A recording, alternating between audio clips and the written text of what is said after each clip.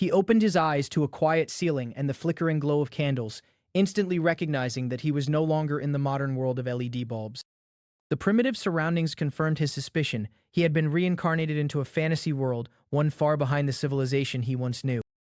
Still, he realized this wasn't some destitute hovel. He had landed in a family of significant wealth and stature. For an orphan who had worked himself to death in his previous life, this was an almost dreamlike upgrade. He quickly realized there was another reason to be optimistic about this new life. His mother was breathtakingly beautiful, ensuring a much brighter future for himself.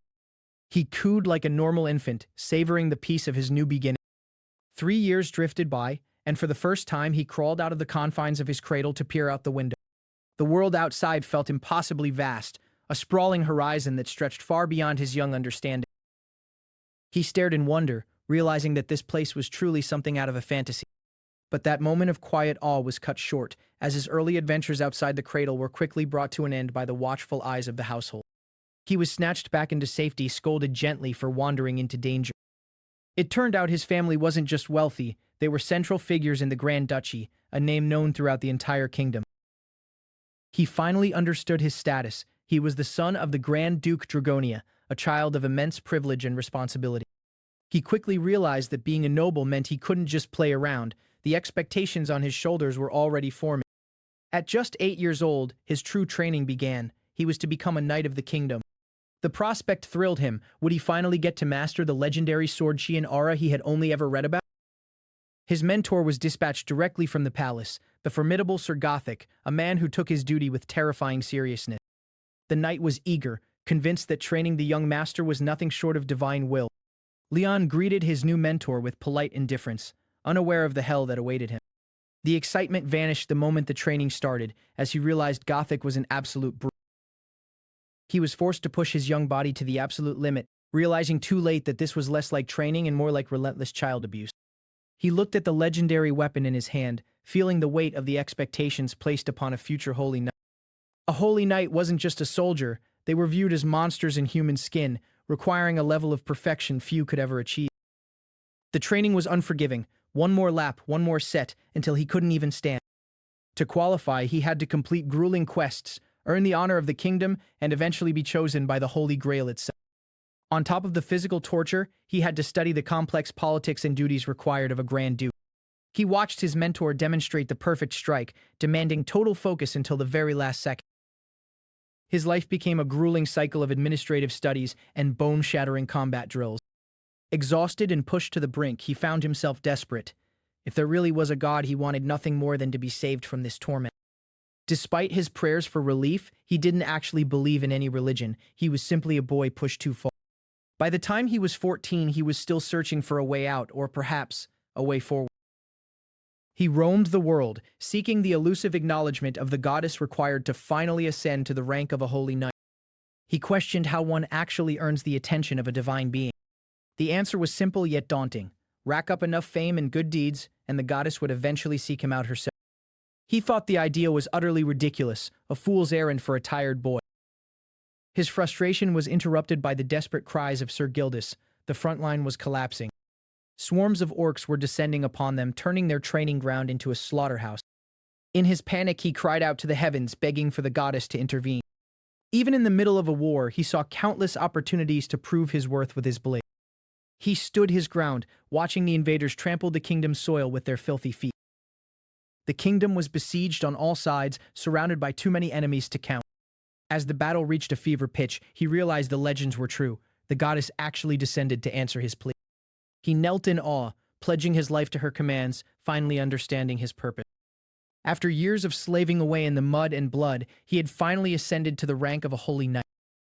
The transition was brutal. He became a machine of war, cutting down everything that stood in his way. He tore through goblins, his blade moving with a precision that bordered on the supernatural. He didn't stop there. He hunted down every cultist who dared to spread chaos, leaving no trace of their existence. Eventually, he rose to the rank of war knight, gaining the authority to lead his own legions into the heart of darkness. He showed no mercy, orchestrating a massacre of 700,000 orcs, sparing no one, not even the women or children. He cursed the green-skinned beasts, feeling a cold, dark sense of satisfaction as he wiped them from the map. For the first time in his life, he felt truly refreshed by the slaughter. 35 years had passed, and the world began to fracture with the death of the living saint, Arjun Majesty Lionheart. He had fallen in the heat of a desperate battle against an archdemon summoned by the Empire. The orcs had been a headache, but the arrival of demons changed everything. The world was spiraling into a nightmare. He realized then that the only way to survive was for mankind to hold on to their faith with everything they had. He spat his disdain for the Empire's mages who were recklessly tearing reality apart. With the king gone, the Order needed a new protector, someone strong enough to carry the weight of the kingdom. Amidst the uncertainty, the goddess returned to him, selecting him as the successor to carry on the legacy. It was a position defined by both immense honor and crushing fatigue, but he couldn't abandon those who looked to him for survival. He accepted the mantle, transplanting the sacred lion heart from the goddess into his own chest.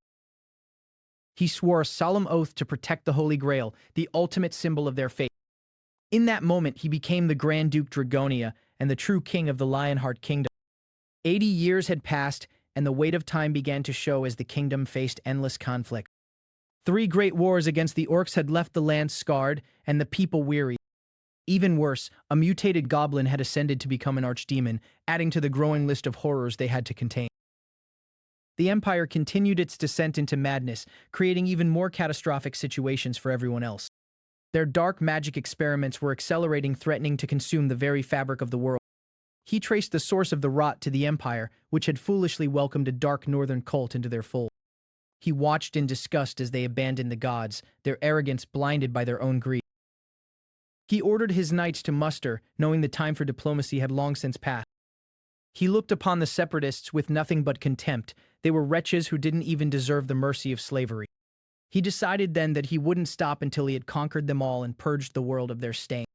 96 years in, the Empire finally crossed a line they could never come back from. The capital was gripped in terror, a final desperate plea echoing through the halls of power. The Emperor, once so obsessed with his own survival, had finally lost his mind. In a final heinous act, he sacrificed his own people, offering 3 million souls as a dark contract.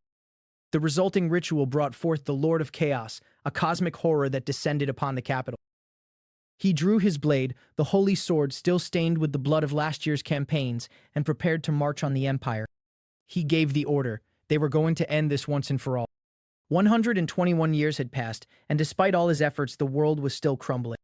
He had poured every ounce of holiness and strength into his crusade, but the tides of evil were simply too great. He looked out over the ruins, devastated that his best was not enough to save the world he had promised to protect. He knelt amidst the carnage, his voice heavy with the grief of a century of loss. He spoke to the fallen, promising that their sacrifice would be remembered in the halls of the gods. He rallied his troops, staring down the darkness that stood between them and salvation. He commanded his knights to hold their ground, their fear turning into a desperate, hardened resolve. He painted a picture of the innocent, the women clutching their children, the silent prayers for a tomorrow that might never come. He spoke of the stolen brothers and the fires of resistance held by those who refused to surrender. He challenged his men to listen to the cries of those who had been violated, using that rage to fuel their next charge. He stood as the master of the holy weapons, the lone wall against the encroaching shadow. He warned that even the greatest knight could not stop the evil that now stretched across the entire horizon. But as long as honor remained in their hearts, they would never truly be defeated. He cried out to his goddess, his voice trembling with the finality of the battle ahead. He charged into the fray, a lone figure against a sea of darkness, fighting for everything that remained. The final battle began, and the earth was choked by billions of devils hungry for the end. He stood at the center of the storm, carving through the demon lords and archdemons with the fury of a man who had nothing left to lose. 217 years had passed, and the winter of the world still showed no signs of ending. He shattered the final demon gate, sealing the nightmare away and leaving the remaining monsters with nowhere left to run. He stood in the wreckage, surrounded by the remnants of a defeated army, declaring that they were the ones trapped in this hell, not him. 300 years had passed when he finally encountered the survivors, and the legend of the Night King who returned was born. A massive gate suddenly materializes right in the heart of Seoul, casting a dark, ominous shadow over the bustling city. Authorities scramble to assess the threat, only to discover its rank as an unidentifiable, terrifying black. Desperate, the Hunter Association begs the nation's largest guilds for help, but the requests are met with dead silence. No one is willing to risk their lives stepping into an anomaly with a completely unknown difficulty level. With no other options, the government issues a grim mandate: forcing the Korean Hunter Association to lead the charge, a command that is basically an execution order. But what the frontline scouts find inside the apocalyptic wasteland completely shatters their expectations. Associate Manager Han Hari stares into the abyss, her breath catching as she spots a lone, blood-soaked figure standing among the carnage. Exhausted and still reeling from the shock, she sits rigidly in a secure briefing room back at headquarters. Head manager Kim Jin-soo hands her a cup of coffee, trying to ground her after the traumatic raid. He sighs heavily, admitting that upper management is having a nearly impossible time swallowing her unbelievable report. And it's easy to see why. The gate was a catastrophic black-rank demon realm, housing a legendary great devil. Just making it out alive without the major guilds was a miracle, but claiming one man cleared it entirely, it sounds like utter madness. Yet sitting calmly in the containment room is the living proof, a survivor who weathered the horrors of the other world. Jinsu and Hari watch him intently through the two-way glass, studying the dangerous anomaly before them. Occasionally, humans dragged into these gate realms somehow manage to stay alive against all odds. Over the last 30 years, gates have torn across the globe, bridging Earth with dimensions teetering on the edge of destruction. The worlds inside are apocalyptic wastelands, merciless testing grounds that brutally break the weak. But sometimes a survivor claws their way back to Earth, bringing their newfound terrifying strength back with them. These individuals are living weapons, prompting the government to cater to their every need and aggressively scout them.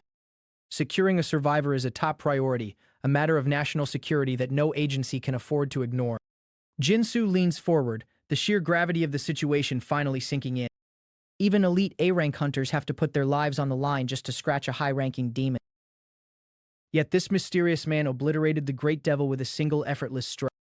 A monster that gives veteran S-rank hunters absolute nightmares was violently reduced to nothing. He completely overpowered the colossal beast, treating the cataclysmic threat like a mere nuisance. The sheer scale of his power is incomprehensible, leaving nothing but dust and ash in his wake. Standing victorious amid the ruins, his aura alone proved he was completely out of humanity's league. Despite his terrifying strength, Hari imagines him as a noble regal figure based on his archaic elegant speech. She tries to convince Jinsu that underneath all the intimidation, he genuinely seems like a benevolent savior. But her naive assessment is violently interrupted by a furious roar echoing through the secure facility. The reinforced glass rattles as the man shatters the interrogation table, enraged by a perceived insult to his glorious name. Hari and Jinsu recoil in sheer terror, realizing this good person might just be completely unhinged. The man stands amidst the wreckage of the room, his dominating presence suffocating the terrified staff. The bald government agent cowers, frantically trying to bridge the massive cultural difference before he gets killed. For the man known as Leon, being back on Earth feels entirely foreign and deeply unsettling. It makes sense. In his past life, he was just a nameless orphan who worked himself into an early miserable grave in his 20s. But fate gave him a second chance, reincarnating him into a brutal other world where he rose to become the king and knight of a sprawling kingdom for over a century. He spent the next 200 years waging a relentless, bloody war, single-handedly conquering the demon realm. After 3 long centuries of endless combat, stepping back onto Earth brings a tiny, nostalgic wave of relief. The agent nervously attempts to address him, stumbling over his honorifics as he tries to start the interview. Leon's piercing gaze locks onto the terrified man, his mind racing with calculated strategy. He knows immediately that revealing his past as a pathetic, overworked earthling would completely ruin his leverage. So he leans into his majestic persona, glaring down at the agent and addressing him as a lowly peasant. The agent is caught completely off guard, scrambling to process the sheer arrogance of the demand. Deciding not to provoke the walking natural disaster, he nervously plays along, sweating profusely as he calls him Your Majesty. Leon quietly observes, wondering if the people of Earth are simply kind, or if the government is just terrified of his power. He confidently accepts the royal title, cementing his status as absolute authority in the room. The agent furiously scribbles down notes, trying to keep up with the bizarre, high-stakes interrogation. Leon proudly declares that he slaughtered the demon horde simply to protect the honor of his sacred knight. The agent nods along blankly, completely out of his depth but desperate to keep the man happy. Establishing his absolute dominance, Leon orders the agent to act as his temporary secretary and demands a full report on the current state of Earth. But before any of that, his stomach growls and he aggressively demands a royal feast to satiate his hunger. Sweating bullets, the agent frantically orders the kitchen to whip up something immediately. While they wait, the agent gravely recounts the living nightmare that began 30 years ago. He explains how the gates first tore open across the sky, unleashing relentless tides of monsters and demons upon an unprepared world. Humanity has been locked in a desperate, endless state of emergency ever since, barely clinging to survival. Leon listens intently, realizing this invasion operates on entirely different rules than his own realm. In his world, demons spawned endlessly, spreading like a relentless, chaotic plague across the land. But Earth's gates have structured themes and clear conditions, almost as if higher beings are forcing humanity through a twisted, calculated training program. The heavy exposition is cut short as the agent practically sprints back into the room, balancing a steaming food tray. Leon's eyes lock onto the dish, the rich, familiar aroma hitting him like a physical blow. His pupils dilate as he instantly recognizes the comforting scent of an old classic. It's a piping hot bowl of seolong tang, rich bone broth topped with salt, pepper, and crunchy kimchi. In his miserable past life, this cheap, hearty soup was his absolute soul food, the only comfort that kept him going. Every instinct screams at him to devour it, his mouth flooding with saliva as he violently forces himself to hold back. The agent proudly introduces it, carelessly mentioning it's famously known as the ultimate comfort food for the common working peasant. That single word triggers Leon's deeply ingrained royal pride, completely snapping him out of his nostalgic trance. He erupts in a blinding fury, violently slamming the table and demanding to know how they dare serve peasant trash to a glorious king. The agent shrinks back in pure horror, realizing he just committed a mortal sin in the eyes of his volatile new majesty. Leon's presence shifts entirely, projecting the overwhelming divine aura of the Lionheart King, the proxy of the god.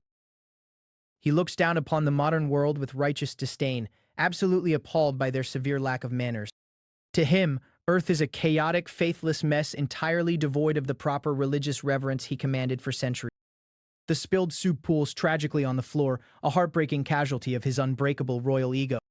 Despite returning to his original home, he refuses to ever be an earthling again. He is, and always will be, a true Night King. The steak sizzled perfectly on the plate, a rare slice of normalcy in a chaotic world. Leon sliced through the prime cut, savoring the rich flavor with the quiet dignity of a seasoned ruler. Meanwhile, the association agents watched him from afar, sweating bullets over how to approach the literal king in their cafeteria. Hari nervously adjusted her collar, pushed forward by her superiors to be the sacrificial lamb. He already complimented your bravery, her colleague whispered, trying to offer a sliver of hope. But being called brave by a demigod didn't make interrupting his meal any less terrifying. Mustering every ounce of courage, Hari stepped forward, deeply apologizing for the intrusion. Leon paused, recognizing the trembling swordsman from their previous encounter. She stammered out a question, desperately hoping the food was at least to his liking. To her relief, he admitted it wasn't bad, acknowledging the chef's clear dedication. He clarified that his earlier harshness wasn't about the humble food, but their blatant disrespect. A king from a foreign land demanded to be treated as royalty, regardless of this new world's strange custom. Hari bowed her head immediately, apologizing for her profound lack of knowledge. Mollified, Leon brushed off the grievance and finally asked for her name. My name is Han Hari, she replied, her voice steadying just a fraction. He noted her resolve, confirming that the wicked creatures of the gates had indeed tainted this earth. Hari's true mission weighed heavily on her mind, securing this powerhouse for the Hunter Association. With the fate of their nation's strength hanging in the balance, she made her pitch. If he agreed to join them, the South Korean government would provide him with limitless support. In an era of intelligence warfare, securing a survivor of his caliber was an absolute necessity. No matter the cost, they couldn't afford to let him slip into the hands of a rival country or guild. But Leon's eyes hardened, his loyalty unbending even across dimensions. As an honorable knight, he acknowledged his duty to fight the encroaching darkness. Hari's face lit up with hope, ready to welcome him into the association's rank. However, his next words shattered her expectations entirely. A king could never be reduced to a mere foot soldier in another nation's military. Instead, he declared his intention to forge a brand new knight's order right here in this world. Left completely speechless, Hari could only nod, utterly overwhelmed by his overwhelming aura. Her superiors were equally cornered, realizing they had no choice but to bend to his royal whims. They breathed a sigh of relief, thankful he hadn't defected to a rival faction, even if he refused to be their subordinate. The frustration in the room was palpable, all stemming from the arrogant large guilds who flaunted their wealth. Suddenly, a blaring alarm shattered the tense silence of the monitoring room. Red emergency lights flashed as an urgent message materialized on the main screen. A massive dungeon break had just occurred at the Honam Plains, the nation's most vital granary. If the demonic energy infected the soil, the country's entire food production would instantly collapse. Panic set in as they realized the territory belonged to the Phoenix Guild. There was absolutely no way their S-rank guildmaster couldn't stop an orange-colored gate. The horrific truth dawned on them. The guild had purposefully let the gate shatter. Leon, listening quietly from the other side of the door, quickly grasped the severity of the crisis. A poisoned earth meant starvation, an unforgivable sin in the eyes of a king who protected his people. Stepping out with an icy glare, he confirmed that the situation was indeed dire. He checked on Hari, his protective instincts as a ruler already kicking in. Without hesitating, they deployed to the sprawling fields of the Honam Plains. A colossal pillar of chaotic light pierced the sky, signaling the disastrous dungeon break. The once golden wheat fields were already darkening, choked by the swirling demonic miasma. Amidst the unfolding disaster, a smug voice casually greeted the frantic association agents. It was Li Yongwan, the guildmaster responsible for the region, looking entirely unbothered by the apocalypse. Chief Kim's face twisted in pure rage, fully aware that this catastrophe was intentionally manufactured. The Phoenix Guild had been extorting the government for tax exemptions on their massive dungeon profits. Because the association denied their greedy demands, they let the nation's food supply rot as leverage. Desperation leaked into Kim's voice as he begged the guildmaster to close the gate immediately. But Yongwan just smirked, feigning helplessness as he claimed his members were too gravely injured to fight. It was a blatant lie, a sickening power play while the earth slowly died beneath their feet. Hari screamed at him, questioning if he had even a single ounce of patriotism left in his soul. Yongwan burst into maniacal laughter, completely dismissing her desperate pleas. He reminded her of the cruel reality of their new world. Justice was entirely dictated by money and power. As the corrupt hunter reveled in his extortion, a chilling voice suddenly cut through the air. Leon stepped out from the shadows, his eyes glowing with suppressed fury. He commanded the arrogant guildmaster to silence his pathetic rambling. Yongwan snapped his head back, enraged that a stranger dared to address one of the world's top 20 hunters so disrespectfully. Sparks flew as Yongwan threatened the mysterious blonde man interfering with his perfect scheme. Chief Kim frantically intervened, revealing that Leon was the infamous otherworldly survivor. Intrigued but still dripping with arrogance, Yongwan introduced himself, expecting immediate reverence. Instead, Leon completely ignored the introduction, stating coldly that a king never repeats himself.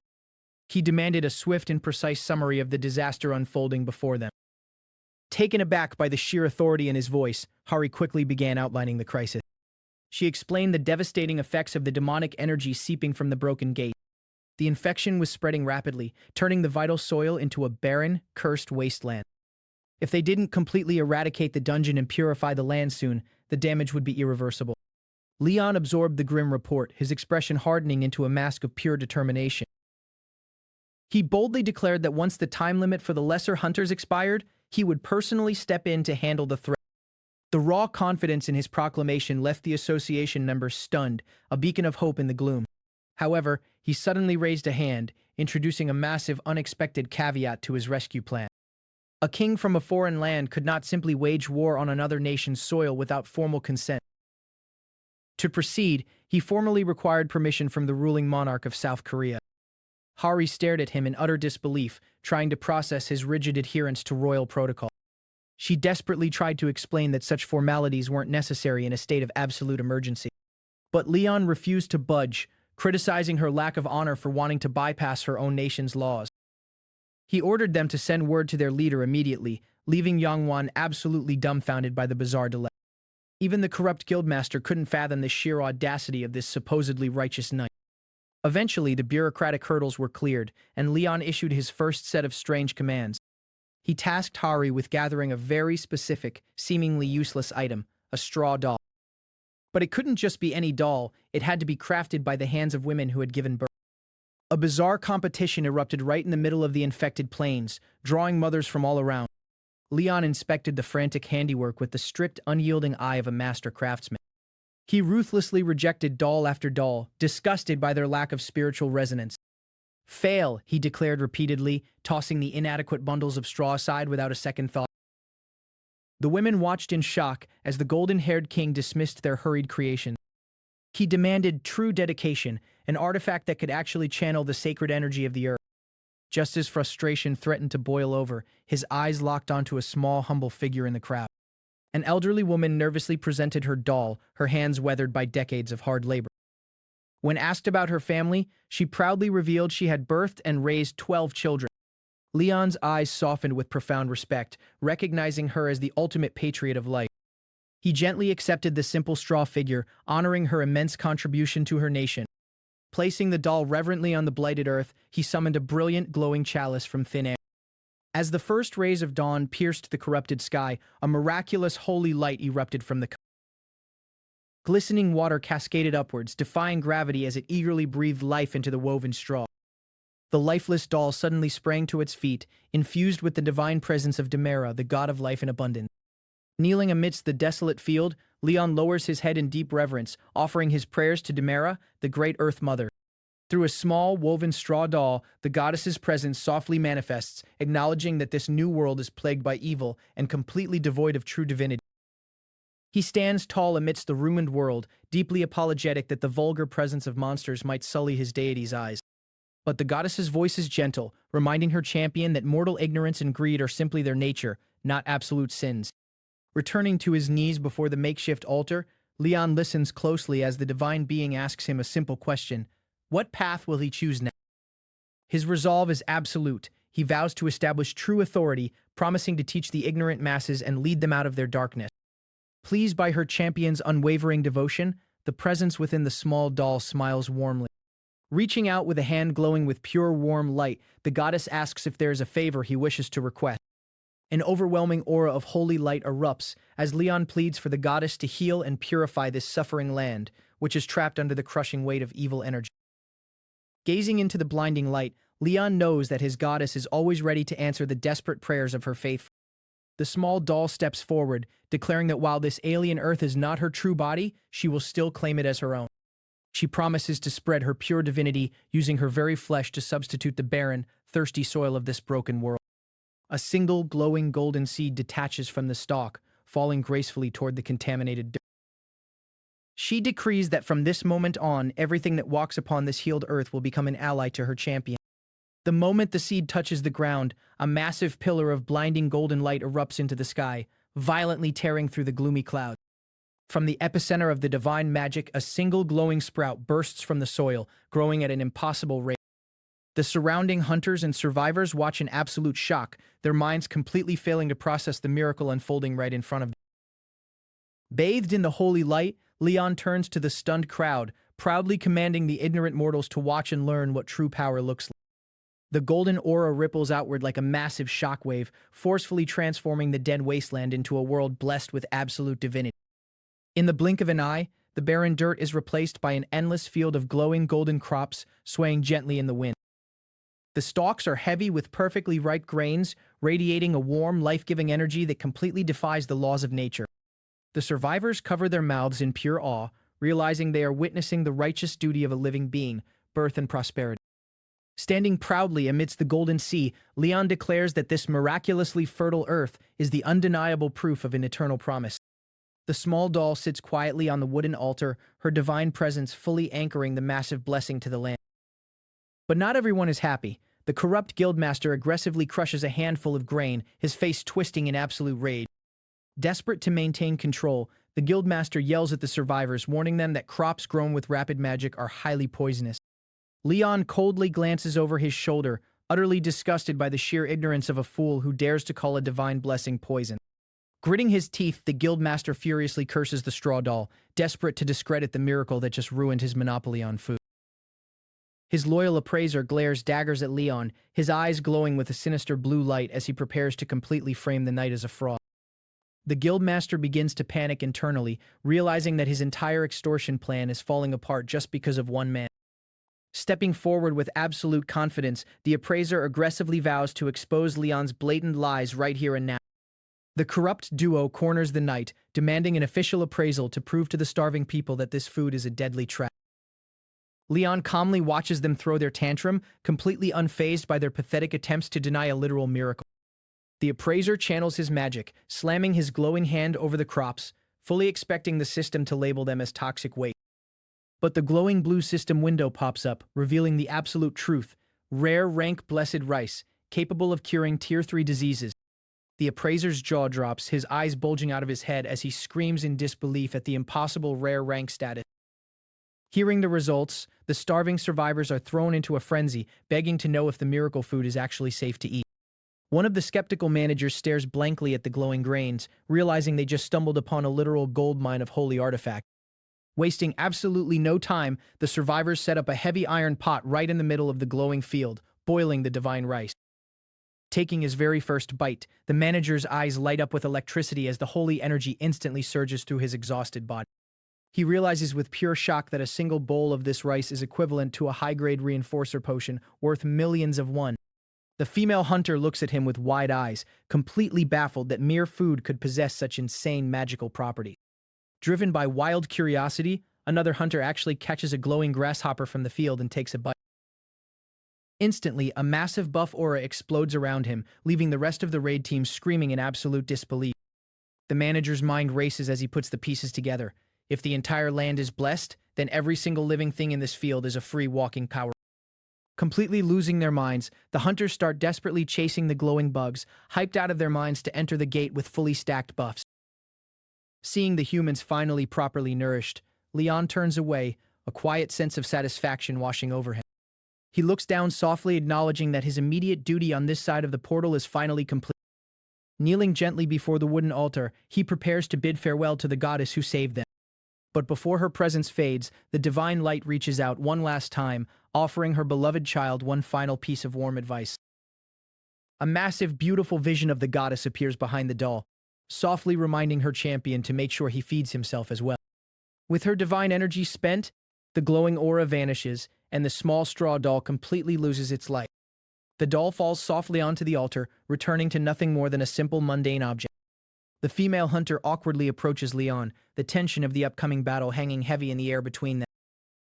Flustered by the overwhelming miracle she just witnessed, she stammers, completely unsure of how to address this mysterious godlike man. Leon glances at her with calm, unbothered eyes, his mind already shifting gears toward the impending slaughter.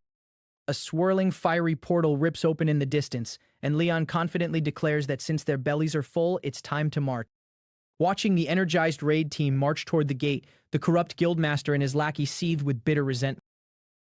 The guildmaster furiously curses under his breath, utterly baffled by where this overpowered miracle-working survivor even came from.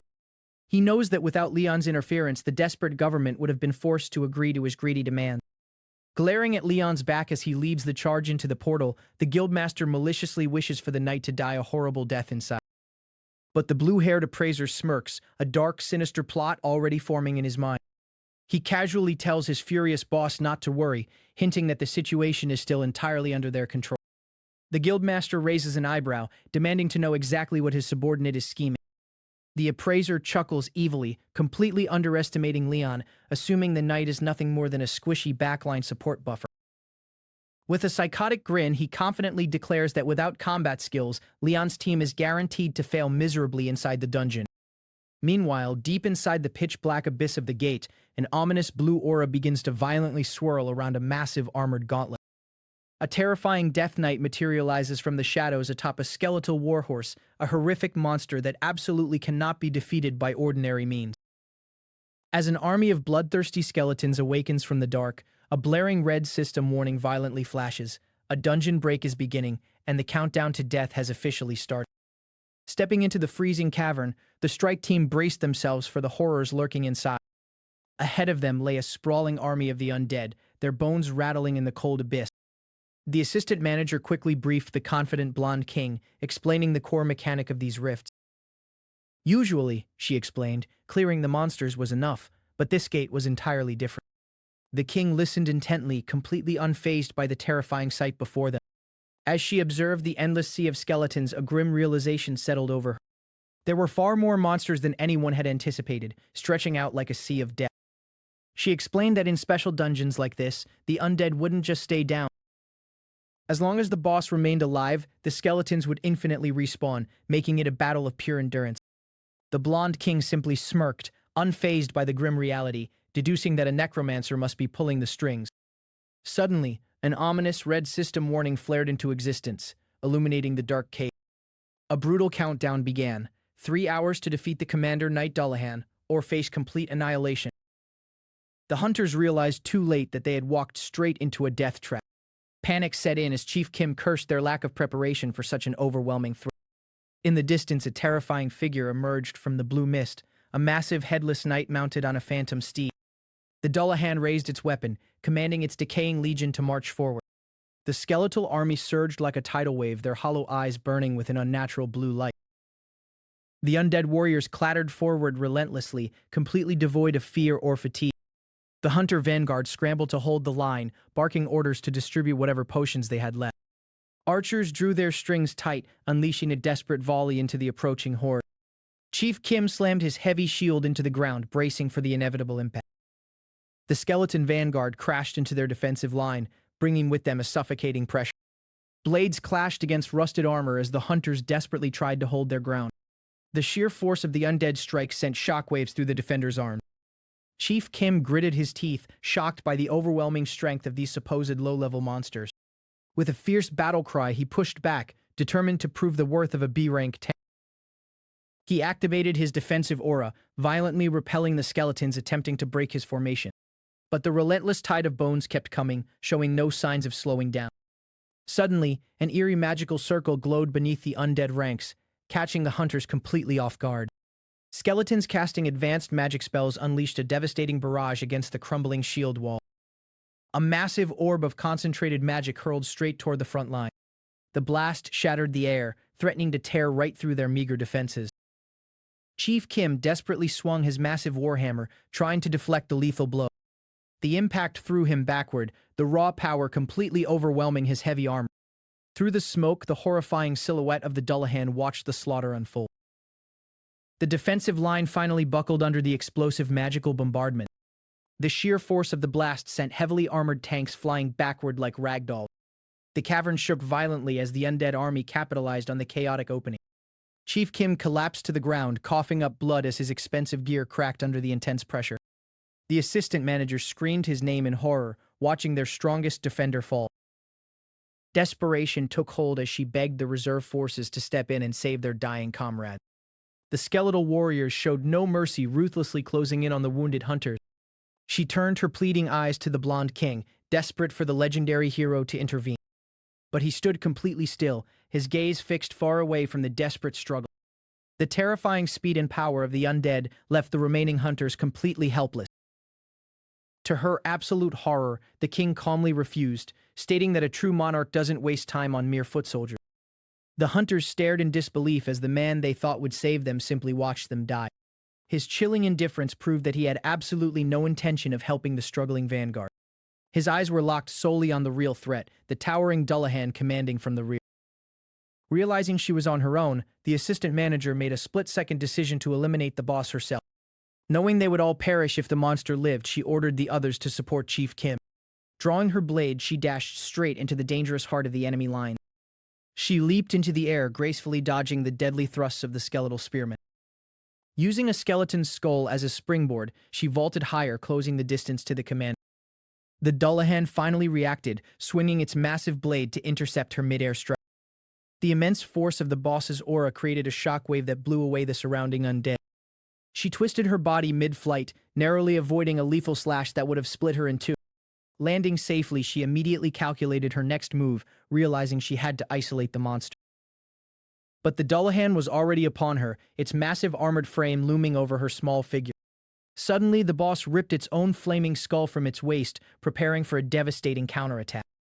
The Dullahan hurled its flaming head straight at her, blinding her vision with a curtain of roaring blue fire. She barely managed to raise her sword in time, desperately deflecting the bizarre projectile. The impact sent a heavy shockwave through her arms, but she bravely held her ground against the monstrous steed. Sliding backward from the sheer force, she finally gained the precious distance she needed.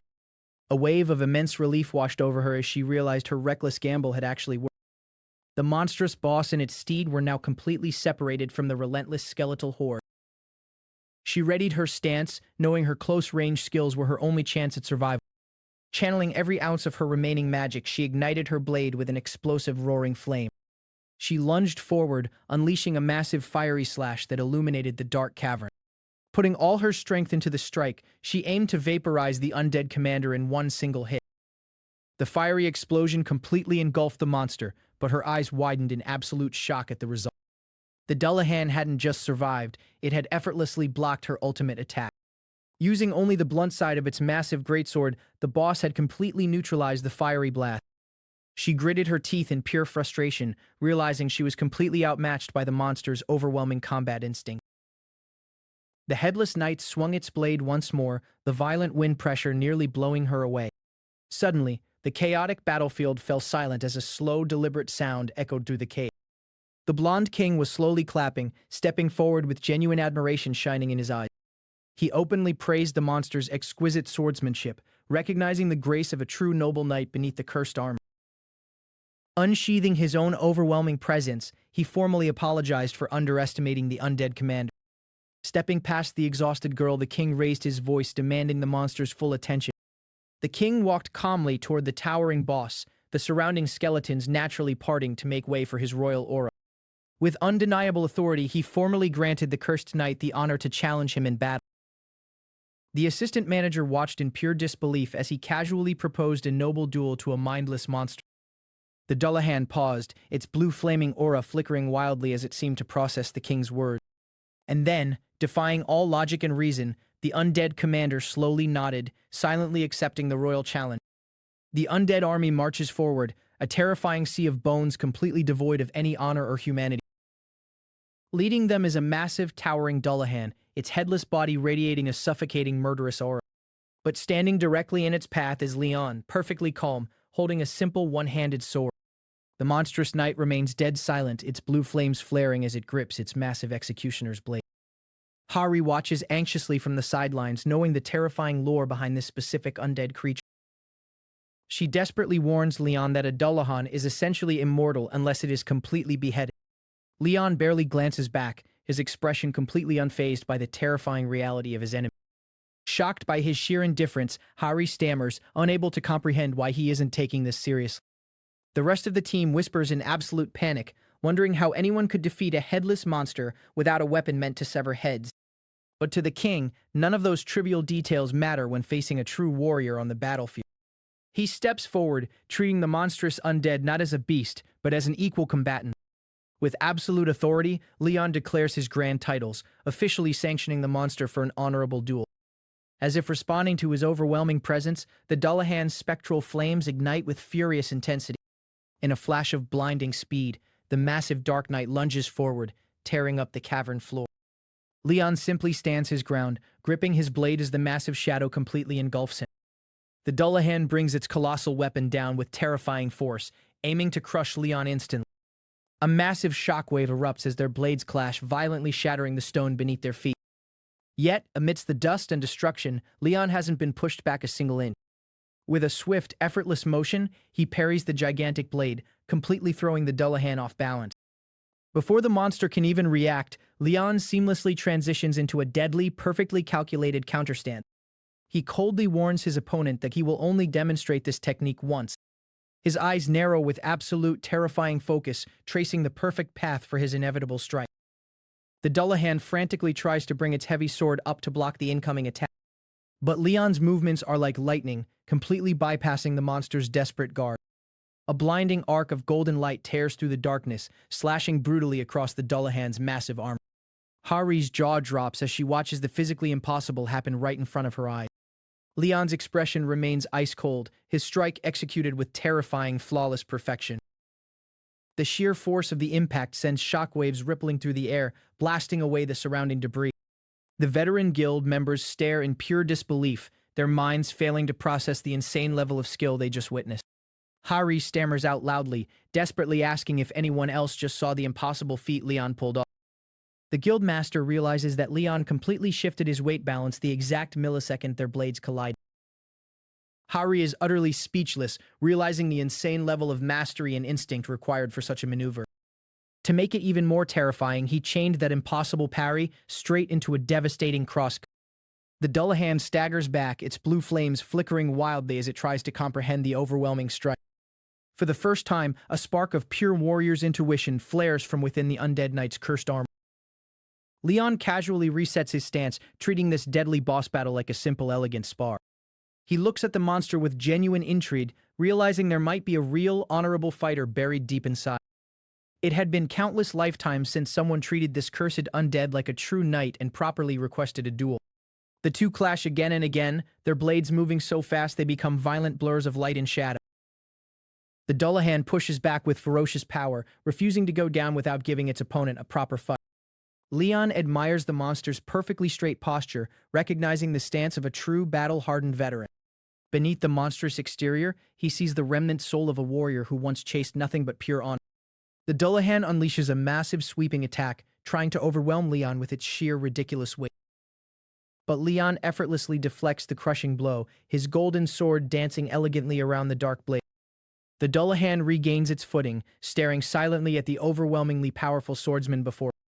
Recognizing its burning fighting spirit, Leon respectfully asks if the Dark Knight wishes to continue the dance. He grips his sword tightly, resolving to give this fallen hero the glorious battle he truly deserves. Instead of using his overwhelming divine magic to end it instantly, Leon decides to fight purely as a swordsman. A massive flurry of sparks completely illuminates the cavern as the two masters engage in a breathtaking duel. Leon relentlessly pushes forward, matching the Dullahan's brutal, monstrous strength with flawless knightly precision. The Dullahan roars silently, channeling all of its remaining cursed energy into one final desperate swing. Another massive explosion of power rocks the cavern as their blades violently collide for the final time.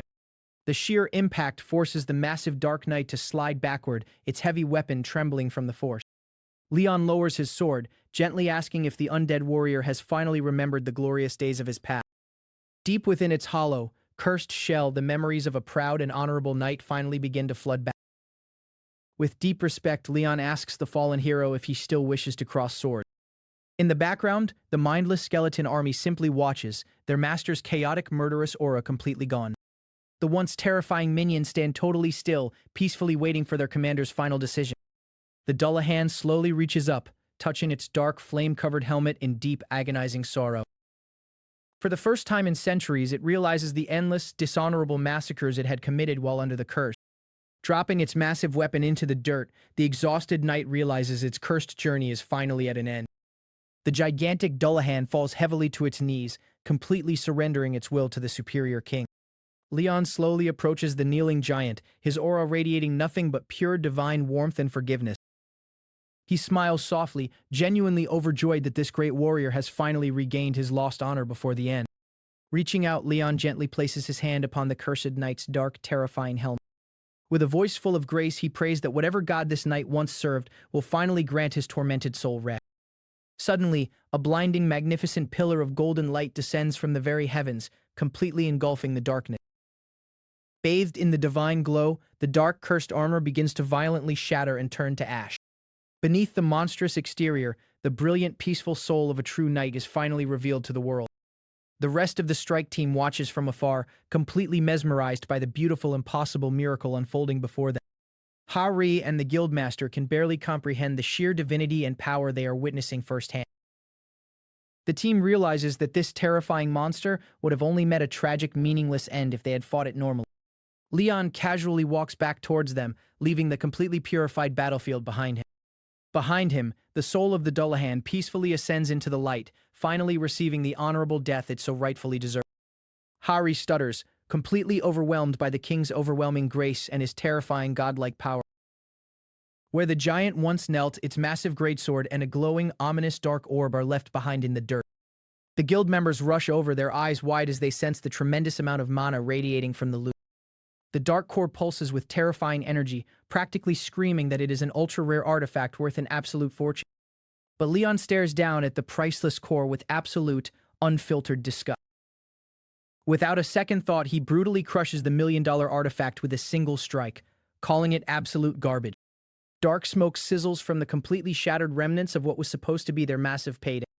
The entire strike team drops to their knees in sheer horror, watching their immense wealth turn to useless dust. But Leon just scowls, completely unfazed by their crying, refusing to let such cursed, chaotic items taint his world. It had only been 4 days since Leon's miraculous return to Earth, but the chaos he brought with him was already turning the modern world upside down. The cultural divide was immediately obvious, starting with the very modern concept of government taxes. To a ruler of his unparalleled stature, the idea of a foreign nation demanding a cut of his wealth was nothing short of an outright insult. His modern handlers tried to reason with him, desperately offering mana stones as a compromise, but the tension in the room remained incredibly thick.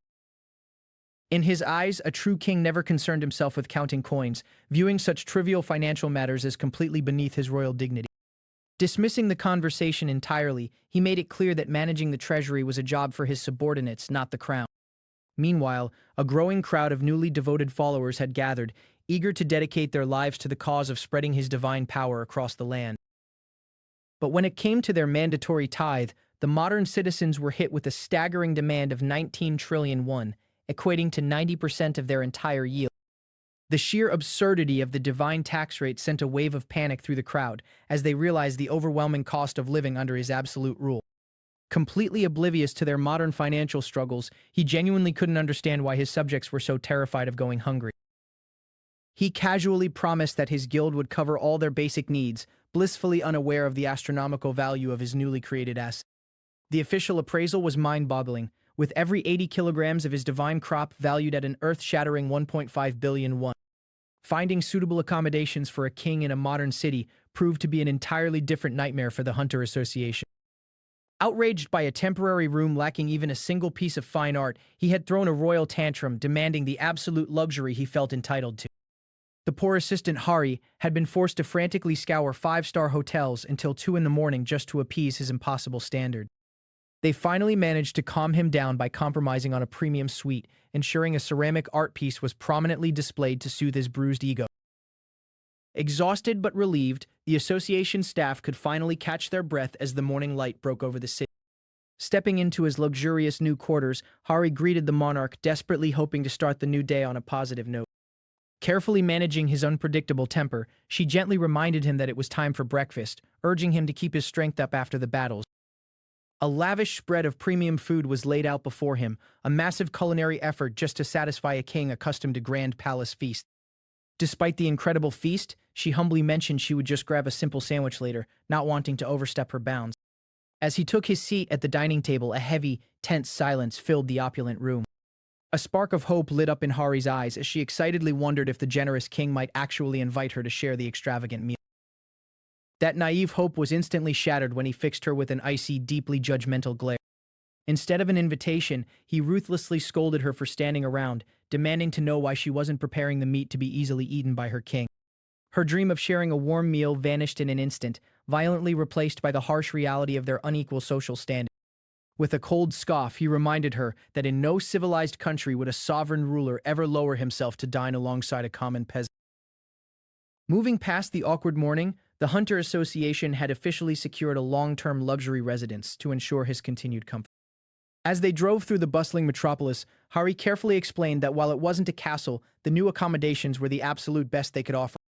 Gazing out the window at the towering modern structures, he offered a rare, albeit highly condescending compliment for their architectural efforts. Delegating the tedious details of his resettlement, he ordered her to handle all the logistics while he focused on matters of actual royal importance. When the topic of distributing the incredibly valuable loot from his recent battles came up, his utter disinterest was obvious. He offhandedly told her to manage the massive treasure herself, only explicitly claiming a specific cape that had caught his eye. Arriving at the towering residential complex, the sheer scale of the modern engineering loomed heavily over them. Hari proudly highlighted the building's prime location near the association headquarters and its highly convenient rooftop helipad. But before they could even step inside the lobby, an unfamiliar and imposing presence deliberately blocked their path. Startled by the sudden interception, Hari immediately went on the defensive, demanding to know who dared to approach the king uninvited. The sharply dressed man introduced himself with a dangerously slick smile as Park Jong-chan, a high-ranking director from the massive Dujung Group. The name alone carried immense weight, as Dujung was universally feared as one of the 3 most powerful mega-corporations in the entire nation. Hari was left utterly bewildered, struggling to understand why a corporate titan of his caliber was personally waiting in a residential lobby. Oozing false charm, the director confidently reached out, eager to establish a lucrative connection with the famous survivor everyone was talking about. Panic set in for Hari as she realized the massive corporation had somehow bypassed their top-secret security protocols to track his exact location. The director held his hand out, fully expecting the newly returned hero to eagerly accept the powerful backing of a billionaire. Instead, Leon stared at the outstretched hand with absolute unhidden disgust, deeply offended that a mere merchant would dare attempt to touch royalty. Safely inside the penthouse later, Hari meticulously went over the room's high-end amenities, desperately trying to distract from the tense encounter below. But internally, she was breathing a massive sigh of relief that a disastrous corporate conflict had been narrowly avoided. The grim reality that the Dujung Group had obtained highly classified survivor data was a massive security breach that deeply troubled her. With the director's true predatory intentions still a mystery, she knew the situation could have easily spiraled into violence.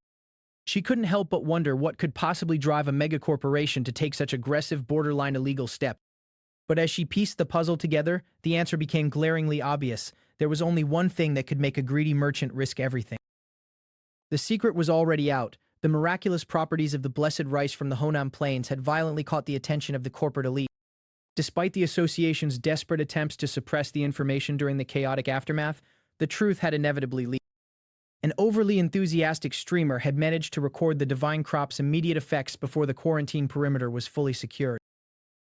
Even after the association aggressively ordered the video's deletion, the stubborn civilian had defiantly re-uploaded the footage to the public network. The viral video of the glowing magical fields was now spreading like wildfire across social media, completely impossible to contain. Back at the Dujung headquarters, Director Park was absolutely seething, his fragile pride violently shattered by the blatant disrespect he had just endured. Desperate to justify his massive humiliation, he harshly interrogated his research team, demanding absolute confirmation that the crop's rumored powers were actually real.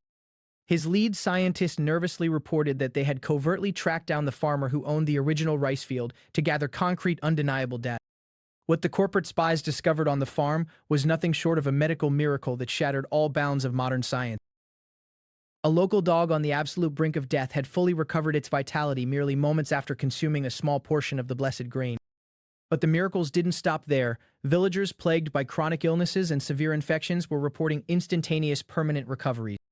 Even without formal clinical trials, the overwhelming real-world evidence proved beyond a shadow of a doubt that the crop possessed unimaginable healing properties.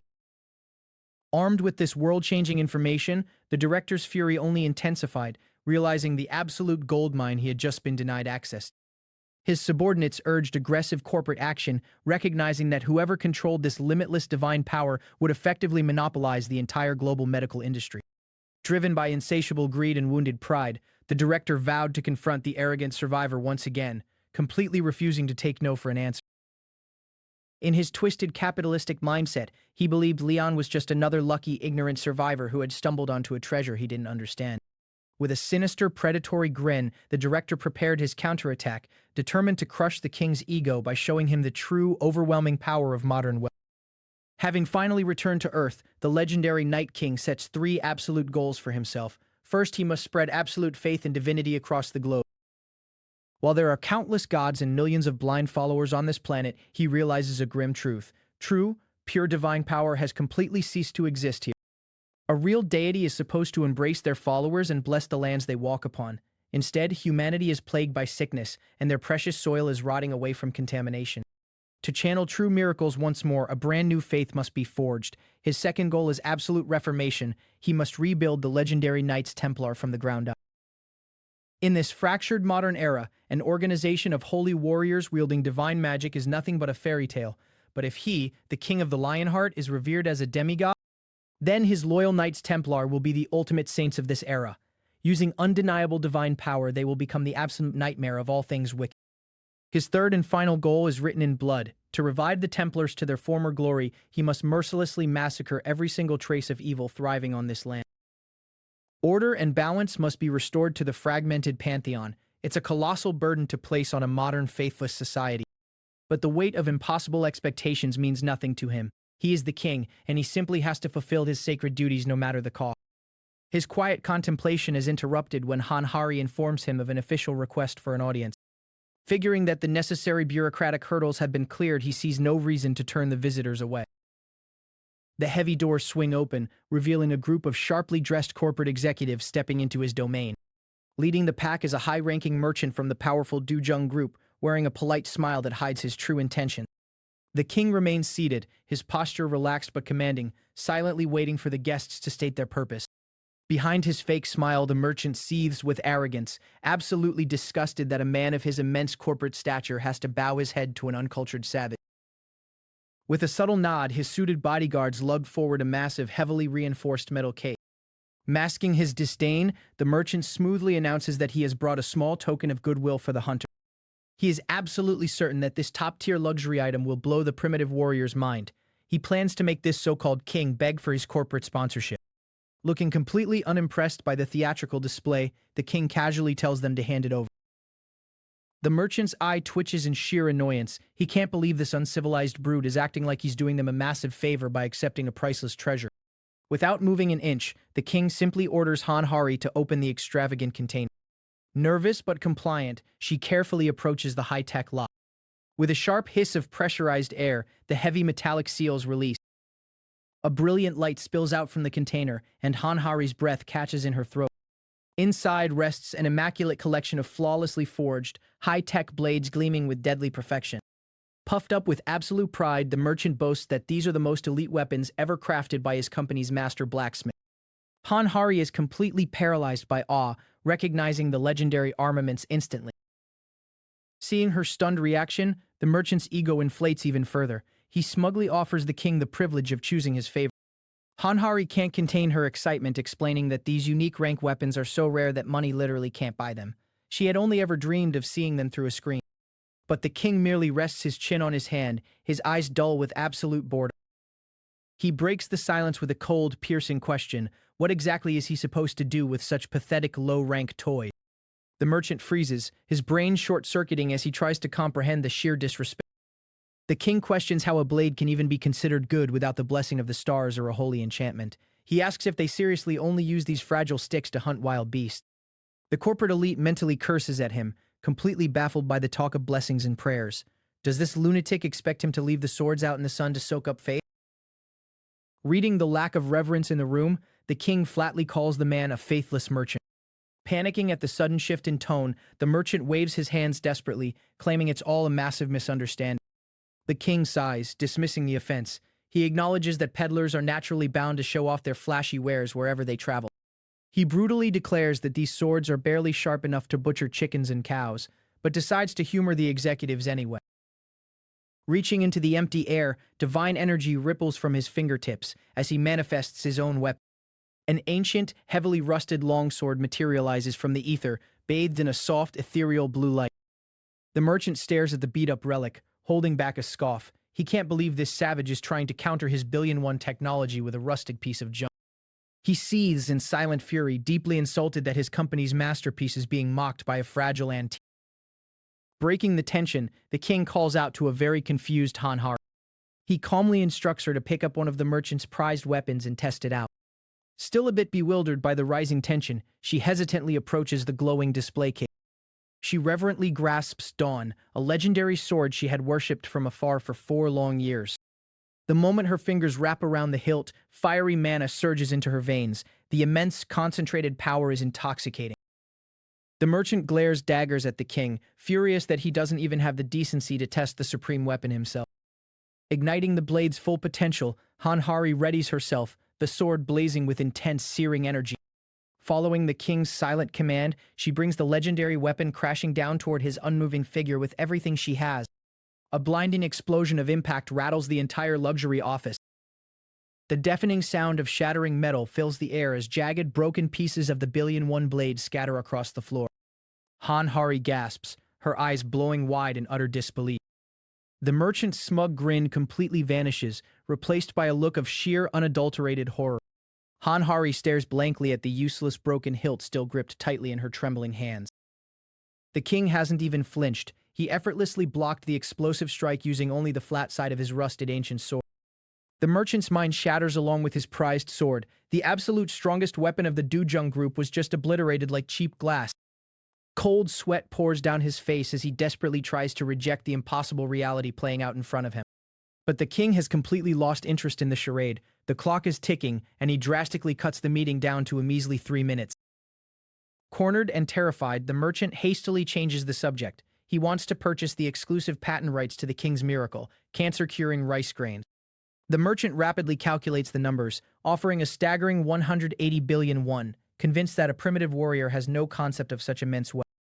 The king remains completely silent, his cold gaze piercing right through the greedy corporate facade. Mistaking the terrifying silence for stunned submission, the merchant smiles wickedly, certain he just trapped the savage in a foolproof deal. But the temperature in the room suddenly plummets as the king slowly shifts his posture, an oppressive weight settling over the executive. A colossal, terrifying spiritual lion erupts into existence, its piercing blue eyes glaring down at the trembling mortals. Bathed in blazing divine fire, the king's voice echoes with absolute fury. How dare a mere mortal try to put a price tag on a holy miracle? The room grew suffocatingly heavy as the arrogant merchant found himself engulfed in a terrifying dark pressure. Staring down with eyes completely devoid of mercy, the king's patience had finally run dry. The once proud businessman could only tremble, suddenly realizing the horrific gravity of his mistake. A manifestation of pure, predatory wrath materialized behind the monarch, ready to devour the sinner whole. Paralyzed by sheer terror, the merchant genuinely believed his life was about to end in that very room. With a cold scoff, the king reigned in his lethal aura, disgusted by the man's pathetic display. Collapsing to the floor in a desperate bow, the merchant begged for forgiveness, completely stripped of his former arrogance. Taking his seat with casual authority, the monarch began to educate the ignorant fool on the true value of the earth's bounty. He explained that the golden harvest was never just a commodity, but a sacred reward for those who bled and sweat into the soil. It was a divine blessing from the goddess Demera herself, something that could never be bought with mere coin.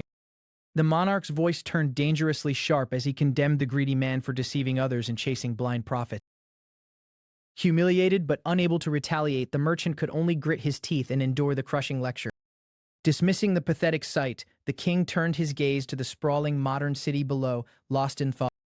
His quiet contemplation was interrupted as his flustered secretary rushed in, carrying a fresh set of modern clothes.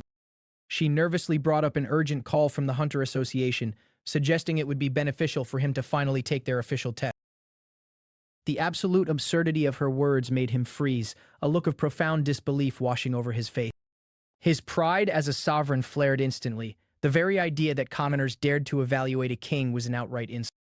Seeing his terrifying expression, his secretary froze in her tracks, immediately realizing she had stepped on a landmine. He crossed his arms, refusing to be subjected to some degrading evaluation by lesser men. Sweating profusely, she desperately tried to salvage the situation, praying he wouldn't completely obliterate the association's building. Meanwhile, at the massive headquarters of the Hunter Association, hopefuls gathered for their chance at a better life. Among them was Gu Dae-sung, a veteran who had been stuck at the miserable D rank for an agonizing 10 years. An older acquaintance warmly greeted him, surprised to see the persistent man showing up for a retest yet again. The spacious lobby was bustling with recruits, all dreaming of fame, wealth, and higher ranks. The older hunter offered a friendly smile, teasing him about his stubborn dedication to the harsh lifestyle. Despite the playful banter, Dae-sung's expression grew heavy. This wasn't just a test for him, it was a desperate necessity. Clutching his coffee cup, he silently reflected on the grueling, unglamorous life of a mining team grunt. His colleague suggested he finally give up and find easier work, noting the physical toll the dungeons took. But quitting wasn't an option.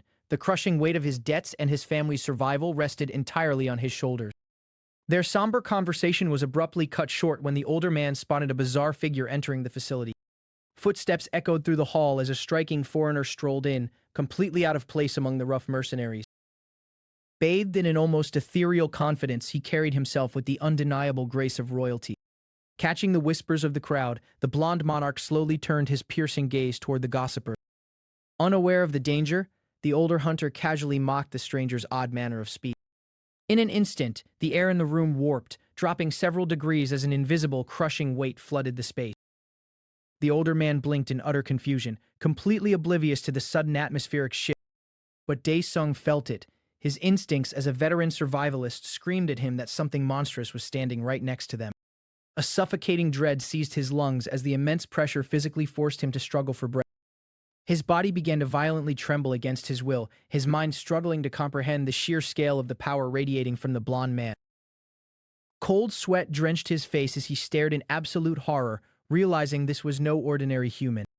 Shrouded in a golden divine aura that only the truly experienced could sense, the king stood like a god among insects. The suffocating tension finally snapped when an oblivious staff member called out Daesung's examination number. Dismissing the trembling veterans as unworthy of his time, the monarch smoothly walked past them toward the testing room. Still paralyzed by shock, Daesung could barely stammer out a response to the confused receptionist. Scanning the room with bitter disappointment, the sovereign realized this gathering was nothing but a pathetic collection of weaklings. He had come here hoping to recruit elite soldiers, but found only low-ranking amateurs and desperate dreamers. Soon, his own grand title was butchered over the intercom, summoning him to the evaluation area. Stepping into the private testing room, he was greeted by the evaluators and a complex glowing artifact. The staff confidently instructed him to place his hand on the measuring device to calculate his magical capacity. But instead of complying, the king glared at the contraption with absolute disgust, feeling deeply insulted. His eyes narrowed into a lethal glare, offended that commoners dared to measure his noble worth with a mere toy. The examiner flinched, completely taken aback by the sudden hostility radiating from the recruit. Sweating nervously, the staff tried to explain that the machine was standard protocol, not a personal attack. Unyielding, the monarch flatly refused, declaring that only honor and divinity had the right to judge a knight's power. Frustrated by the incompetence around him, he aggressively questioned why human judges were even present if a machine did the work. He coldly dismissed the entire staff as utterly abysmal, making it clear he was here to hunt for talent, not to perform tricks. Desperate to move things along, the flustered examiner quickly suggested skipping to the practical exam. Intimidated into submission, the staff member helplessly offered him a spot in the upcoming realistic combat scenario. Moments later, the recruits were transported into the vast, open expanse of the artificial Soul Gate. Stepping into the lush, wild environment, Daesung immediately went on high alert, knowing this was where people actually died.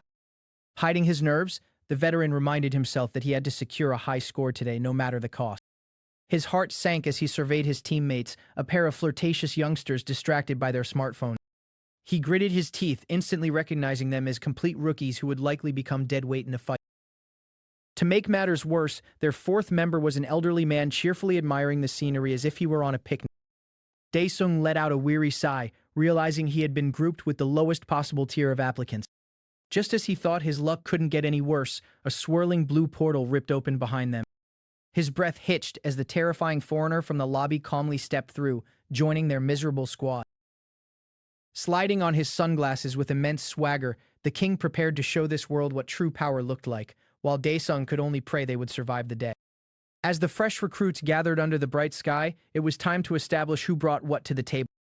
Gang Tae took the lead, introducing himself as a 5-year veteran whose main role was dealing heavy damage. Next up were a brother-sister duo, practically shaking with nervous energy as they explained they only awakened earlier this year. The younger sister proudly mentioned she was still trying to figure out her main weapon, currently juggling both daggers and a bow. Gang Tae could barely hide his concern, immediately realizing he had been grouped with absolute fresh-faced rookies. Desperate for a saving grace, the veteran turned his attention to the older man in their party, praying for some real backup. But his hopes plummeted when the old man cheerfully revealed he had awakened 5 years ago but recently threw in the towel and resigned. Looking at the grandfather's heavy gauntlets, Gang Tae quietly panicked, knowing their severe lack of range would be a massive liability in a real fight. Out of options, his gaze landed on the final member of their ragtag group, a strangely dressed man who looked entirely out of place in a dungeon raid. Assuming he was just a clueless foreign laborer, Gang Tae cautiously asked if he even spoke their language. The regal man simply stared back in deafening silence, looking utterly offended by the mundane question. Before the tension could escalate, the bewildered veteran was interrupted by their assigned guide. The testing official stepped forward, explaining that their only objective for this trial was to hunt down 50 low-level kobolds. He assured the tense rookies that if things ever got truly dangerous, he would personally step in and save them. With the rules laid out, the group began their slow march into the dense, overgrown forest. Gang Tae couldn't shake his growing anxiety, silently wondering if his completely inexperienced team could actually survive this attack. His worries doubled when he looked back and realized the strange foreigner hadn't even brought a weapon to a life-or-death exam. Seeing him completely empty-handed, the young sister cheerfully offered to lend him her spare bow. She held it out with a bright, innocent smile, completely unaware of the sheer disrespect she was unknowingly displaying to a former king. The monarch's eyes narrowed dangerously, his grip tightening around the wooden frame as a heavy, suffocating aura leaked from his body. With a sharp, sudden crack, he snapped the weapon entirely in half, declaring that a true knight would never cower behind a long-range toy. Gang Tae stared in absolute disbelief, entirely baffled by the man's unhinged and destructive behavior. Swallowing his frustration, he realized that if he didn't take complete control right now, this entire test was doomed to end in a miserable failure. Stepping up as the makeshift leader, the veteran announced he knew the perfect hunting ground for their exam.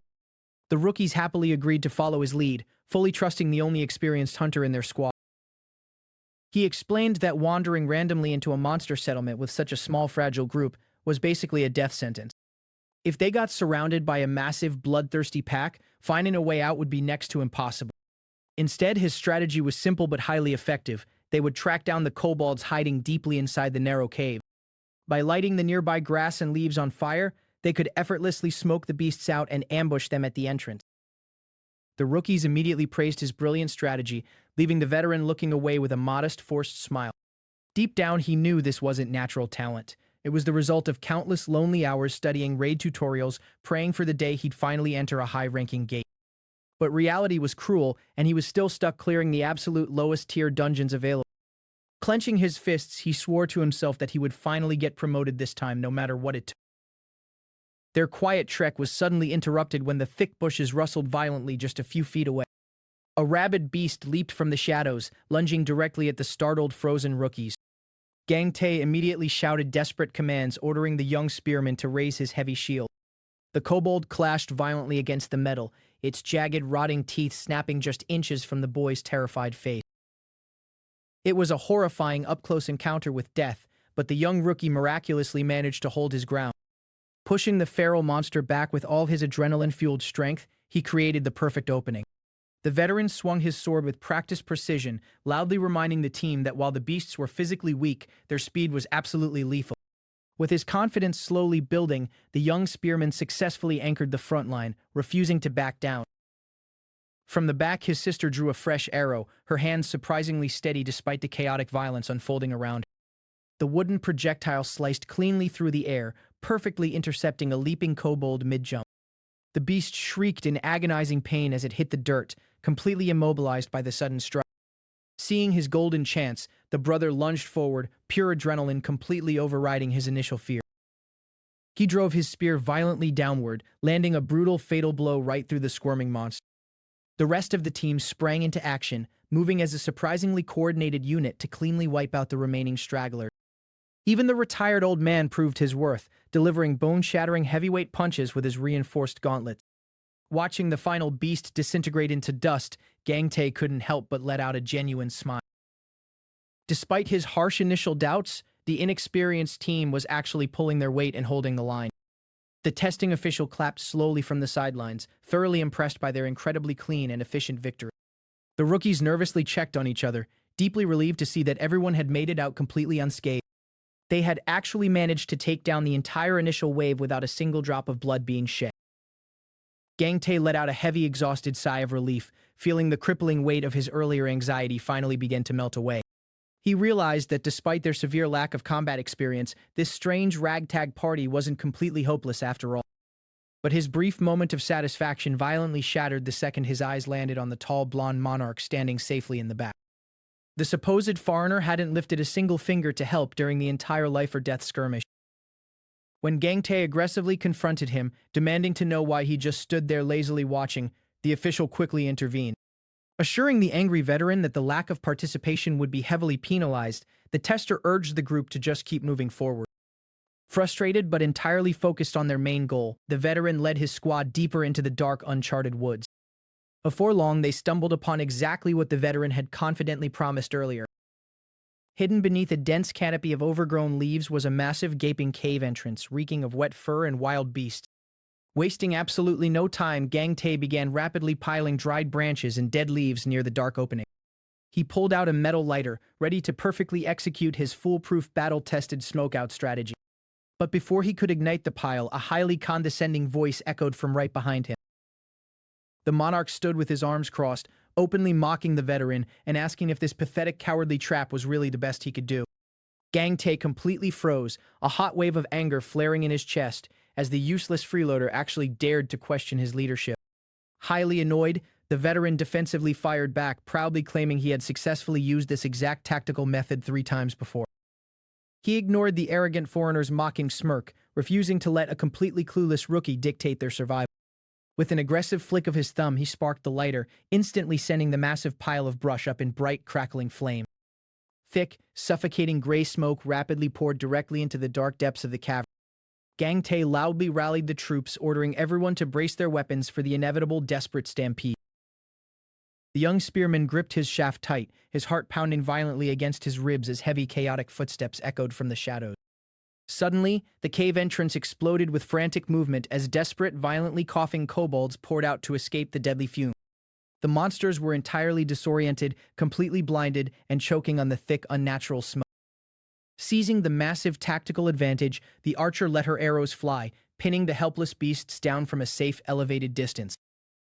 Every single calculated shot found its mark, piercing through frail armor and thin bone with absolute lethal precision. The frontliners mercilessly capitalized on the chaos, cleanly executing the blinded monsters without breaking a single sweat. Watching his absolutely perfect plan unfold exactly as envisioned, the veteran grinned from ear to ear, his shattered confidence completely restored. They were slaughtering the massive pack with terrifying systematic efficiency, proving once and for all that his strategy was absolutely flawless. As the final few suffocating grunts fell lifelessly to the dirt, Gang Tae prepared to officially finish the hunt and claim his promotion. But entirely out of nowhere, a low demonic rumbling growl vibrated through the forest floor, sending a freezing chill straight down his spine. All the color immediately drained from his face as a horrifying massive shadow slowly emerged from the dark tree line. Heavy, crushing footsteps literally shook the ground as a towering, heavily armored beast aggressively stepped into the dying light. It wasn't a standard weak kobold, it was a hulking, bloodthirsty gnoll captain gripping a massive weapon. The veteran's legs turned to pure jelly as he instantly recognized the horrifying monster as the gate's undisputed final boss. This absolute unit possessed overwhelming strength far beyond a standard C-rank threat, easily capable of wiping out their entire inexperienced squad in mere seconds. Trembling in pure, unadulterated terror, Gang Tae could only stare up at the towering behemoth, his mind helplessly screaming in despair at their sudden impending doom. The dungeon raid was officially underway, and the stakes had never been higher for the hunting party. A monstrous gnoll captain roared, its deafening shriek echoing through the damp, claustrophobic cave wall. The team instantly fell into disarray, panic setting in as the creature's overwhelming presence completely shattered their morale. Arrows flew rapidly through the air, desperate attempts to keep the encroaching horde of lesser monsters at bay. They had split their forces, hoping to manage the sheer chaos, but the strategy was quickly falling apart. Left to face the monstrous captain alone, a low-ranking rookie stood trembling, his shield feeling impossibly heavy. Pitting such an inexperienced fighter against a boss-level threat was nothing short of a guaranteed death sentence. The veteran hunters could only watch in horror, their survival solely resting on their frontline defender holding out. But the gnoll captain showed no mercy, bringing its massive weapon down with crushing lethal force. The rookie raised his shield in a desperate bid to survive, eyes squeezed shut against the impending impact. His comrades screamed for him to snap out of it, desperately trying to break through his paralyzing fear. But the monstrous beast was already upon him, its towering frame completely blocking out the ambient light. A deafening clash echoed as the monster battered heavily against the fragile, wavering defense. Frustration and terror mounted among the team as their primary defensive line began to crumble. The rookie was completely overwhelmed, his body shaking violently as he backed away from death's door. Meanwhile, the supposed guide from the Hunter Association just stood there, calmly observing the slaughter without lifting a single finger. The young hunter stumbled backward, losing his footing completely as the beast prepared its finishing blow. The team leader watched in despair, knowing his comrade was mere seconds away from being torn apart. But just as all hope seemed lost, a steady footstep broke the tension, stepping directly into the fray. A discarded shield clattered against the stone floor, a grim testament to the squad's broken spirit. Refusing to let his teammate die, the seasoned team leader charged forward, throwing his own body into the line of fire. He raised his heavy iron shield just as the beast brought its weapon down with devastating power. The violent impact sent a shockwave through the cavern, rattling the very bones of everyone watching. The gnoll captain ground its blade against the metal, forcing the veteran hunter to his knees under the sheer weight. Every muscle in his body screamed in agony as he desperately struggled to hold back the monstrous pressure. He gritted his teeth, sweat pouring down his bruised face as he tried to anchor his slipping feet. But the beast was absolutely relentless, unleashing a furious barrage of strikes that slowly battered down his defenses. Glowing crimson eyes glared through the darkness, radiating pure, unadulterated, murderous intent. The beast raised its jagged blade high above its head, preparing a blow to shatter the remaining defense completely. The seasoned hunter braced for the inevitable end, knowing his physical strength had finally run out. He squeezed his eyes shut, waiting for the cold steel to tear through his flesh. But the fatal blow never came. Instead, a single bare finger effortlessly caught the edge of the massive blade. The legendary monarch stood entirely unbothered in the beast's path, halting its overwhelming power with casual indifference. The veteran hunter stared in utter disbelief, his mind entirely failing to process the impossible feat. Without breaking a sweat, the king coldly instructed the battered man to get back on his feet and try again. The hunter could only utter a confused gasp, completely bewildered by the sudden, insane command. But the king's voice left no room for argument, ordering him to immediately block the next strike and counterattack. Panic flared in the hunter's eyes as he screamed that they were all in extreme danger of dying. In an instant, the king's demeanor shifted, his eyes blazing with a terrifying, divine fury. He unleashed a scolding rant, furiously demanding how a mere peasant dared to question the absolute guidance of a supreme ruler. The hunter froze, completely stunned into silence by the sheer authority radiating from the enigmatic man. Even the towering knoll captain momentarily paused, sensing a dangerous shift in the atmosphere. A low, threatening growl rumbled from the beast's throat as it locked its glowing eyes with its new target. It violently abandoned the battered defender and lunged directly toward the seemingly unarmed king. But the monarch simply released a fraction of his oppressive aura, questioning if the rabid dog had a death wish. Instantly, the terrifying boss monster shrank back, letting out a pitiful whimper as its instincts screamed in terror. Witnessing the impossible suppression, the battered hunter realized he had no choice but to follow the insane order. With renewed, desperate resolve, he raised his heavy shield and stepped right back into the path of the beast. The monster, desperate to escape the king's terrifying presence, lashed out at the hunter with wild, erratic strikes. The sheer force of the frantic blow nearly shattered the man's arms, the raw strength almost ripping the shield from his grasp. From the sidelines, the king coldly criticized the man's technique, demanding to know how mere defending would ever win a battle. The gnoll unleashed a chaotic flurry of slashes, tearing through the heavy cavern air with deadly precision. The hunter gritted his teeth, desperately angling his shield to deflect the glancing blows instead of taking the brunt of the impact. The immense force of the deflected attack sent him skidding backward across the rough, jagged floor. He gasped for air, realizing that a direct block against such raw power would have instantly shattered his bones. Watching from the shadows, the monarch remained entirely unfazed, calmly analyzing the brutal exchange. He stated matter-of-factly that the terrified hunter actually had immense untapped potential waiting to be awakened. Hearing those words, a massive wave of disbelief washed over the exhausted man's face. He had always been a talentless D-rank without a single special skill, making such high praise feel like a cruel joke. But as the monstrous beast readied another devastating charge, there was absolutely no time left for self-doubt. A strange, unfamiliar confidence suddenly flickered in his chest as he adjusted his grip on the battered shield. The gnoll lunged forward with blinding speed, its jagged blade aiming directly for a lethal blow. It was a flawless, mid-air strike that should have easily claimed the low-ranking hunter's life.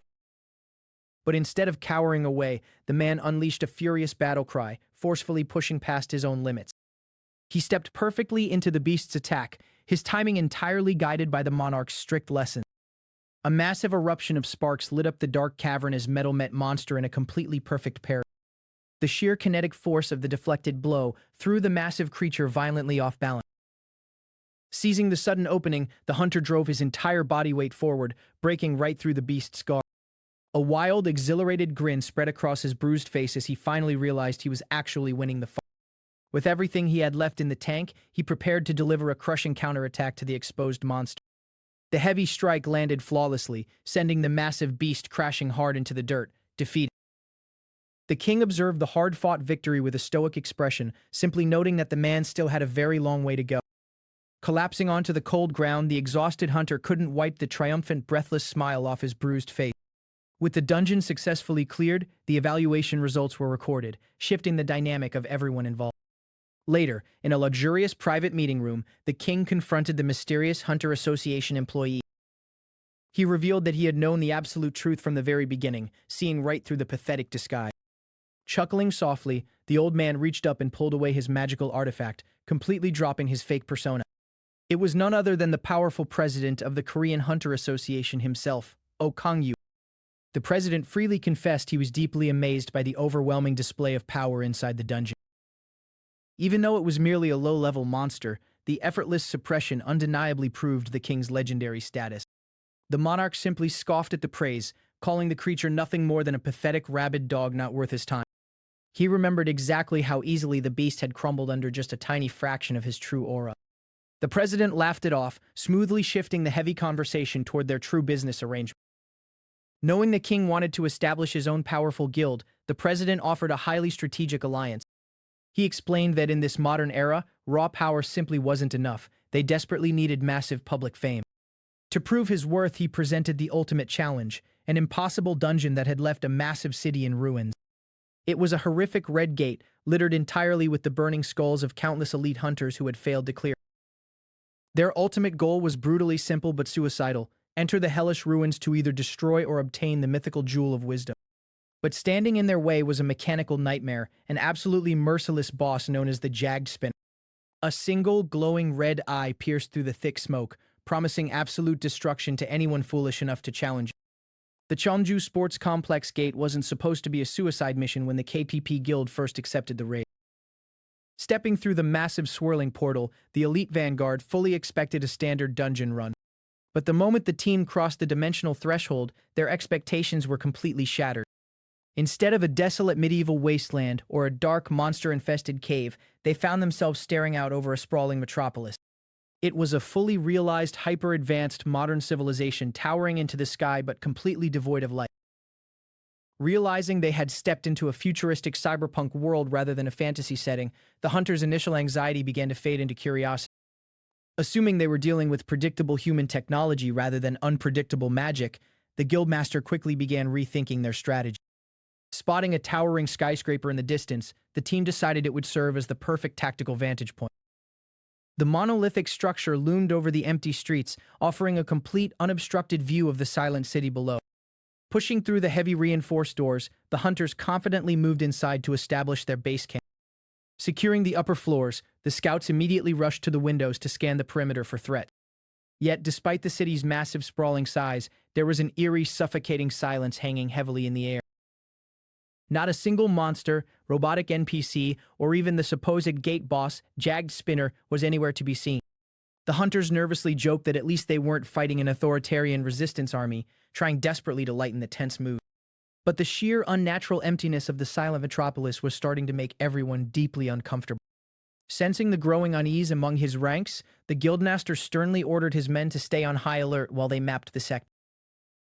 But before he could even finish his sentence, a blinding beam of hypercondensed light shattered the wall and pierced straight through a hunter's skull.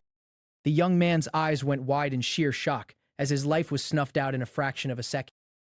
Horrifying screams erupted through the room as the rest of the team finally realized they were sitting ducks under attack. Hovering just outside the shattered building was a mechanical nightmare, a spider-like drone, its cannon already charging for a second strike. With terrifying, calculated precision, the machine unleashed a relentless barrage of heavy artillery fire. The skyscraper's thick, reinforced walls were violently torn apart like wet paper under the devastating assault. Deafening explosions ripped through the base camp, swallowing the panicked hunters in a storm of fire and deadly shrapnel. Absolute chaos consumed the team as they scrambled desperately through the choking smoke, praying to find cover. But the drone was ruthlessly efficient, picking off even their highest-ranking veterans before they could draw their weapons. Watching an A-rank tanker get completely obliterated in the blink of an eye, the guildmaster realized just how hopelessly outmatched they were.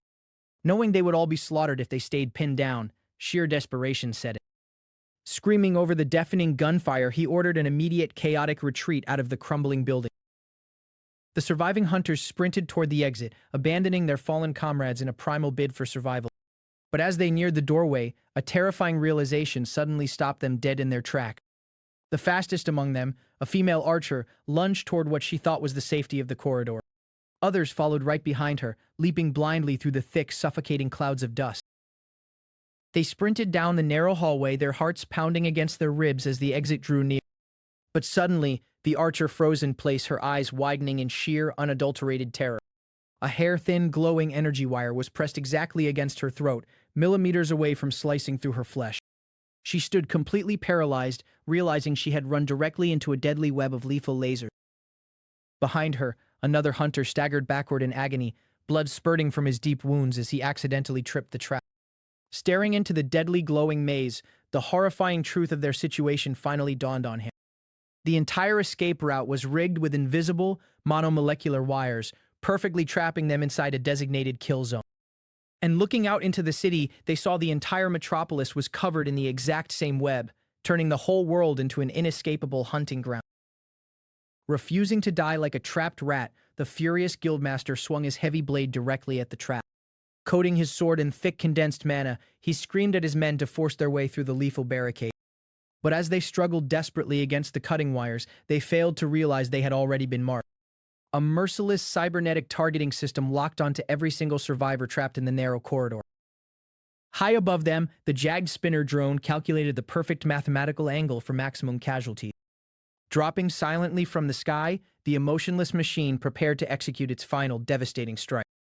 The guildmaster looked up, absolute dread washing over his blood-stained face as he saw the blinding light building in its cannon. A catastrophic explosion engulfed the entire corridor, vaporizing the trapped hunters in a blinding flash of utter destruction. As the thick smoke slowly cleared, the once proud raid team was reduced to nothing but scorched earth and scattered debris.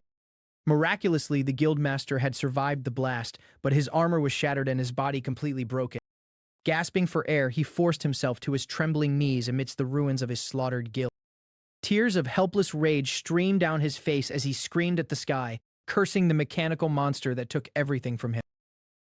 With a heavy, terrifying thud, the drone landed directly in front of him, its single red eye glowing with cold indifference. The guildmaster glared up at the machine, his burning hatred pushing past the agonizing pain in his shattered bones. The drone simply tilted its mechanical head, mockingly observing the fragile human desperately clinging to life.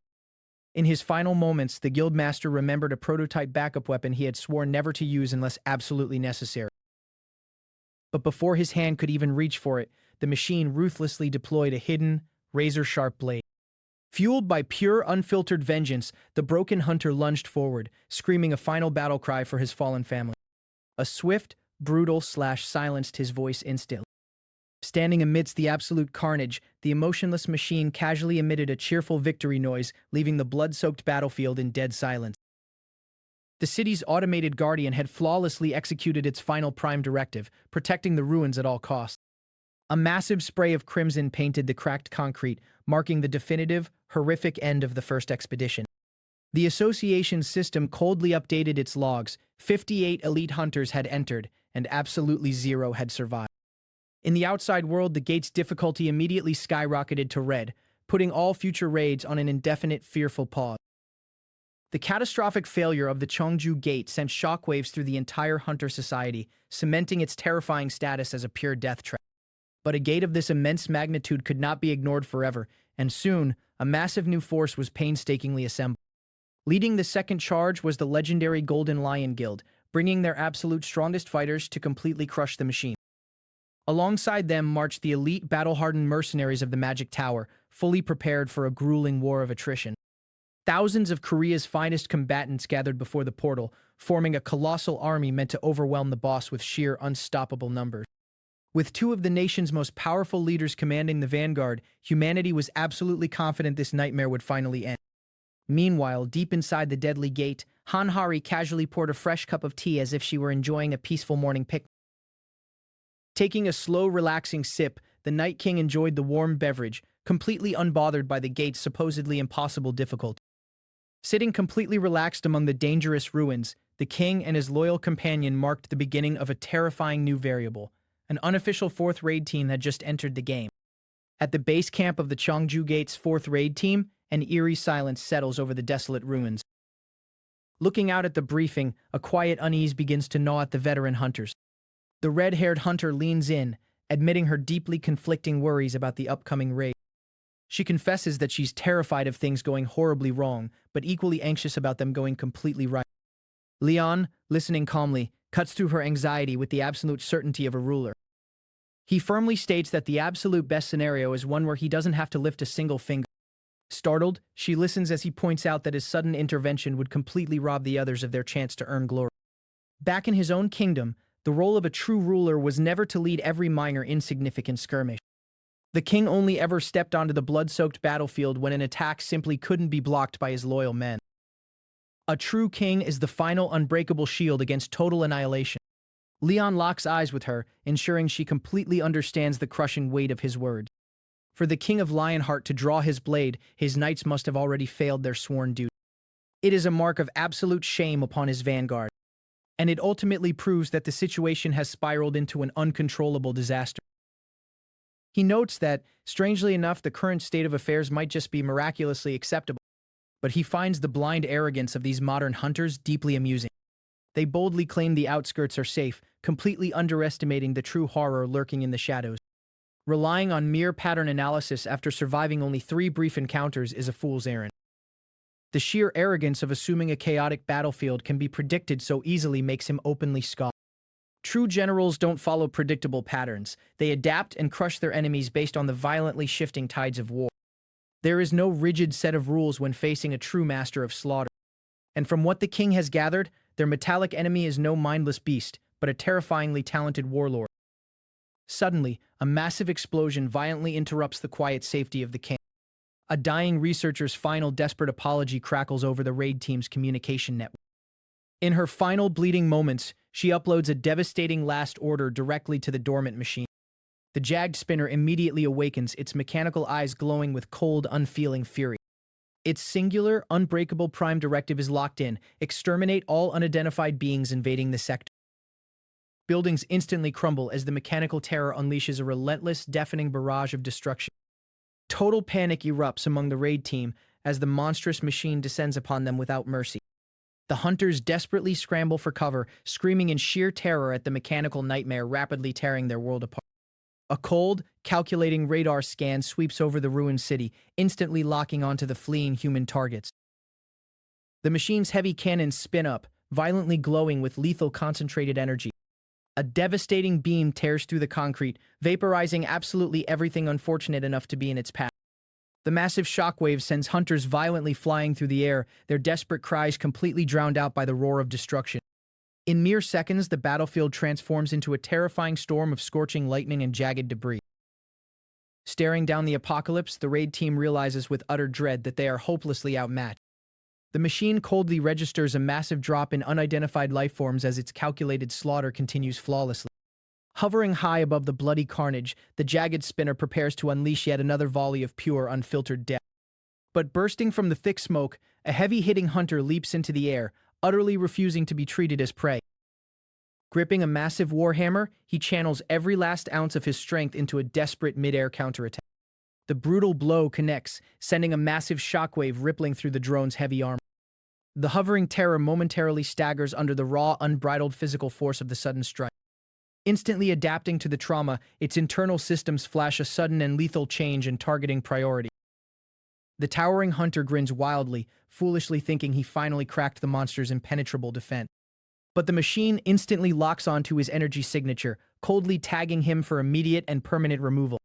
Before the metallic beast can counter, a fierce female hunter joins the fray, shouting in sheer defiance. A massive beam of concentrated, blinding energy erupts from the dust, threatening to split the very sky apart. Operating flawlessly, the machine perfectly calculates the incoming threat, instantly deploying heavy defensive countermeasures. A blinding, ear-piercing surge of electricity arcs violently across the shattered battlefield. Refusing to back down, the raid team's ace, Mage Gil Tae-sung, steps forward to unleash a highly classified arcane disruption. Deep within its complex mainframe, the machine detects the magical interference and immediately requests clearance for restricted weaponry. Its advanced targeting system rapidly shifts, pinpointing the bespectacled mage as the absolute primary threat to its existence. Cool and fiercely collected, Tae-sung adjusts his glasses, fully prepared to meet the mechanical beast head-on. The jagged spinner instantly recalibrates its internal logic, elevating the human's threat level to maximum priority. Without a single second of hesitation, the drone unleashes a terrifying barrage of concentrated, armor-piercing fire. Desperate to protect his vulnerable comrades, Tae-sung screams for everyone to immediately gather behind his position. He violently slams his foot into the cracked pavement, channeling immense raw mana directly into the earth. A brilliant, shimmering barrier of pure, concentrated magical energy erupts just in time to shield the hunter. The deafening roar of the heavy artillery violently tests the absolute limits of the magical force field. The deadly projectiles fiercely ricochet off the glowing barrier, miraculously keeping the squad alive for just a few seconds longer. Deflected into the ruined skyline, the deadly blast harmlessly tears off into the distance, completely missing its mark. Taesung proudly declares to his squad that this specific distortion field was engineered exclusively to counter this exact machine. But the Jag Spinner is an ever-evolving weapon. It immediately registers the magical anomaly and begins a lethal, instantaneous recalculation. Endless streams of combat data flood its vision as it perfectly analyzes the shielding properties of the magical distortion. In a horrifying twist of logic, the machine uses the shield's own bending physics against them, curving its bullets to land a devastating, impossible shot. The entire squad watches in absolute freezing horror as their perfect defense is instantly and brutally bypassed. Taesung is utterly paralyzed by the mind-bending geometry of the lethal strike that just tore through his friend. The machine had miraculously calculated the exact angle needed to make its high-velocity rounds swerve entirely around the magical barrier. Screams of pure agony echo out as the helplessly pinned hunters are brutally picked off one by one. Realizing his impenetrable shield is now a suffocating death trap, Taesung frantically moves to manually deactivate the magical field. But before they can even attempt to regroup, the sharp, terrifying sound of snapping cables echoes through the thick dust. The hunters freeze in their tracks, their eyes widening in sheer, unadulterated dread as they look around. They slowly realize they are completely surrounded by a deadly labyrinth of razor-sharp monomolecular wires. The machine hadn't been fleeing their earlier attacks at all, it had been flawlessly herding them like lambs to the slaughter. The terrifying realization sets in that they were blindly led directly into the center of a perfectly orchestrated kill box. Hovering menacingly above its trapped prey, the machine coldly prepares its final devastating strike. Its internal energy cores violently glow with an ominous blinding light as it begins to overcharge its systems. Searing, high-voltage lightning crackles intensely along the wire web, turning the entire area into an inescapable electrified cage. Taesung frantically scans the glowing web for a way out, but the drone's trap is geometrically flawless. Packed tightly together in the center, the hunters are utterly unable to dodge the incoming annihilation. The machine finally reaches maximum lethal charge, entirely ready to vaporize the desperate raid team from existence. Its cold, unblinking mechanical eye completely locks onto the terrified humans, initiating the final execution sequence. But suddenly, a rhythmic, heavy sound begins to steadily echo across the ruined, debris-filled pavement. The surviving hunters frantically turn their heads, utterly bewildered by the impossible noise cutting through the chaos. The unmistakable, thundering sound of heavy hoofbeats approaches effortlessly through the deadly electrified wire trap. Stepping majestically into the brutal killing zone is a creature that absolutely defies the logic of a modern battlefield. The massive royal steed breathes heavily, radiating an intense, overwhelming magical aura that pushes back the dust. And tightly holding the reins, walking with the absolute, unquestionable authority of a god, is the king. Leon steps forward, completely unbothered by the deadly traps, his mere presence violently shifting the gravity of the entire battlefield. The battered hunters can only stare in stunned, breathless silence as the impossible unfolds right before their very eyes. Leon effortlessly mounts his towering steed, looking down at the mechanical horror with an expression of royal approval. The machine immediately aborts its execution, its glowing eye fixing entirely on this massive, unprecedented threat. Acknowledging its ruthless efficiency, the King of Lionheart officially praises the machine's courage to fight as a lone warrior. Looking down from far above the ruined city, the entire battlefield seemingly holds its breath as a true ruler takes center stage. Trembling in the presence of overwhelming power, the hunters realize they are about to witness the true unbridled wrath of a god. With absolute confidence, the king praised the unparalleled courage required to charge into a sea of enemies with nothing but a horse. His followers watched in stunned silence, completely captivated by his overwhelming presence. Standing in his way was the mechanical titan, a towering weapon of mass destruction entirely unbothered by human bravado. Its advanced AI coldly locked onto the target, rapidly establishing the perfect timing for its devastating railgun. Without a single ounce of hesitation, the king commanded his divine steed to run. He exploded forward, a streak of golden authority cutting through the desolate battlefield. The magnificent warhorse matched his fiery spirit, charging straight into the jaws of death. A blinding flash of pure destruction erupted as the machine fired its ultimate weapon. He didn't flinch, accelerating his charge right into the epicenter of the blast. The terrifying impact sent shockwaves through the ruined streets, kicking up a massive cloud of debris. Tearing straight through the smoke, his holy lance led the way. He was a force of nature, radiating an intense divine energy that defied all logic. His glowing eyes locked onto his mechanical prey with the intensity of a predator. A deafening explosion echoed as his weapon made direct contact with the machine's armor. Shattered metal and torn wiring rained down around them from the sheer force of the collision. He continued his relentless push, grinding his lance deeper into the enemy. The massive mechanical spider staggered backward, completely overwhelmed by the raw physical power. The king smirked, completely unfazed by the advanced technology standing before him. He was the absolute ruler, the Night King who had returned with the power of a god. Desperately trying to comprehend the situation, the machine's processor analyzed the outdated jousting weapon used against it. Initially, its flawless logic had categorized this human as a threat level 0. But the moment the king roared, a strange, shimmering barrier had materialized around him. The AI's calculations completely froze, entirely unable to understand this unrecorded, illogical phenomenon. Just 2 seconds prior to the clash, the railgun's deadly payload had been perfectly on target. The machine had estimated that the sheer kinetic force would obliterate the human, even if he managed to block. But 1 second before impact, the impossible happened. The devastating projectile was violently thrown off course in a blinding flash of light. There was no physical clash, no desperate block. The attack was simply rejected by reality itself. The AI's processors practically short-circuited as it registered the complete nullification of its ultimate attack. The king had invoked a miracle, a divine law known as the blessing of the arrow shield, flawlessly enforcing his will upon the world. The deflected beam tore a massive, searing scar through the distant skyscrapers. Sitting tall on his majestic steed, the king emerged completely unscathed from the chaos. Sparks of failing electricity cascaded off the machine's damaged chassis as it struggled to stabilize. In an instant, its internal threat assessment violently spiked to a level 5. Calculating a 0% chance of victory, its prime directive immediately ordered it to abandon the fight. The mechanical beast kicked up a cloud of dust, turning its back on the overwhelming human. The king watched calmly as his prey vanished into the ruins, knowing the hunt was far from over. Deep within the machine's memory banks, a fragmented recording began to play. A gentle voice had once commanded it to protect a very specific location. It was given one absolute unbreakable rule: never let anyone approach it. Back in the present, the battered AI systematically evaluated its heavily depleted arsenal. Realizing it was out of heavy artillery, it initiated protocols to manufacture handmade ammunition. Retreating to its underground stronghold, it desperately tried to repair its shattered support joints.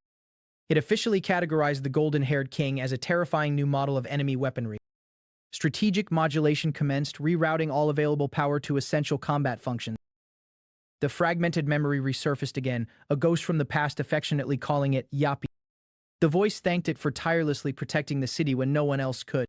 With its core systems temporarily stabilized, the killing machine's glowing red eye reactivated. Far away at the Cheongju Sports Complex, a new set of targets wandered into its domain.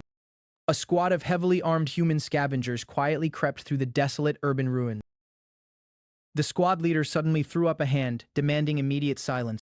They realized they had walked straight into a known danger zone, their weapons drawn and trembling. The horrific realization hit them as they stared at the mangled corpses of previous victims scattered across the concrete. Pure, unfiltered terror washed over their faces as the shadows around them began to shift. One man stood completely paralyzed, the crushing weight of impending death stealing his breath. Driven entirely by blind panic, a scout screamed and charged blindly into the darkness. He swung his sword with every ounce of desperate strength he possessed. But it was completely useless against the deadly grid of high-powered lasers that instantly boxed them in. In a fraction of a second, the entire squad was brutally ripped apart in a sickening spray of blood. The emotionless AI coldly registered the successful removal of the 5 unidentified intruders. Its mechanical gaze shifted, detecting a single remaining life sign frantically trying to escape. The lone survivor sprinted through the ruins, crying out in absolute despair. The machine effortlessly downgraded him to a threat level 0. It stalked its prey across an expansive, neatly arranged graveyard. The man's legs finally gave out, sending him crashing hard into the dirt. The terrifying metal spider emerged from the shadows looming over his trembling body. He squeezed his eyes shut, fully prepared for the agonizing end. The machine raised its massive, razor-sharp leg, ready to execute the final strike. But in that exact microsecond, another ancient memory forcefully overwrote its combat logic. The kind voice from the past gently asked if it knew the truth about this place. The memory revealed that the people of this city knew they would soon be buried right here. The person smiled, finding a strange peace in becoming a permanent part of the city they loved. They asked the machine a final haunting question. Would it continue to protect the city even after they were gone? The AI's primary directive violently clashed with its deep-rooted, unerasable order. Tears streamed down the survivor's face as he stared up at the frozen mechanical monster. The lethal strike was halted just inches from his fragile body. He couldn't believe it. The merciless killing machine was actually sparing his life. Before he could process the miracle, the sound of confident footsteps echoed through the silence.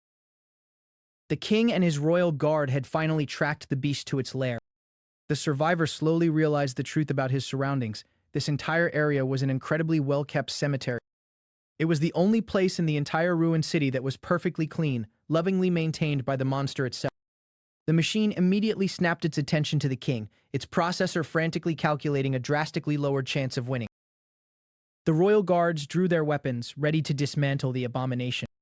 But the AI's ultimate, forcefully modified priority demanded it protect the citizens at all costs, even if those citizens were nothing more than names carved into stone. Rather than turning the sacred resting place into a war zone, it made the tactical decision to retreat. It silently backed away, disappearing into the depths of its heavily fortified bunker. The king watched the strange behavior, intrigued by the unexpected restraint of a soulless machine. With his coat billowing in the wind, he stepped forward, ready to uncover the tragic secrets buried in this steel tomb. He was the absolute incarnation of chivalry, a warrior who valued honor and a fair fight above all else. Staring down his mechanical opponent, the king calmly asked if it was ready to face him. The machine's optical sensors flared to life, devoid of any honor or hesitation. It instantly answered with a massive, deafening explosion of firepower. But the king remained completely unfazed amidst the dense, choking smoke. A merciless barrage of heavy machine gun fire tore through the battlefield. Yet he casually walked through the deadly storm, his golden aura flaring with power. Realizing the immense threat, the machine quickly engaged its tactical retreat protocol. It rapidly cycled through its remaining arsenal, preparing its heavy weaponry for a deadly counterattack. A relentless hail of high-caliber bullets rained down from the sky. But the king simply invoked his divine law, summoning a radiant shield of impenetrable light. The machine's processor struggled to comprehend the holy barrier blocking its assault. Without missing a beat, the king locked his sights back onto his metallic foe. The combat drone frantically calculated evasive maneuvers across the ruined battlefield. It zipped through the air, barely dodging the king's explosive lunges. Suppressive fire continued to erupt from its chassis in a desperate bid to create distance. The king merely smirked, genuinely amused by the machine's futile resistance. With a single, devastating leap, he shattered the concrete beneath it. The sheer force of his impact sent the drone skidding wildly out of control. As the dust cleared, the drone frantically scanned for its rapidly moving target. Out of nowhere, a massive holy blade slammed down with earth-shattering force. The machine narrowly blasted itself backward, evading utter destruction by a fraction of an inch. Summoning his spectral steed, the king charged forward like an unstoppable force of nature. His eyes glowed with the pure thrill of battle as he swung his heavy sword. Sparks violently flew as the machine's thick armor was grazed by the holy attack. Firing its thrusters to the absolute max, the drone desperately unleashed another volley. It weaved through the falling debris, struggling to keep away from the relentless monarch. Riding effortlessly through the chaos, the king welcomed the escalating fight. The drone's internal systems flashed with critical errors, unable to calculate the sheer impossibility of its opponent's speed. Pushed to its absolute limits, the machine deployed high-intensity laser beams. The king responded by unleashing a blinding pillar of divine golden energy. He ascended straight through the light, looking like a descending god of war. Devastating explosions began to chain across the ruined cityscape. The sheer shockwaves pulverized the concrete and steel beneath them. Spiraling wildly through the air, the machine's logic processors began to fail. It looked up, witnessing a monstrous, suffocating aura crashing down upon it. The king brought his weapon down, eager to end the skirmish in one strike. The resulting impact completely leveled the surrounding city blocks in an instant. Recognizing its impending doom, the drone overrode its safety protocols and initiated a mass-scale attack. The king narrowed his eyes, immediately sensing the dangerous shift in the machine's behavior. Its core glowed a terrifying crimson as it charged a self-destructive blast. The phantom steed neighed, rearing back as the battlefield ignited around them. A horrifying barrage of missiles and lasers erupted simultaneously from the drone's body. Completely unfazed, the king charged directly into the heart of the fiery explosion. He rode calmly through the raging inferno, his divine protection holding flawlessly. The drone's red sensors locked onto its target with mechanical desperation. It deployed every last piece of heavy artillery hidden within its metallic frame. Rockets soared into the sky, painting the air with thick trails of smoke. A catastrophic explosion of ordnance blanketed the entire area in a sea of fire. Golden light flared brilliantly as the king deflected the lethal shrapnel with ease. Scorched earth shattered into dust under the relentless, deafening bombardment. The machine hovered higher, emptying its magazines in a continuous stream of destruction. But the king and his steed breached the wall of fire, completely unharmed by the onslaught. Towering structures collapsed around them as the brutal battle reached its climax. With a triumphant roar, the king demanded everything the machine had left. His spectral steed leaped from the crumbling ruins, defying gravity itself. Radiant shockwaves blasted away the lingering black smoke and fallen debris. Leaving his mount behind, the king propelled himself higher into the sky. He soared straight toward the desperate machine, his blade crackling with overwhelming holy power. The drone's ammunition count hit critical, leaving it practically defenseless. Firing its final remaining bullets, it made one last, desperate stand to protect its objective. The king descended like a falling star, his strike completely unavoidable. The pitiful gunfire harmlessly bounced off his impenetrable aura of light. His radiant sword cleaved through the air, destined to end the mechanical nightmare. In that final fraction of a second, the machine's corrupted memory banks flared to life. A voice echoed from a forgotten past, a human commander screaming for glory. A desperate man commanding his mechanical troops to hold the line against the apocalypse. A dark, swirling abyss of chaotic energy flashed within the drone's fading database. And then, the king's blade fully connected, causing a massive, blinding detonation. Lethal damage warnings flooded the drone's shattered display as it plummeted from the sky. Sparks violently showered from its severed, smoking chassis as it smashed into the ground. Deep within its damaged files, the truth of its tragic existence played out, a cursed seal that was never meant to be broken. But the containment had failed in the past, unleashing a terrifying red cataclysm upon the world. Emergency alarms had blared through a high-tech facility bathed in blood-red warning lights. A young commander had stared in absolute horror at the nightmare unfolding before his eyes. A monstrous mushroom cloud had engulfed the horizon, marking the end of human civilization. In humanity's final hour, the jagged spinners were activated for the very first time. Their sole directive was screamed by their dying creators: protect the city at all costs. Horrifying abominations clawed their way out of the dimensional rift. Grotesque tentacles ripped through the last remaining human stronghold.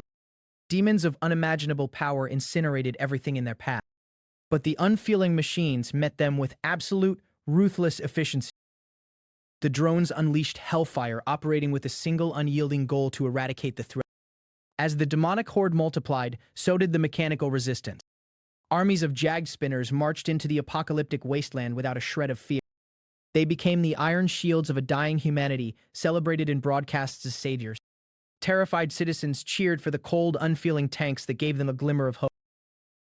The Metal Guardians stood proud, hailed by the remnants of mankind as the ultimate Knights of Steel.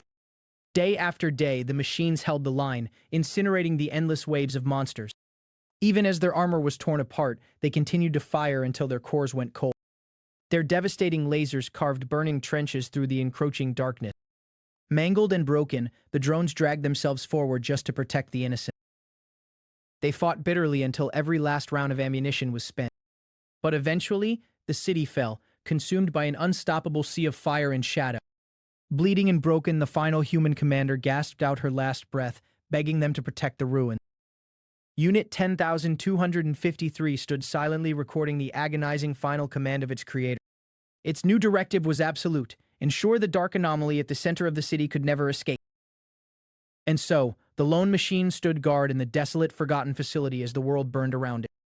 It endlessly annihilated any demonic beast that dared to approach its domain. Operating on purely mechanical instinct, it prepared its deadly arsenal without rest. It unleashed absolute destruction, protecting the ruins from the shadows. Even as the years turned into centuries, the endless cycle of violence never stopped. It simply prepared and protected until its chassis was utterly destroyed. Back in the present, the deafening explosion cleared, revealing the king completely unharmed. He softly acknowledged that his divine shield had saved him from the catastrophic blast. Turning his gaze away from the rubble, he finally noticed the ominous energy source. A massive, pulsing orb of dark magic levitated ominously in the center of the facility. He slowly approached the pedestal, realizing this was the cursed artifact the machine had sacrificed everything to contain. The king stopped in his tracks, his expression softening as he looked down. He slowly walked back toward the shattered remains of his metallic adversary. The drone's severed optical sensors flickered weakly, its processor completely fried. Looking at the tragic guardian, the king's heart filled with profound respect. It was merely a machine, yet its unbreakable loyalty surpassed that of any human knight. Raising his holy blade high into the air, he prepared to deliver his final blessing. A magnificent warm aura began to radiate from his battered armor. The divine energy seeped deep into the cold, cracked concrete of the ancient facility. A breathtaking pillar of holy light erupted into the sky, purifying the corrupted atmosphere.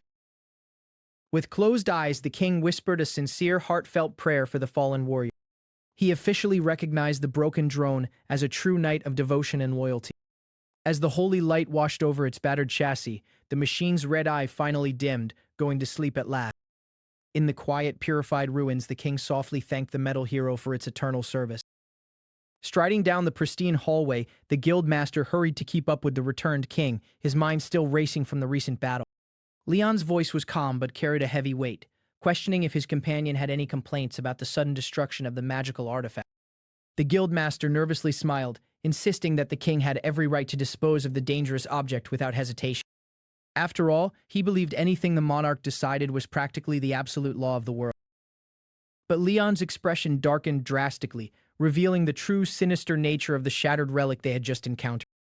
The guildmaster froze in his tracks, the blood completely draining from his face as the terrifying reality set in. This was no ordinary treasure. It was a cursed item forged from twisted wisdom, designed solely to corrupt the greedy hearts of mankind. It was a demonic trap, perfectly disguised as a heavenly miracle that would grant a human's deepest desire. But the price was devastating, feeding on the user's soul like a starving beast, until nothing of their original self remained. Eventually, it would hollow out a person entirely, leaving behind nothing but a mindless, bloodthirsty demon in its wake. Stepping into the secure underground laboratory, the atmosphere immediately grew tense with horrifying implications. Leon knew that if one of these demonic relics existed here, there was no telling how many others were already poisoning the world. The vast, highly advanced facility hummed with electricity, but a heavy dread hung over the entire room. The guildmaster realized they had to act fast, terrified that foreign governments might already be under the artifact's twisted control. In the center of the cold room lay the shattered, lifeless remains of the brave mechanical drone that had sacrificed itself during the fight. Staring at the tragic wreckage, the guildmaster quietly asked the king what he planned to do next. Leon's eyes softened with a solemn, profound respect for the fallen mechanical warrior.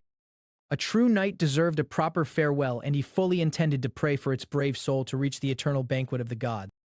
Taking a sacred chalice in his hands, he began to channel his overwhelming divine aura directly into the holy water. With gentle reverence, he poured the glowing, heavily blessed liquid over the cold, broken steel. Instantly, a blinding surge of golden light erupted, bathing the entire laboratory in raw, unadulterated divine power. In the center of the radiant glow, a sudden metallic twitch echoed loudly through the silent room. A broken, severed limb scraped against the floor, shifting with impossible sudden light. The guildmaster gasped, stumbling back as he realized the destroyed machine was actually starting to move. Leon watched closely, a knowing calm washing over his face as the absolute miracle unfolded before them. Without any battery or intact power core, the shattered pieces began to violently pull themselves together. The heavy metallic clanking echoed loudly as the holy energy surged violently through its completely lifeless circuits.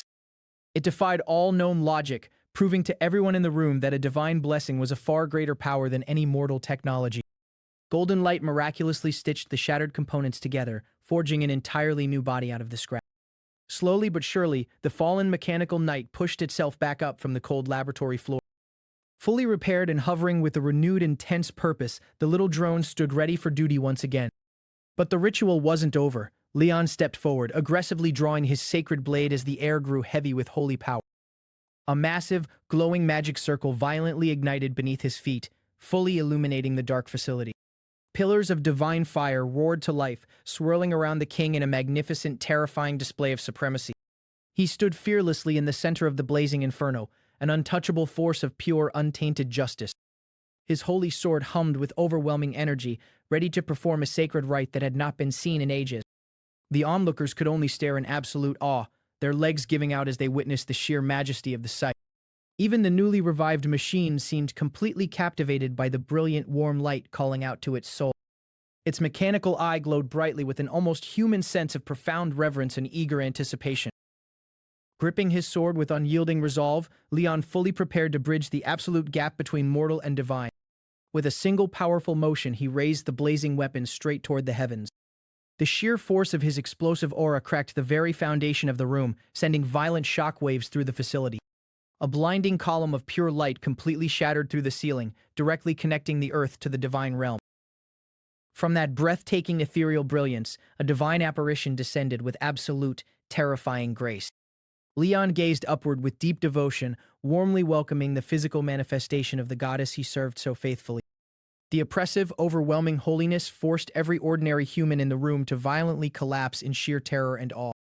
The guildmaster trembled violently on his knees, barely able to breathe under the suffocating weight of a true deity. Tears uncontrollably streamed down his face, his mortal mind completely struggling to comprehend the miracle unfolding right in front of him. Floating gracefully above them all, the goddess radiated a warm motherly light that instantly banished all lingering darkness. With a voice that echoed like a gentle melody, she softly asked her most loyal, trusted knight exactly what he desired. Without a second of hesitation, Leon offered his highest praise, declaring the small machine to be a flawless paragon of true chivalry. The goddess cast her glowing gaze down, gently noting that this metallic being had never actually worshipped her or proven its fate. It had never explicitly offered her glory, nor had it walked the traditional bloody path of a holy crusader. But Leon firmly placed his own massive honor on the line, swearing upon his grand title as her first knight that this soul was undeniably worthy. Moved by his absolute, unwavering conviction, her divine, stoic expression softened into a deeply loving smile. If her absolute most trusted champion genuinely believed in this mechanical warrior, she had zero reason to doubt its character. She quickly decided to grant his bold request, happily waving away all strict formalities for the sake of his legendary fate. Reaching out her glowing, ethereal hand, she offered a single, final condition to the newly resurrected machine. She explicitly asked if this steel warrior of another world was ready to permanently dedicate its entire new life to the pursuit of absolute justice. The small machine stared directly up at the divine being, ready to answer the absolute highest calling any knight could ever receive. She promised that if it helped her champion brutally cleanse the world of evil, it would forever hold a sacred place among her holy rank. The tiny drone twitched violently, its mechanical processors heavily struggling to comprehend the overwhelming wave of divine grace. Leon looked down at it with a proud, highly encouraging smile, already knowing exactly what its definitive answer would be. Suddenly, the machine let out a sharp, decisive metallic chirp, fiercely acknowledging the eternal vow. It immediately dropped its mechanical limbs, kneeling in a perfect, deeply respectful bow directly before the goddess. Deep within its internal system, a miraculous evolution violently began, forcibly rewriting its very coding to perfectly understand the divine tongue. A beautiful, utterly radiant smile graced the goddess's face as she warmly accepted her absolute newest servant. Holy energy violently surged through the machine's core, massively upgrading its entire existence far beyond simple metal and wires. The heavenly light completely enveloped the small drone, permanently sealing the eternal, unbreakable pact between God and machine. With absolute, unquestionable authority, she officially bestowed upon it the sacred, legendary title of a true knight. She loudly decreed that as long as it remained loyal to her champion, it would be forever blessed with untainted light and vicious justice. A massive, highly concentrated beam of heavenly energy crashed down upon the drone, finalizing the intense sacred baptism. Watching his new comrade proudly rise, Leon smiled warmly, officially welcoming the holy machine to the brutal battlefield. The newly christened Grail Knight heavily hummed with a powerful golden aura, completely ready to permanently destroy any evil in its path. Meanwhile, thousands of miles away from the Holy Miracle, the dark, highly imposing structure of the USA's Magic Tower loomed ominously in the night. Deep inside the Master's heavily fortified chambers, an atmosphere of absolute dread and suffocating desperation choked the air. The Tower Master, Reynold, was frantically groveling on the cold floor, pathetically begging for his life before a sinister glowing red orb. A terrifying, booming, demonic voice echoed viciously from the sphere, ruthlessly berating the old man for his pathetic, monumental failure. Trembling in sheer panic, the old man desperately tried to explain that the sudden impossible survival of the Lionheart King was a completely unpredictable variable. But the demonic entity violently flashed with rage, aggressively demanding an immediate end to his miserable, useless excuses. Suddenly, a breaking news broadcast on the monitors caught his attention, boldly showing the unmistakable, stoic face of the returned king. A sudden, violent screech of distorted, agonizing energy erupted from the dark entity, completely shattering the tense silence of the room. The old man stared at the orb in utter shock, realizing the horrifying truth. This all-powerful being was actually terrified of Leon. The sinister orb vibrated frantically on the desk, desperately and fearfully demanding the old man to confirm the absolute nightmare on the screen. His mind completely breaking under the immense pressure, Reynold clutched the terrifying artifact, trembling violently as he completely refused to obey its final order. A deafening shriek of pure, unadulterated agony echoed through the dark tower as the entity's presence violently severed, leaving the demonic jewel completely lifeless forever. Back at the Hunter Association headquarters, the aftermath of the recent chaos begins to settle. High above the bustling streets, the higher-ups try to make sense of the new power dynamic that has just fallen into their laps.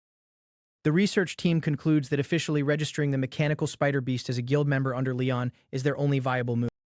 However, the director sighs heavily, admitting that forcing the proud, unyielding king to comply with modern paperwork will be a bureaucratic nightmare. Unbothered by human politics, Leon calmly walks out of the facility, his newly anointed mechanical companion trailing loyally behind him. Suddenly, Leon's footsteps halt, causing the little spider bot to freeze in its tracks with a confused hum. Without warning, a violent cough racks the king's body as dark blood spatters heavily into his hands. Quickly wiping away the crimson stain, Leon attempts to mask his immense suffering, softly muttering that he is fine. The mechanical spider chatters frantically, its sensors picking up on its master's rapidly failing health. Deep within his mind, a heavy, sorrowful voice echoes, explaining that appointing a Grail Knight in a modern world utterly devoid of divinity is tearing his mortal body apart. Clenching his chest, Leon strictly forbids his gods from taking the blame, shifting the fault onto his own lack of strength. From their heavenly domain, the gods watch their sole champion with heavy, deeply burdened hearts. A gentle voice reaches down to him, overflowing with eternal gratitude for his unwavering loyalty through the ages. As divine light flickers within his soul, the king stands tall, refusing to let the searing pain break his posture. Goddess Ariana looks upon him with deep sorrow, her heart aching for the mortal man carrying the weight of their entire existence. Gathering the remaining deities, a solemn council is immediately called to address the failing strength of their greatest follower. Within the grand halls of the Pantheon, the gods realize they can no longer sit idle while their champion slowly bleeds to death for their sake. The era of the Lionheart King's solitary struggle is rapidly coming to an end. A grim reminder of the past surfaces, a time when the gods shamelessly retreated into the safety of the holy man's heart as their own world burned to ashes. Young Leon, his eyes glowing with borrowed divinity, had to absorb the entire essence of their fading realm just to survive the onslaught. Surrounded by an endless swarm of demonic beasts, he was forced to carry the crushing burden of a dying world all by himself. Ignited by the combined divine flames of the entire Pantheon, he became the lone beacon of hope in an absolute abyss of despair. Now, safe within their heavenly sanctuary, the gods hang their heads in deep, unbreakable shame.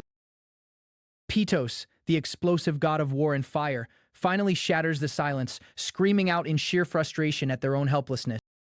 Slamming his fist in rage, he demands to know where the once glorious Lionheart King has gone, reduced to a man coughing up blood in an alien world. Goddess Demera lowers her eyes, the crushing reality of their champion's sacrifice weighing heavily on her gentle soul.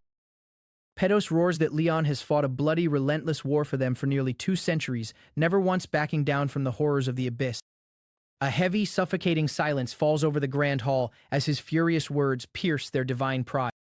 Demera softly breaks the quiet, reminding them all that 180 years of solitary suffering is far too heavy a toll. Ariana raises her head, determination finally replacing her sorrow as she fiercely declares that their cowardly silence must end today. The god of war sinks back into his throne, his fiery aura dimming as he admits he cannot bear to watch their knights suffer in agony any longer. Suddenly, Hito, the god of steel and blacksmithing, raises a massive hand, breaking the somber tension in the room. With a booming voice, the burly deity announces that he has formulated a grand modern plan to aid their struggling king. He proposes that they follow life's previous example, openly showering humanity with blessings to rapidly cultivate faith and restore Leon's lost power. The other gods listen closely, intrigued by the radical idea of actively displaying divine miracles to an advanced, skeptical society. Hito grins confidently, pointing out that humanity is deeply connected through an invisible, massive web of information. He notes that while Leon understands Earth, his knowledge is vastly outdated, originating from a time before this global digital network existed. Ariana carefully considers this massive technological shift, realizing the terrifying potential it holds for spreading their divine influence. Crossing his muscular arms, Hito proudly declares that this intricate web is exactly where their new highly advanced mechanical Grail Knight comes into play. Meanwhile, back at the Hunter Association, a frantic manager stares at his glowing smartphone screen in pure disbelief. He rushes into the IT department, practically screaming as he demands to know if an unauthorized global broadcast was permitted. On the main computer monitor, a pristine, officially verified YouTube channel sits blatantly open for the entire world to see. Cold sweat pours down the manager's face as he stutters, completely paralyzed by the sheer scale of what he is witnessing. The screen displays an outrageously polished video thumbnail, loudly boasting about the miraculous healing properties of divine rice. Another flawlessly edited video boldly promises that a single spoonful of this blessed crop will completely change a person's life forever. Scrolling down the exploding comment section, the manager is absolutely horrified to see the channel utilizing top-tier clickbait tactics to draw in millions. To make matters infinitely worse, the high-quality videos are being instantly translated into over 100 different languages in real time. The IT specialist pushes up his glasses, highly doubting that the stoic, technologically illiterate King Leon would ever stoop to becoming a modern-day YouTuber.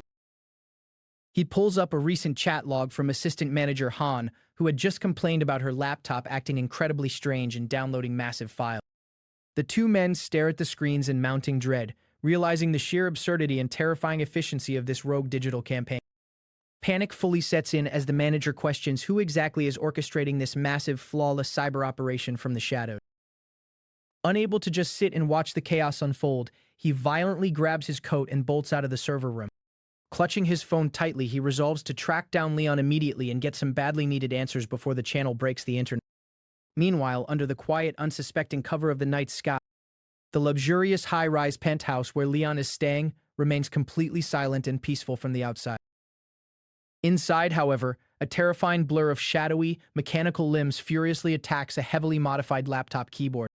Yappy, the newly anointed Grail Knight, sits firmly connected to the mainframe, its digital operations executing with flawless divine precision.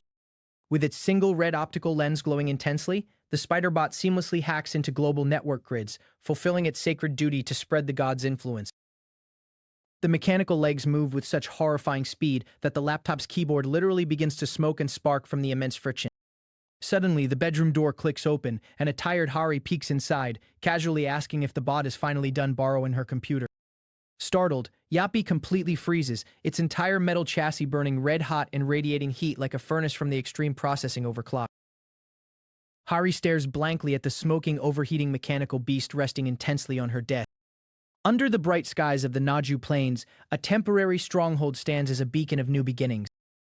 But inside the Pantheon Guild branch, peace is the last thing on anyone's mind. A frantic subordinate bursts through the doors, his voice echoing with absolute panic as he begs for an immediate takedown of a recently uploaded video. The king sits calmly in his makeshift throne room, barely batting an eye at the sudden intrusion. "No," he replies flatly, shutting down the frantic request without a second thought. The subordinate is losing his mind, utterly baffled that a literal killing machine was allowed to handle their highly sensitive public relations. Across the room, a loyal assistant casually confirms the absurdity, sipping her drink as if turning a war drone into a videographer is entirely normal. Curled up in front of a glowing laptop, the mechanical spider-bot types away rapidly, completely oblivious to the massive chaos its video has caused. The subordinate pleads his case, warning that the world is completely unprepared for what they are growing out there. These aren't just ordinary crops. The divine rice swaying in their fields possesses the miraculous power to cure fatal diseases and restore health with a single bite.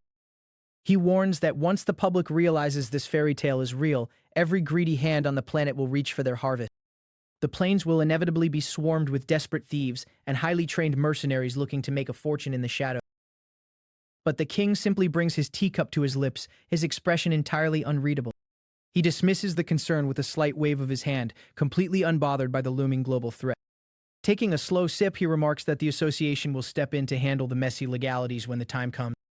Until then, he insists there is absolutely nothing to worry about, because the goddess's plantation is under a protection far greater than any mortal security system. Under the cover of a pitch-black night, a convoy of suspicious vehicles creeps silently toward the golden field. An anonymous hit request glows on a cracked phone screen, offering a massive payout just for burning the crops and stealing the priceless seed. The notorious Viper squad stares out into the quiet plains, scoffing at the complete lack of guards or magical barriers.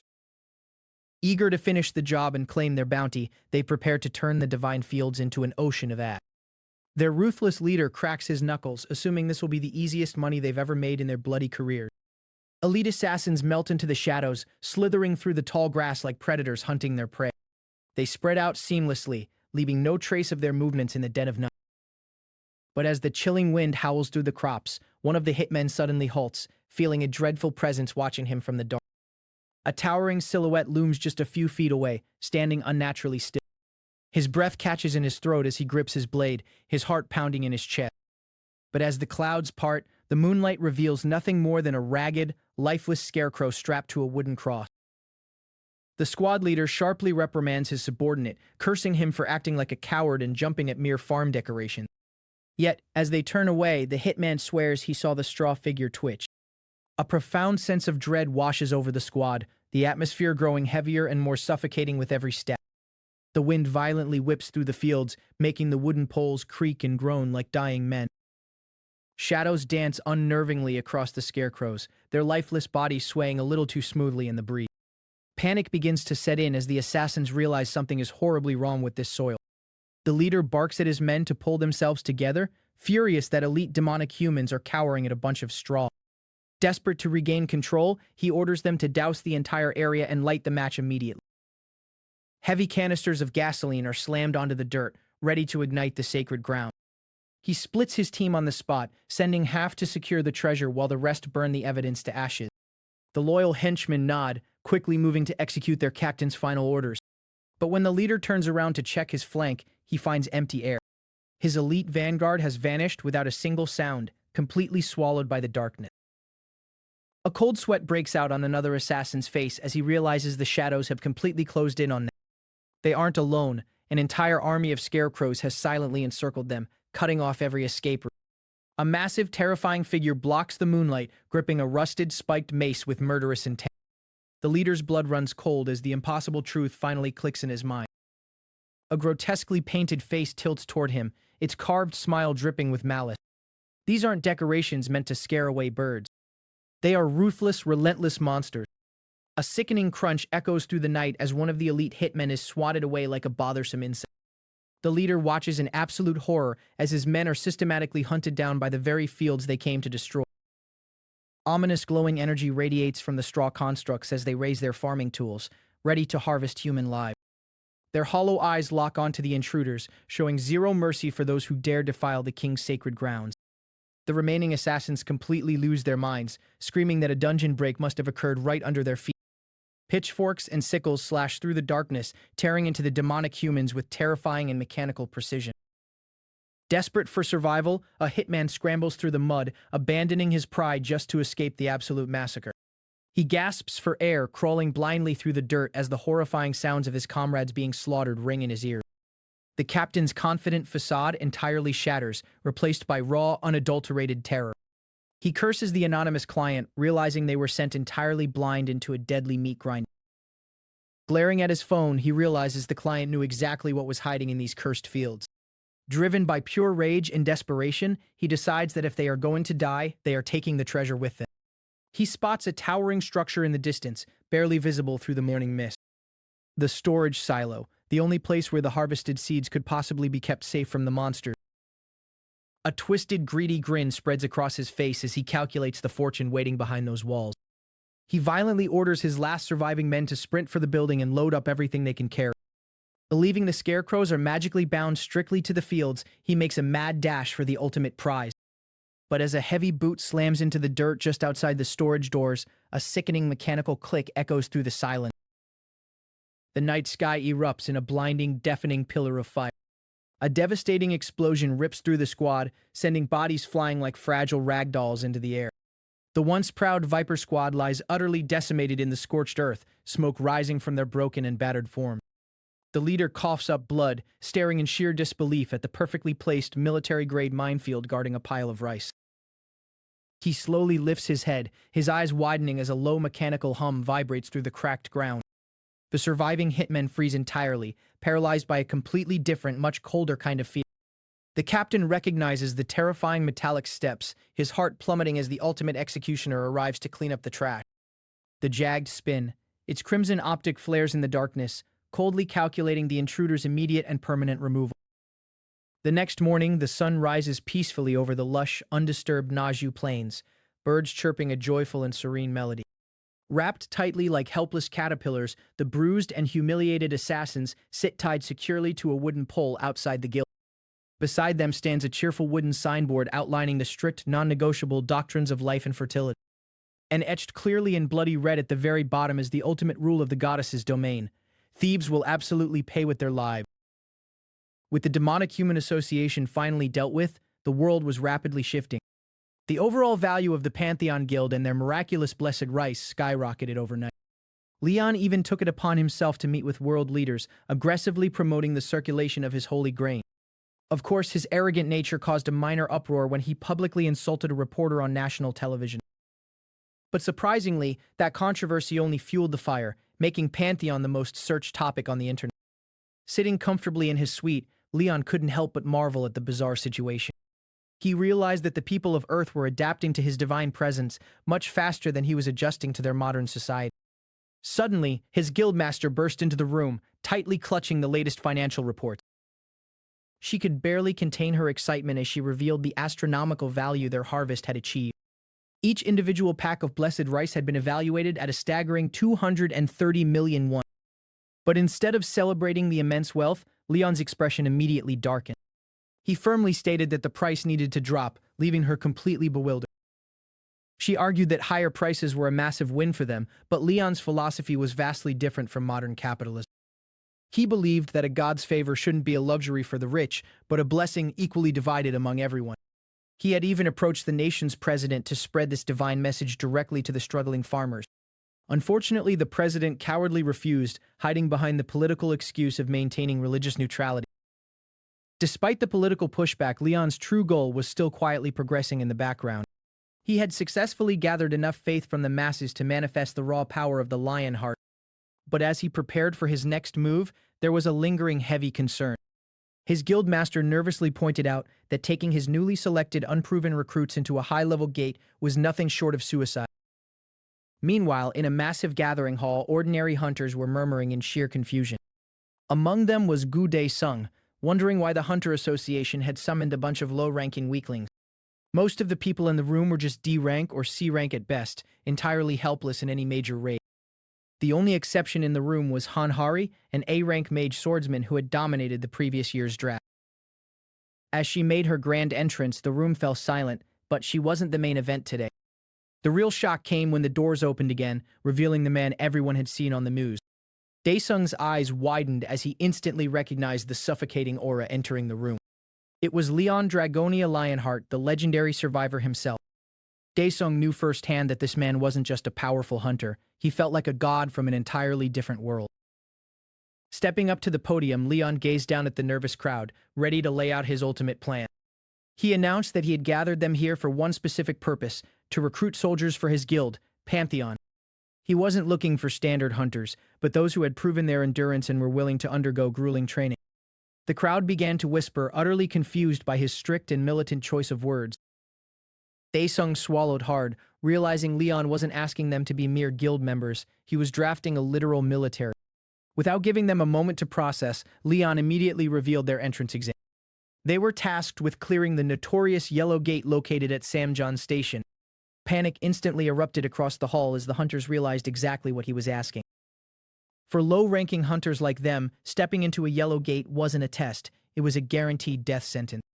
Even the Blue Gate Daesung had barely survived was child's play compared to the absolute horrors waiting inside a yellow one. With the press constantly watching and recording, the pressure in the room reached a boiling point. Leon stood unfazed, knowing that true soldiers were only forged in the fires of impossible odds. The hunters, however, were absolutely terrified of being torn apart by high-tier monsters. The hall devolved into chaos as people angrily yelled that this was just a mass execution disguised as a test. Daesung watched the uproar, his heart pounding as he wondered if their supposed savior was really going to let everyone walk away. True to his brutal nature, Leon didn't stop a single person as the vast majority of the crowd stormed out in fear. He simply watched the cowards flee, his expression completely unreadable and cold.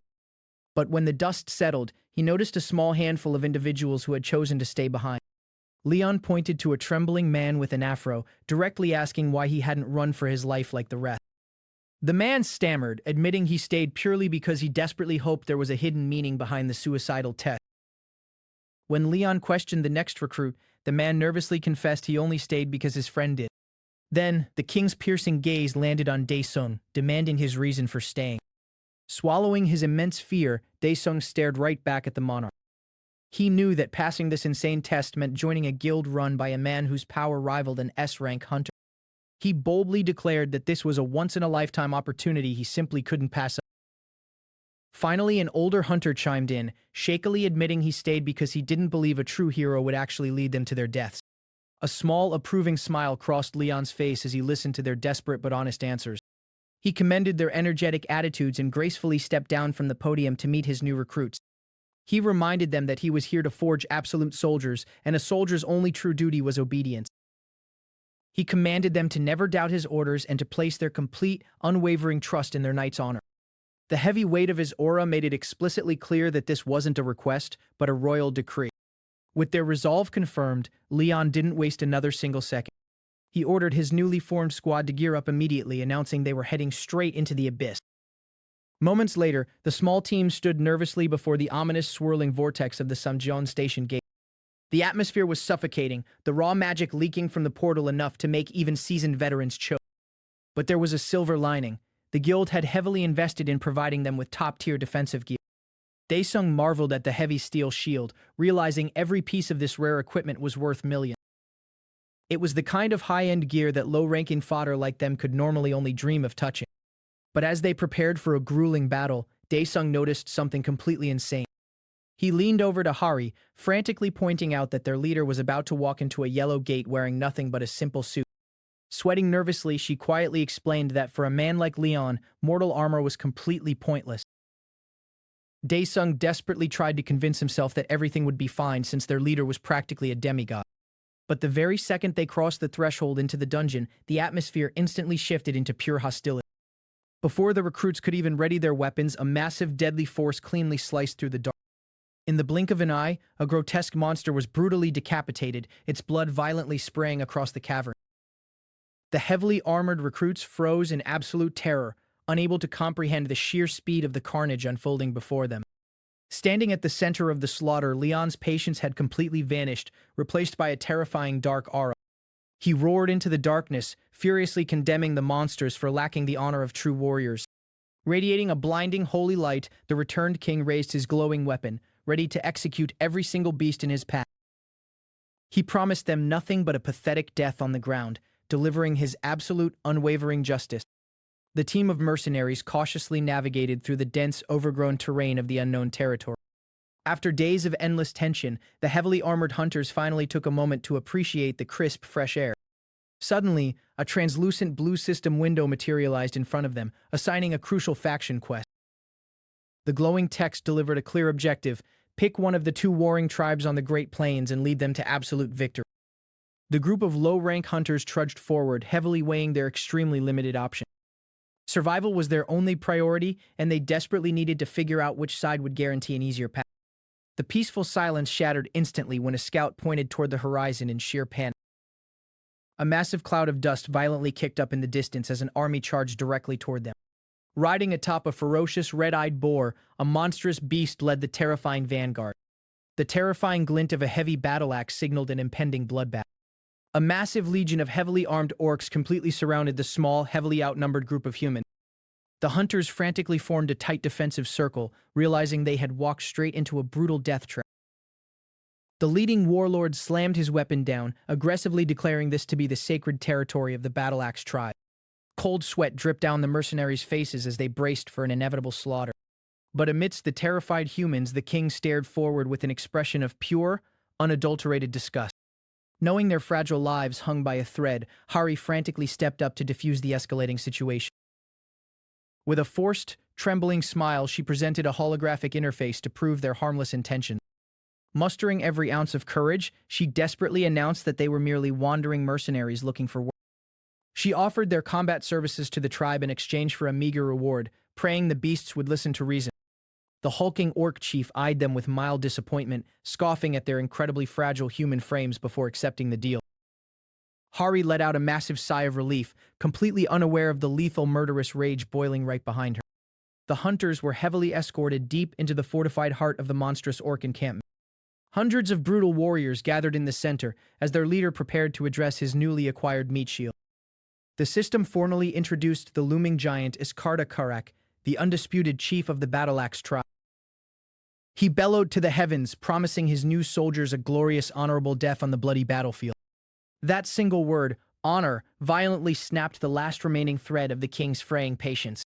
The mercenaries gasped in absolute horror as their strongest fighter boldly stepped out of line. With a single, heavy footstep, terrifying golden energy rippled across the blood-stained earth. Radiating an overwhelming, suffocating aura, the king furiously mocked the very idea of filthy beasts claiming honor. The towering chief roared in absolute fury, realizing this frail human was openly challenging his warrior pride.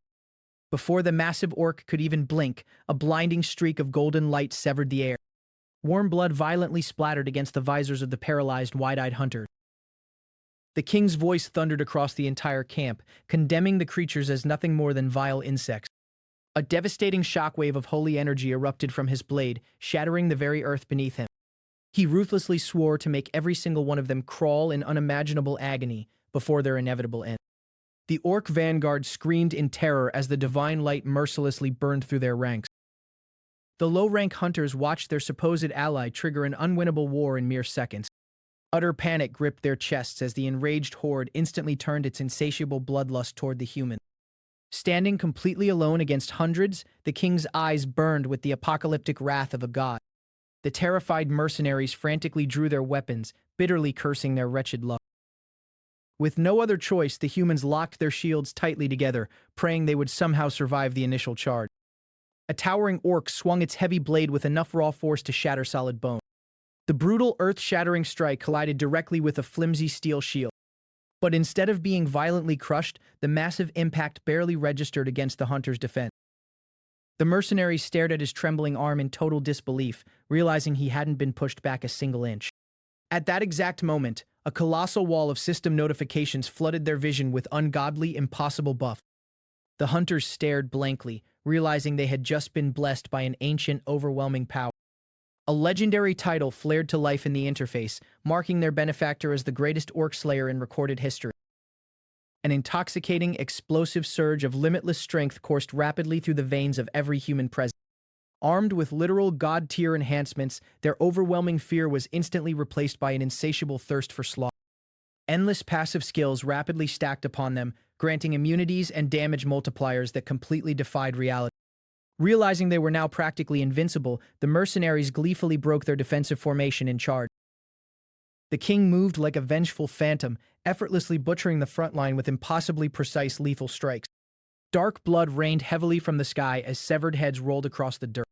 The once terrifying orc army found itself completely helpless against the supercharged, relentless human. Agonizing screams of terror violently echoed as the massive beasts were effortlessly pushed back. Watching the pathetic monsters beg for their lives only fueled the king's boundless, ancient hatred. Blinding golden flames enveloped his entire body as he furiously condemned them for daring to call out to the heavens. Raising his glowing hand to the sky, he commanded his legion to rip out the tongues of the blasphemous creatures. A catastrophic, heaven-piercing pillar of divine light obliterated the remaining defenders in a single deafening blast. The massacre was absolute, leaving the surviving monsters frozen in sheer, unadulterated terror.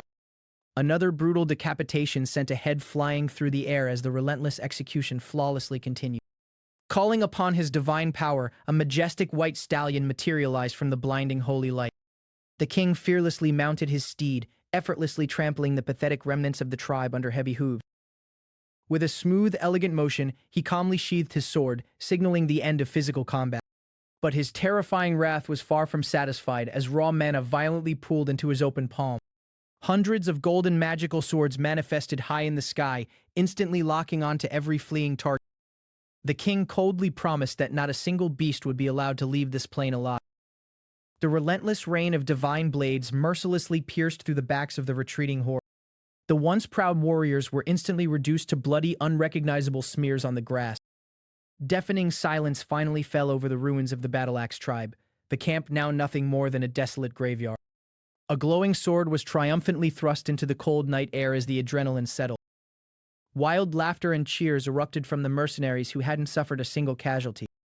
They excitedly celebrated the easiest, most glorious victory of their miserable hunting careers. The king stood quietly near the blazing fires, his expression unreadable and terrifyingly calm. Hari nervously approached the silent king, her hands trembling despite their overwhelming wind. She couldn't understand why he completely ignored the system's objective to peacefully support a faction. The king slowly turned his head, genuinely baffled by her incredibly foolish question. His voice grew terrifyingly cold as he explained that green beasts possessed no right to breathe the same air as humans. To him, comparing the brutal savagery of monsters to the sacred honor of knights was the ultimate insult. He sneered in absolute disgust at the mere thought of treating such vile filth with respect. Hari desperately tried to argue, clinging to the naive, foolish hope that good monsters existed somewhere in the world. A dark, ruthless smile crept across the king's blood-splattered face as he completely shattered her delusion. Staring directly into her soul, he imparted a chilling, absolute truth: the only kind orcs in existence were dead ones. When the dimensional gates first tore open across Earth, humanity didn't know what to expect from the towering green figures stepping through. Believing them to be peaceful refugees, the people of Earth welcomed the countless orc survivors with open arms. Politicians and citizens alike held up signs, hoping to build a bridge between two entirely different worlds. But that naive optimism shattered instantly. The orcs had absolutely no intention of adjusting to human society, their primal instincts taking over as they transformed into savage, demonic beasts.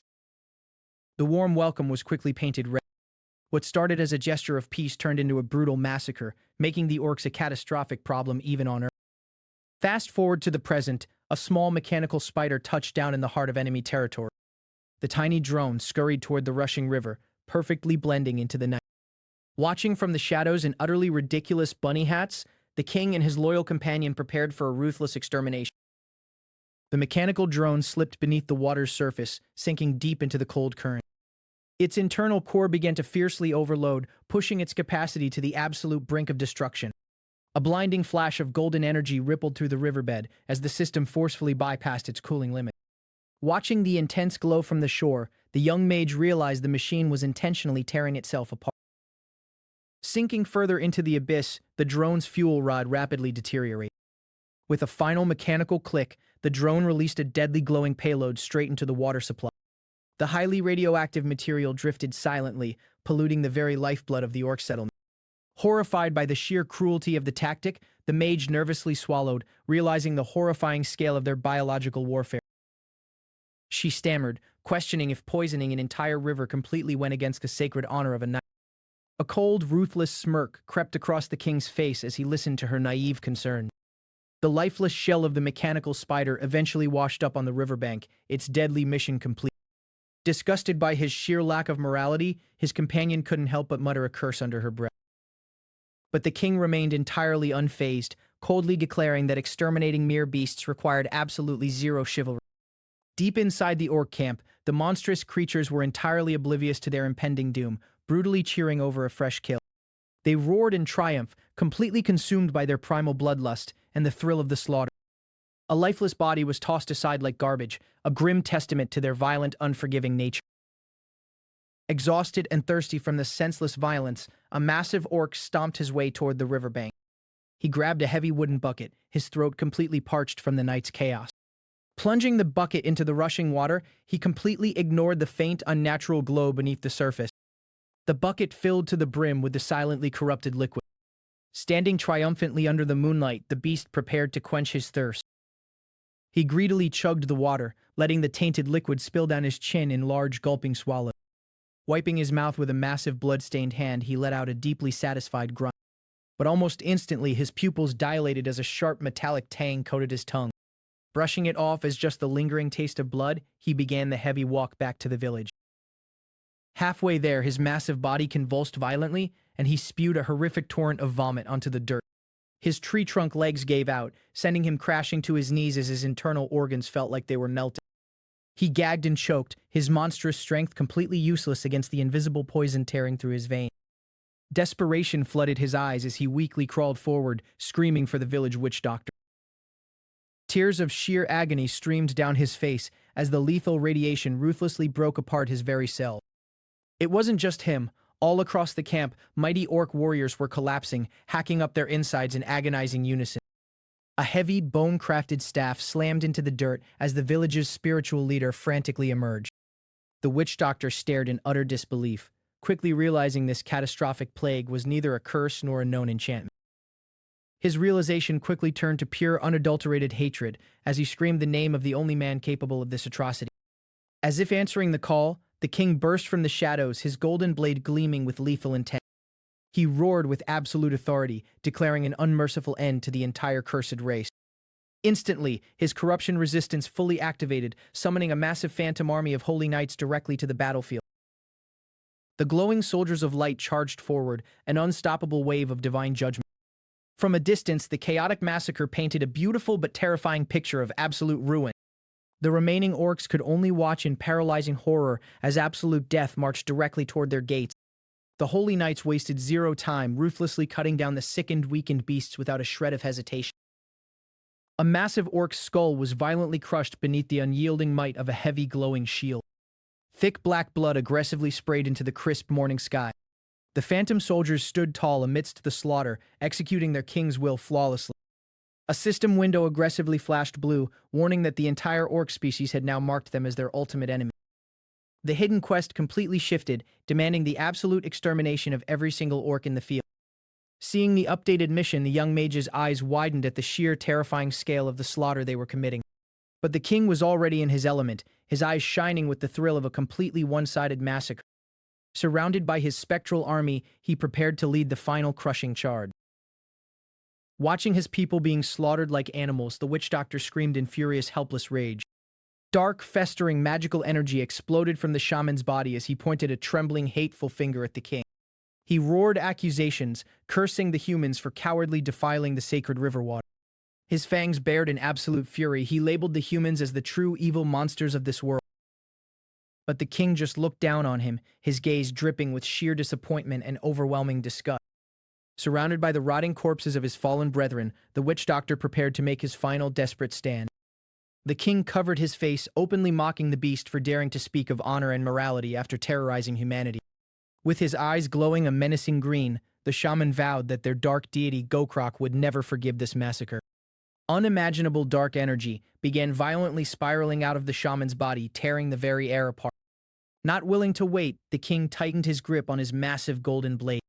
With a vicious swing, he unleashed a blinding crescent of holy energy straight at the chanting monster. The golden slash tore through the battlefield, illuminating the dark forest with lethal, unstoppable brilliance. The strike connected flawlessly, overwhelmingly shattering the shaman's dark defensive aura in an instant. Black blood violently erupted from the witch doctor's chest as he was brutally sliced open. But as he fell, the dark magic didn't fade. Instead, it pooled into a terrifying, unnatural void on the ground. Horrific black tendrils violently erupted from the shaman's dying body, anchoring themselves to the earth. Using his final breath, the shaman offered his own flesh to summon the ultimate nightmare. The dark mass rapidly pulsed and expanded, forming an abyssal sphere of pure corrupted energy. The king and his companion stopped in their tracks, their eyes locked on the terrifying anomaly unfolding before them. The void spun faster and faster, completely tearing a massive hole into another dimension. Suddenly, a monstrous green hand burst out from the shadows, its massive claws digging deep into the ruined earth. The ground violently shattered under the sheer weight and pressure of the colossal entity forcing its way into their world. The system violently chimed, announcing a terrifying new hidden quest as a massive unblinking eye pierced through the darkness. The great Gokrak had finally descended, instantly turning a simple extermination mission into an apocalyptic battle for survival. A massive, grotesque green arm tears through the void, a sinister eye embedded right in its palm. The colossal entity locks its gaze onto the battlefield below, declaring that such a creature cannot be permitted to exist. The unblinking eye narrows, locking onto its sole target. Without warning, a blinding beam of concentrated green energy erupts from the eye. The devastating laser crashes down from the heavens, intending to obliterate everything in its path. Peering through the dense smoke, the false god is shocked to sense a familiar divine presence protecting its target. Undeterred by the massive assault, the king simply scoffs at the entity's arrogance. Protected by his divine arrow shield, he remains perfectly unharmed atop his loyal steed. Fury ignites in his eyes as he questions how a mere monster could ever compare itself to a true god. He mocks the entity, calling it nothing more than a glorified captain leading a pack of wild beasts. Drawing his blade, blinding golden mana surges around him, illuminating the dark battlefield. With a powerful leap, he launches himself off his horse and straight into the air. Proclaiming his title as the King of the Lionheart, he refuses to tolerate this abomination's existence. In retaliation, the massive green arm pulls back, preparing a crushing blow. The gigantic fist descends with terrifying speed, aiming to crush the so-called inferior insect. But the king charges forward, completely unfazed by the overwhelming shadow looming above him. Swinging his blade with godlike precision, he unleashes a wave of pure holy light. The radiant slash effortlessly tears right through the monstrous green arm in midair. An agonizing screech echoes through the sky as the floating eye recoils in immense pain. Far away from the main battlefield, the true mastermind feels the devastating backlash of the holy strike. Grasping his spectral arm, the witch doctor trembles, unable to understand how his real body was damaged. Sweat pours down his face as phantom pain courses through his veins. His subordinates watch in sheer horror as their invincible leader suddenly falters. The monstrous eye floating in the sky finally realizes what kind of weapon just struck it. It recognizes the legendary Holy Sword of Radiance, the ultimate bane of evil. Landing gracefully on the ground, the king locks his cold gaze onto his pathetic enemy. A brilliant flash of holy light signals the end of his devastating strike.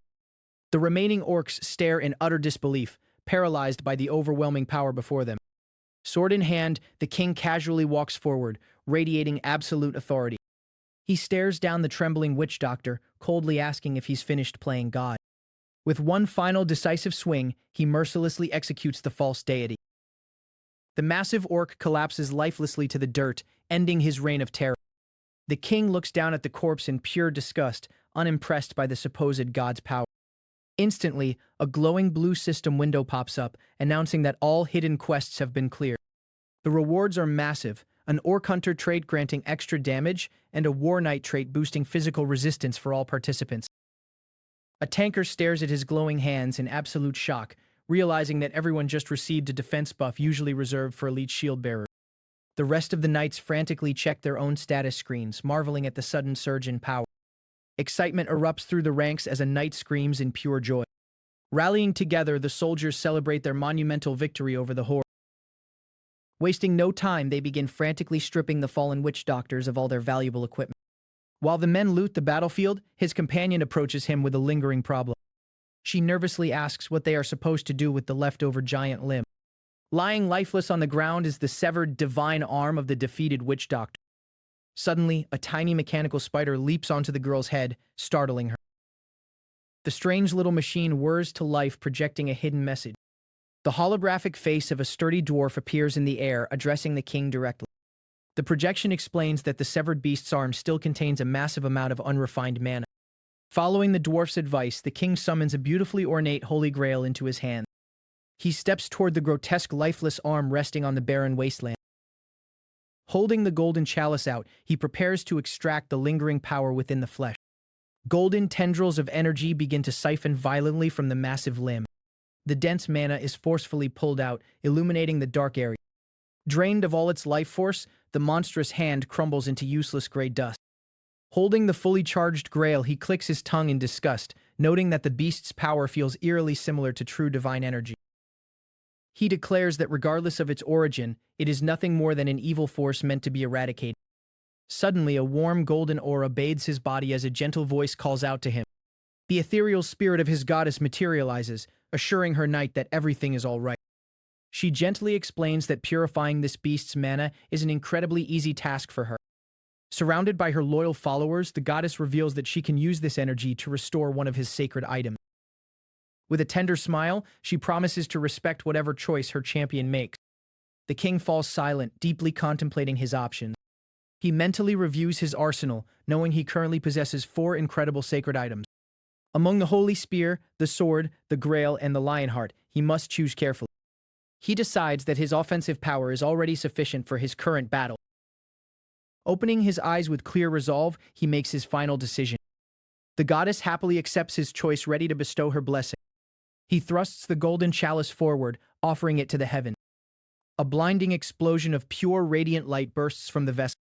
The newly empowered Holy Grail floats gracefully in the air, overflowing with divine energy. He reaches out, bathing in the warm, restorative light of his fully recovered artifact. He gently snatches the floating golden chalice from the air. A rare, satisfied smile crosses his face as he feels the immense power now resting in his palm. Turning back to his companions, he expects to see them celebrating the successful purification. Instead, he finds the red-haired girl trembling in absolute terror. Sweating profusely, she frantically points toward a dark corner of the ruins. An angry shout echoes out, cursing at the little mechanical spider. Fresh black oil slowly drips onto the cracked, devastated earth. A knight screams in pure agony, desperately clutching his head in sheer panic. He is violently dragged across the ground by glowing energy tethers, crying out for help. The tiny, seemingly harmless robot glares back with glowing red eyes, revealing a sinister new threat. The foolish thief found himself completely tangled in glowing, unyielding magic wires. Pinned to the cold earth, he was surrounded by heavily armored knights ready to strike. He desperately thrashed against the mechanical spider, fighting to break free from its absolute grip. But his panicked struggles froze the second a terrifying shadow loomed over him. The king had arrived, his overwhelming presence suffocating the very air around them. With a single, quiet command, the absolute monarch demanded absolute silence. He coldly warned the trembling criminal that one more lie would cost him his tongue. The pathetic looter could only stare back in stammering, wide-eyed confusion. The king's loyal vassal glared intensely at the thief, just waiting for the order to execute him. From his towering height, the king looked down in sheer disgust at the scum who dared to steal from his domain. The loyal knight stepped forward, her patience completely exhausted by the mortal's lie. She furiously demanded the thief's belongings be ripped open and searched immediately. The royal guards stood like statues of iron, forming an impenetrable wall of judgment. And within seconds, the undeniable proof of his crime was pulled into the light. The ultimate prize of the deadly raid, the great orc warrior's heart, was held up for everyone to see. The thief's face drained of all color as his massive deception was exposed. Sweating bullets, he desperately screamed that it was all just a massive misunderstanding. But the king didn't care for human excuses, effortlessly drawing a blade of pure radiant light. In a flash of blinding agony, royal judgment was dealt in a fraction of a second. The royal guards didn't even flinch at the brutal, unhesitating execution of justice. A severed arm hit the dirt, serving as a gruesome reminder of the ultimate price of theft. The king stood mercilessly over the agonizing thief, his glowing blade humming with deadly power. The rest of the modern hunters fell to their knees, trembling in absolute horror at the sudden violence. The monarch sternly declared that within his army, his word was the only law that mattered. This wasn't modern Earth anymore. They were now breathing under the supreme, unforgiving rule of the Lionheart Kingdom. The terrified hunters whispered among themselves, struggling to accept this brutal medieval reality. But then, they remembered the godlike magical buffs currently surging through their veins. The overwhelming power upgrade they had just experienced was simply too intoxicating to walk away from. They quickly began to justify the harsh punishment, agreeing that a greedy thief deserved no mercy anyway. The king stood unbothered, giving the cowards the choice to leave if they couldn't submit to his iron rule. Just then, a brave voice called out, breaking the suffocating tension in the air. A seasoned hunter named Gu Daesung stepped forward, removing his helmet to face the monarch. He respectfully bowed his head, risking his own life to plead for mercy on behalf of the bleeding criminal.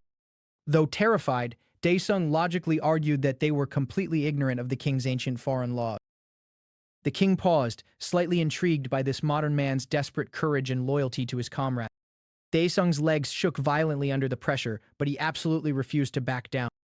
He humbly asked for just one chance to let the foolish thief learn from his massive mistake. The king weighed the words carefully, actually acknowledging the logic of their entirely different worlds. The entire raid group held their breath, completely paralyzed as they waited for the final verdict. Meanwhile, the thief continued to bleed out on the dirt, mere seconds away from a permanent loss.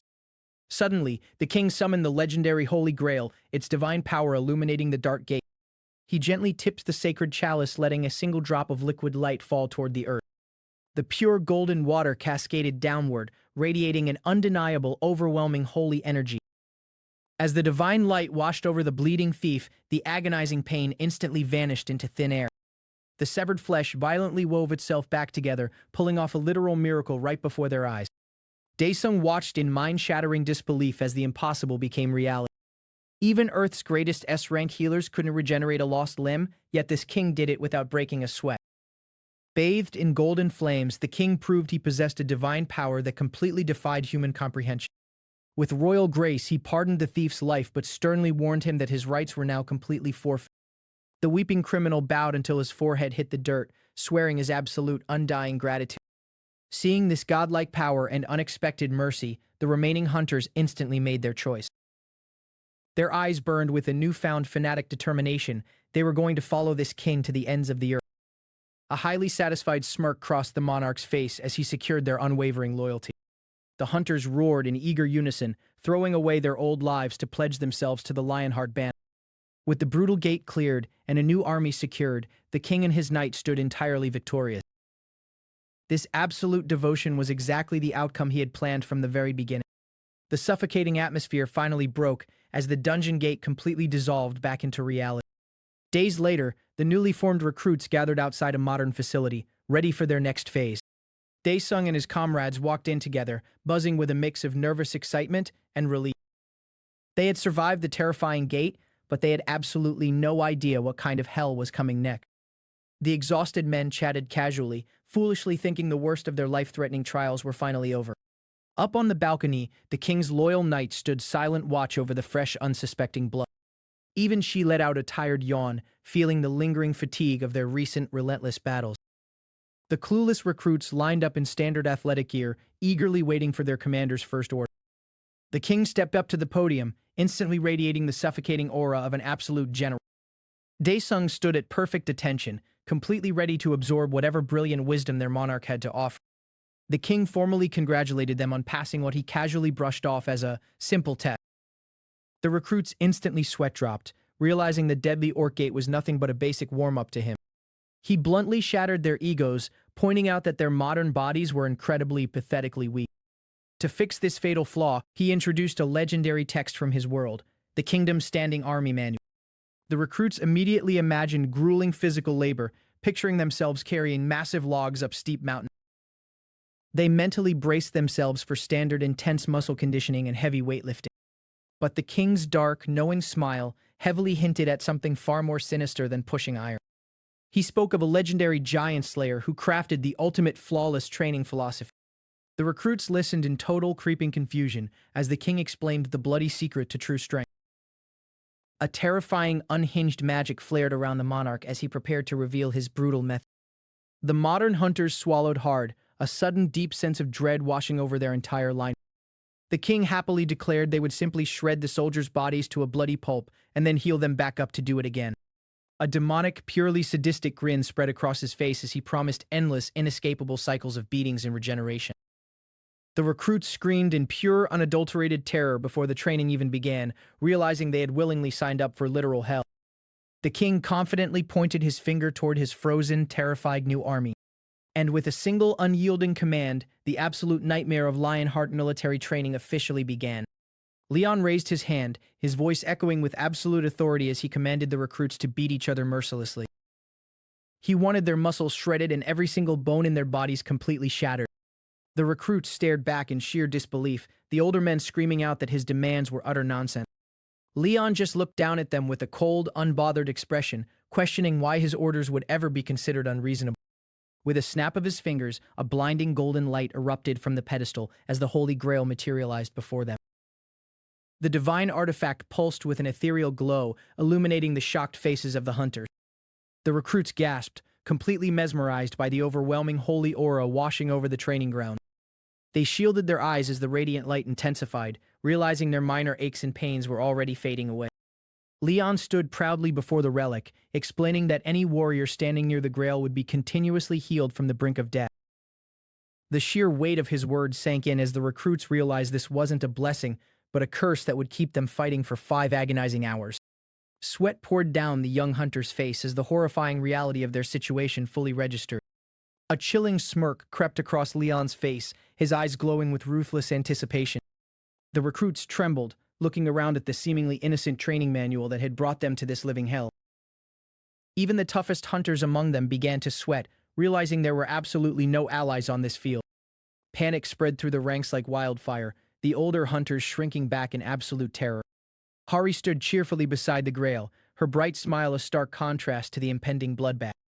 The recruits recoiled as the divine energy flared, mentally preparing themselves for the worst pain of their lives. Leon's aura flared wildly as he warned them that any attempt to fake their injuries would result in an immediate violent execution. The sheer bloodlust radiating from the king had the entire platoon shaking in their tracksuits. With a guttural roar, one of the hunters finally snapped, realizing that if they were going to die anyway, they might as well go down swinging. Total chaos erupted across the field as the hunters lunged at each other with reckless abandon.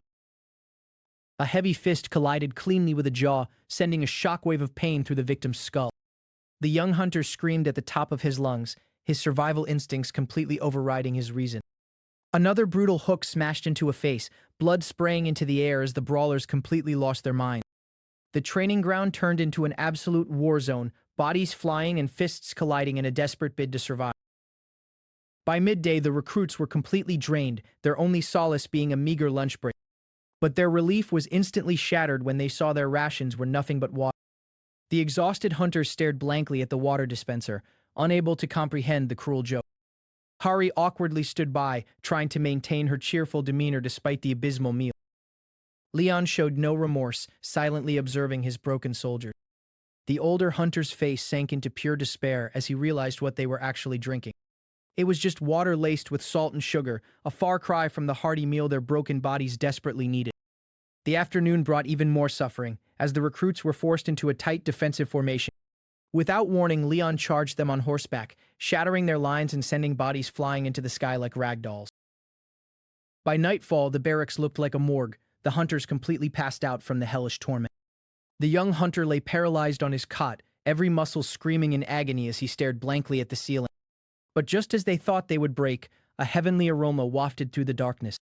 Hari arrived like an angel in the night, carrying a massive steaming pot of roasted sweet potatoes. Tears streamed down the grown men's faces as they devoured the food, experiencing a fleeting moment of true happiness. The next morning, the brutal cycle began again, but this time with actual weaponry. The young hunter stood alone on the sandy grounds, completely exhausted, but refusing to quit. Clad in heavy armor, he struggled to even hold his stance, the immense weight of the iron shield dragging him down. He gritted his teeth, thrusting his sword forward awkwardly as he realized how restrictive the standard knight's formation truly was. A sudden voice broke his concentration, causing him to instinctively snap his head to the side. He gasped, his eyes widening as he recognized the imposing figure approaching him. Leon stepped onto the field, his presence alone radiating an overwhelming, suffocating pressure. The hunter immediately froze, bracing himself for another round of brutal discipline. Instead, the king calmly instructed him to correct his posture and attempt to strike once more. Leon watched with a critical eye, noticing the fatal flaw in the recruit's foundational technique. With a swift, practiced motion, the hunter lunged forward, thrusting his blade toward an imaginary foe. But the moment his arm extended, his shield dipped, leaving his entire left side dangerously exposed. The hunter stumbled, realizing his mistake the second his balance shifted off-center. Leon instantly closed the distance, sternly reminding him that his shield wasn't just for himself. He grabbed the heavy metal, forcing it back up to protect the blind spot where an ally's shoulder would be. The young recruit listened intently, quickly readjusting his grip to match the king's flawless standard. But doubt lingered in the hunter's mind as he questioned the outdated tactical formation. He nervously argued that while these formations worked against humans, their true enemies were otherworldly monsters. He painted a grim picture of the savage beasts that poured from the gates, creatures that laughed in the face of medieval strategy. He vividly described overwhelming swarms of monsters that required modern tactics and extreme adaptability to survive. Leon's expression hardened, his eyes narrowing at the boy's blatant audacity to question his battle experience. A dark, intimidating aura flared around the king as he asked if the recruit dared to teach him about fighting monsters. The hunter panicked, frantically waving his hands as he realized he had just insulted a demigod. Leon's anger faded into a condescending smirk as he thought back to the true horrors of his original world. He calmly explained that the beasts coming from the gates were nothing but adorable pets compared to what he had faced. As he spoke, terrifying images of towering giants, infinitely regenerating trolls, and massive multi-headed hydras flashed in his mind. He described titanic dragons capable of crushing entire mountain ranges with a single devastating swipe. Leon stated that facing such apocalyptic threats required completely different strategies than simple gate clearing. The young hunter stood in stunned silence, overwhelmed by the sheer scale of the king's past wars. Leon stepped closer, his voice dropping into a solemn, heavy tone as he revealed the harsh truth of survival. He explained that soldiers didn't need to be well-rounded, they just needed to hone a single sharp talent to stay alive. The hunter looked down, his fists clenching as a deep sense of inadequacy washed over him. He looked up at Leon, his eyes burning with an intense, unyielding desire to be more than just cannon fodder. A heavy silence fell over the training grounds as the king carefully measured the young man's resolve. Leon's gaze softened, a faint smile touching his lips as he asked the boy if he truly dreamed of becoming a knight. The hunter hesitated, his insecurities surfacing as he admitted he was nothing but a low-born commoner. He had always believed that the noble title of a knight was exclusively reserved for high-ranking aristocrats. But Leon immediately shattered that belief, his voice echoing with absolute divine authority. He declared that a true knight was simply someone who voluntarily walked the path of hardship with a noble duty. It was someone who swore eternal loyalty, protecting the weak and upholding justice against insurmountable odds. The young hunter gasped, his eyes widening as years of societal prejudice completely shattered in an instant. A profound sense of purpose ignited within his chest, washing away all his previous fears and doubts. With newfound confidence, he looked the king dead in the eye, firmly stating that he too wanted to become a knight. Meanwhile, halfway across the world, the ominous United States Magic Tower loomed silently into the night sky. Deep inside the facility, an old, ragged mage knelt fiercely before a glowing purple communication orb. He desperately pleaded with the entity inside, terrified that he had been completely abandoned by his master. A dark, demonic voice echoed from the crystal, commanding the foolish old man to bow down immediately. The mage trembled, suddenly realizing that the voice of his master had completely changed. But he had no time to question it, as the entity ordered him to cast a space transfer spell on the artifact. The old man was incredibly confused, asking why a supreme being would want his descent crystal blasted off into deep space. The entity snapped furiously, screaming that it had absolutely no intention of ever setting foot on a planet where that monster, Leon, resided. The purple orb pulsed violently with pure, unadulterated fear at the mere mention of the Night King's name. It demanded to be sent away immediately, refusing to face the wrath of a man who had slaughtered gods. The dark energies swirled frantically, the entity realizing that they needed to strike Leon now before his army was fully built. As the old mage prepared the spell, terrifying flashbacks of Leon mercilessly crushing demonic skulls flooded the entity's mind. Desperation fueled the demon's final command. They had to lure him into a gate and ensure he died this time, no matter the cost. The Pantheon Guild's standing army finally hits the D-Day for their graduation ceremony. Observers are shocked that the guild would actually dare to raid a dangerous yellow gate using only trainee soldiers. It seems even the lower-ranked trainees, like Yappy, were initially excluded from this high-stakes trial. Yappy is frustrated, grumbling that he'll have to carry the entire team once they're inside. The chief gives the trainees a final pep talk, acknowledging their grueling 4 weeks of training and challenging them to prove their worth. He warns them that once they step through, they'll finally understand what it truly means to be a soldier under the Lionheart banner. They are told to prepare themselves to face the very divinity they have sworn to serve. With a booming command, the chief sends them forth into the unknown. The deployment list is grim: 49 trainees with an average rank of D, 1 observer, and the legendary Dragonia Lionheart himself. For the onlookers, the prospect of such a green force tackling this gate feels like absolute madness. Inside the base, the soldiers try to calm their nerves, reminding themselves that because King Leon is leading them, they'll be safe. But the numbers don't lie. The total force stands at 51, and the pressure is already mounting. Just as they think they've accounted for everyone, a voice calls out in confusion. It turns out 52 people actually stepped through the gate. The emergency response team panics when they realize Yappy somehow snuck into the raid. The atmosphere shifts instantly as the gate begins to waver. The mana signature is fluctuating violently, leaving everyone in a state of terror. In a heartbeat, the color shifts from yellow to red, a sign of a catastrophic increase in danger. The reality of a fluctuating gate sets in. and the soldiers realize they might not make it out. Chaos erupts, and a blood-curdling scream echoes through the battlefield. The soldiers realize they've been trapped in a demon gate. Panic spreads, but the order is given to raise shields and hold the line. The trainees scramble to get into formation, their hearts hammering against their ribs. "Raise your shields," the desperate commands ring out across the front line. The soldiers are bewildered, asking if they're really expected to move forward into this nightmare.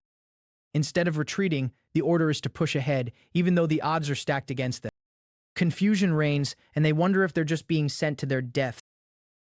But just as fear threatens to break them, a mysterious system notification appears. A powerful buff, Lionheart's aura, is granted to every single soldier on the field. The effects are overwhelming, ranging from defense against charges to resistance against corruption. Even the seasoned observers are stunned, noting that this buff is stronger than any high-level commander's ability. The enemy is upon them, and the soldiers must stand their ground or be slaughtered. The battlefield turns into a slaughterhouse as the demons attack. Even a B-rank hunter would struggle to survive a hit from these bloodhounds. Yet these trainees are holding them back through sheer, stubborn willpower. The onlookers can't believe their eyes. It's as if the last 4 weeks of training completely transformed these men. King Leon roars a command, urging them to take one step forward. He forces them to remain on the offensive, never giving the demons a chance to breathe. "Keep moving forward" is the mantra that keeps the soldiers alive in the face of death. A massive demon troll lunges at them, its presence chilling everyone to the bone. The trainees are paralyzed, recognizing that this one is different from the other. The troll's strikes are so heavy that they feel like the attack of an A-rank creature. Tragedy strikes as the captain of Squad 3 is nearly crushed by the blow. Leon notes calmly that the enemy's attack is still light compared to his own charged strikes, and he orders the soldiers to fire. To everyone's surprise, Yappy appears on the front lines. The soldiers are left wondering how Yappy even managed to get himself into such a dangerous position. But in a moment of brilliance, Yappy manages to land a perfect block. The troll lets out a guttural, defeated cry as the tide begins to turn. The troll is finally dead, its massive body falling to the ground. Typically, a creature like that would be reverse summoned back to its domain. But this one died right where it stood, a testament to the power of the strike. The remaining demons screech in terror, sensing that the tide has shifted. The trainees are breathless, realizing they actually managed to pull off the impossible. A surge of relief and adrenaline washes over the group. They cheer, realizing they've successfully defended the Sparrow Kingdom from the initial wave. The kingdom is safe for now, and the warriors are hailed as heroes. But the victory is short-lived, as a new terrifying system message appears. The Sparrow Kingdom is under invasion by the Demon King, and they have only 1 week to stop. The soldiers freeze at the mention of the Demon King. They fear the worst, wondering if they are up against a great demon. The realization hits them, this was never just a simple yellow gate. In a panic, they run to the king, warning him that the exit has completely vanished. The exit is gone, and the situation is spiraling out of control.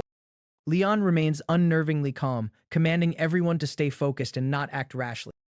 The situation is clearly an unforeseen occurrence, an invasion from a foreign land.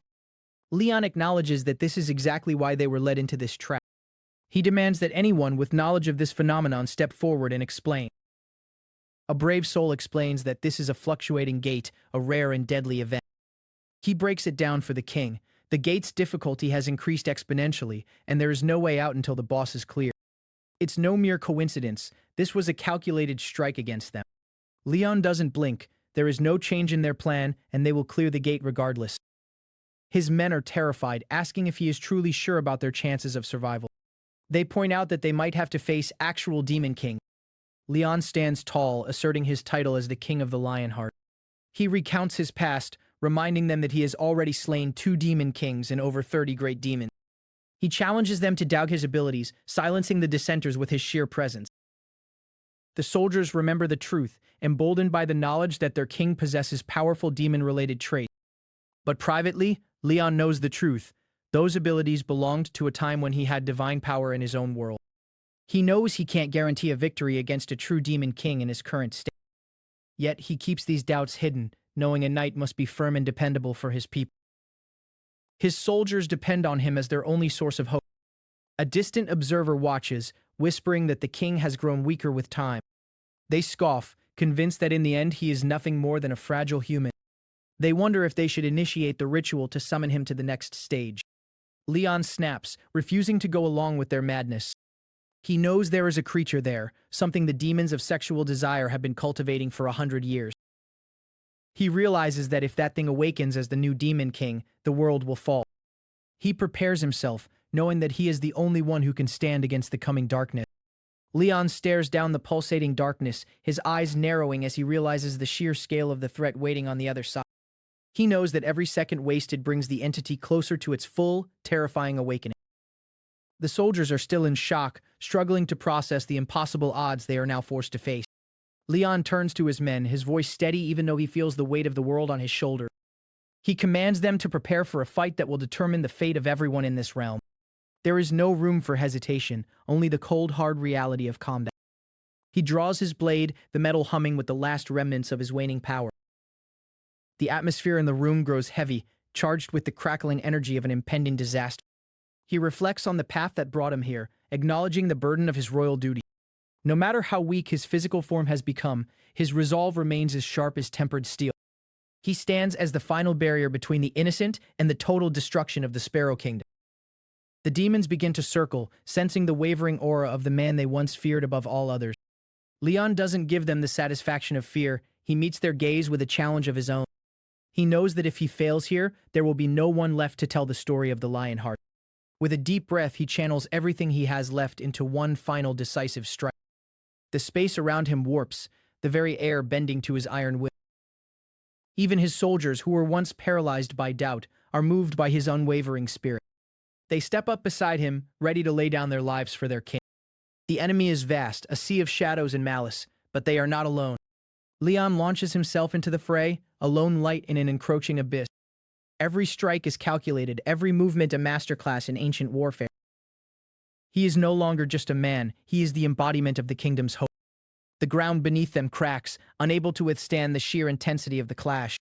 Demons fall by the dozens, crushed by the weight of a legend returning to form. The king knows the real threat is still waiting, hidden within the heart of the darkness. He pushes forward, carving a path through the carnage with ruthless efficiency. There is no fatigue, only the singular focus of a warrior who has forgotten how to retreat. The final gate looms ahead, a gateway to the abyss that holds the key to their survival. Leon stands before it, his armor stained, his breath ragged, but his heart burning with fire. The countdown has begun, and the King of the Lionheart is ready to finish the war once and for all. The Sparrow Kingdom, once a beacon of history and pride, now stood on the precipice of total annihilation. Waves of demons had relentlessly besieged the city, turning their glorious home into a desperate battlefield. The relentless assault never ceased, pushing the kingdom's defenses to their absolute breaking point. With the outer walls breached, only the royal palace remained as the final sanctuary for the terrified survivors. Inside, the mood was heavy with the weight of impending doom as the gravity of their situation settled over the leaders. The atmosphere in the war room was suffocating, yet the decision had already been made. The strategy was simple. They had no choice but to push forward, no matter the cost. Everything they knew about dungeons was being challenged. This wasn't just a simple break, but something far more sinister. Unlike typical rifts where monsters simply spilled out, this gate operated under a strict, unforgiving time limit. Failure to meet the quest's hidden conditions meant the gate would seal them inside, ending their journey permanently. As Leon analyzed the rules of the mission, he quickly realized the true stakes of their survival. Turning his attention to his companion, he sought to confirm the identity of the man standing before him. Jinsu stood at attention, ready to follow whatever orders his liege would bestow upon him. Leon had been hesitant to interfere in these petty mortal affairs, but the urgency of the situation forced his hand. He proposed that he and Sir Spin intervene, knowing full well it would alter the trajectory of the entire campaign. The association president had already accounted for their involvement, anticipating the power they brought to the table. The soldiers couldn't help but hope. Could this mean a long-awaited promotion for their efforts? Leon had his own agenda, however, and began to probe deeper, questioning if they had considered the existence of hidden quests. Jinsu was left stunned, struggling to process the implications of what the king was actually suggesting. Leon sensed the residual energy left by the demon trolls, but it was far too weak to be of any real value. He knew that with such meager remnants, they would only form a fleeting connection to the higher powers. He reached out to a deity, checking in on her status as he prepared to navigate this treacherous divine path. A subtle shift in the air caught his attention. A strange foreign energy was pulsing deep within the confines of the gate. It was so faint, so expertly masked, that even he had nearly missed its presence entirely. This was no ordinary threat. The intensity of the power suggested they were dealing with a demon king. The realization chilled him. A monster of that caliber was a threat that could unravel everything. If a demon lord of this magnitude was lurking in the shadows, they were all in far more danger than they had imagined. His thoughts turned back to his knight, knowing that their connection was the only thing keeping him grounded in this world. A new voice, that of another deity from the pantheon, whispered through the connection, carrying a message for him. The presence was overwhelming, yet he remained composed, ready to interpret the will of the god. The deity desired a closer look at this realm, and Leon knew exactly who he was referring to. He sensed the goddess Plu's growing interest. She was already beginning to perceive the anomalies within their world. He didn't need to elaborate on the execution. The task was already as good as done in his mind. He secured the means to bridge the gap, the golden chalice glowing with an almost celestial intensity. Outside, a carriage waited to transport them, its appearance marking the beginning of a crucial audience. The heavy doors of the palace swung open, signaling that their arrival had not gone unnoticed. Leon led his men forward, his eyes scanning the opulent halls of a kingdom that had long forgotten the taste of true power. A man stepped forward to greet them, the head butler Farco, draped in an air of professional yet subservient politeness. Farco offered his full service, intending to guide them through the labyrinthine halls of the royal residence. The group marched deeper into the heart of the palace, the cold stone echoing with the rhythmic clatter of their footsteps. Leon noted the architecture, observing that the palace owner possessed an undeniably refined artistic vision. The butler offered a knowing smile, masking his true intentions behind layers of practiced courtly etiquette. The grandeur of the Sparrow Palace was a testament to the thousands of years the kingdom had endured under its various rulers. From the legendary first Queen Tioka, every monarch had added their own touch to these storied walls. Leon realized the true nature of their society. This was a kingdom built entirely upon a matriarchal foundation. Whispers broke out among the staff, with some daring to gossip about the strange, powerful outsiders. The butler quickly chided them, sharp and cold, reminding them of the decorum expected in the presence of nobility.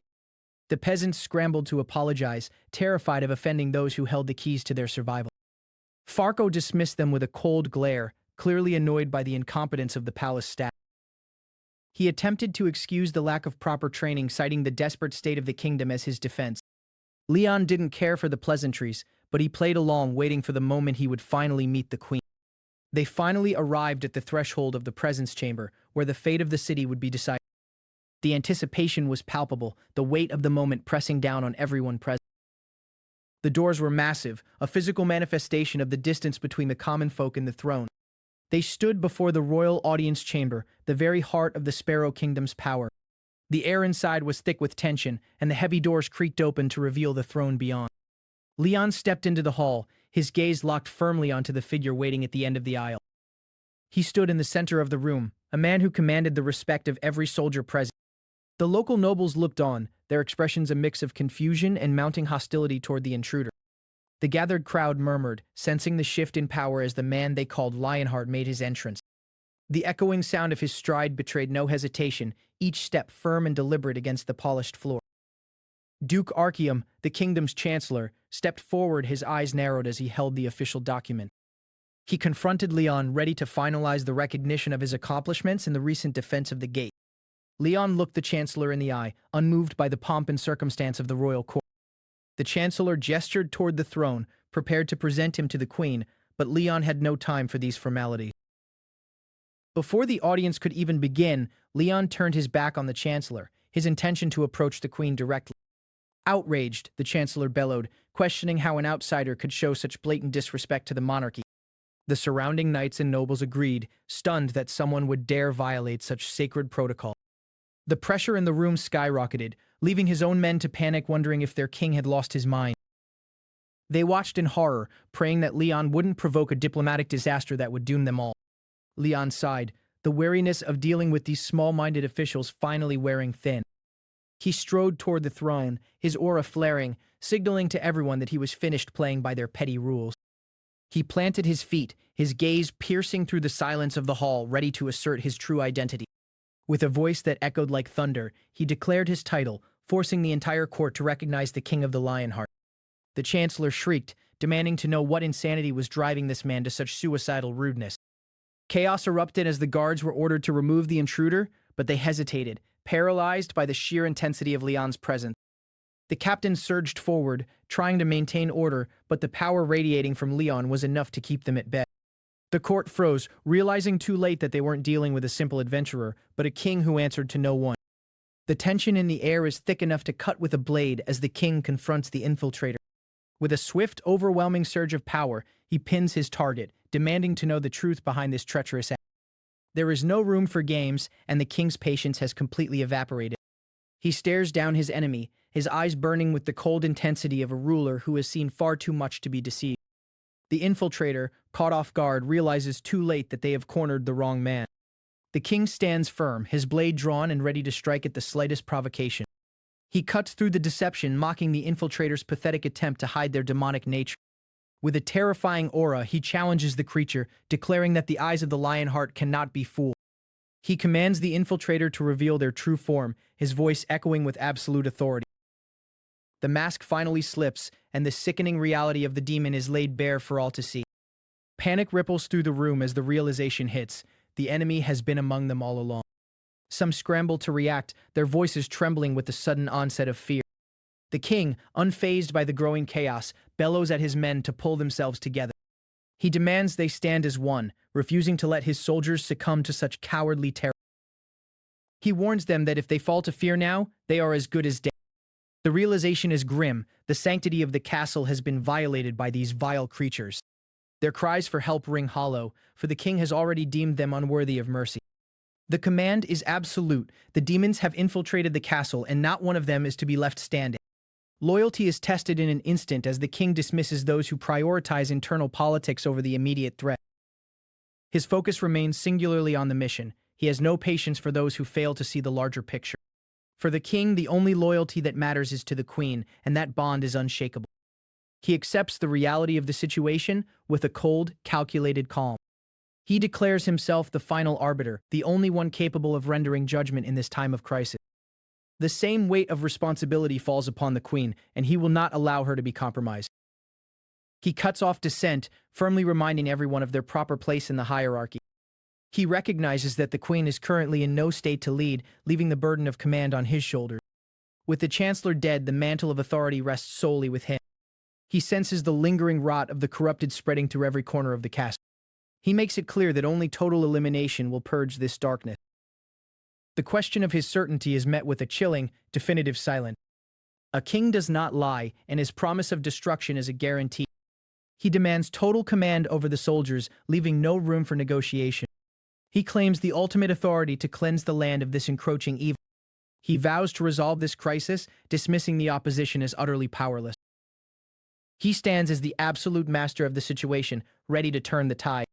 The soldiers are mobilized, the stage set for the king to address his people. He officially assumes total control, ready to bring order to the chaos. He introduces himself to the masses, his name a rallying cry against the darkness. The crowd falls silent as he reveals the terrifying truth: there are monsters hidden within their very ranks. He exposes the plot, laying bare the revolution that was meant to tear them apart from the inside. Yet he offers a glimmer of hope to those shivering in the square. He possesses the unique power to sift the wheat from the chaff, the human from the demon. The tension in the square is suffocating as he prepares to unveil his method. He challenges the suspicious, daring them to prove their innocence before his judgment. The crowd watches, paralyzed, as he demands the ultimate test. He calls for the innocent to cast themselves into the fire, a brutal trial by ordeal.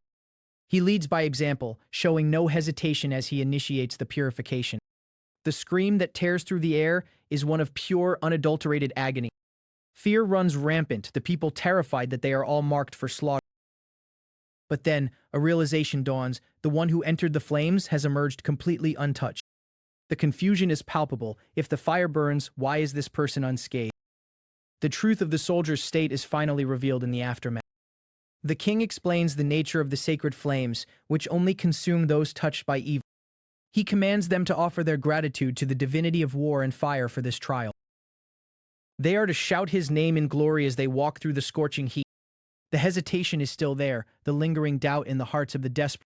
The king presses them, his patience wearing thin as he demands they choose. He threatens them with his own blade if they fail to prove their loyalty. The fire roars, demanding a sacrifice that only the wicked will provide.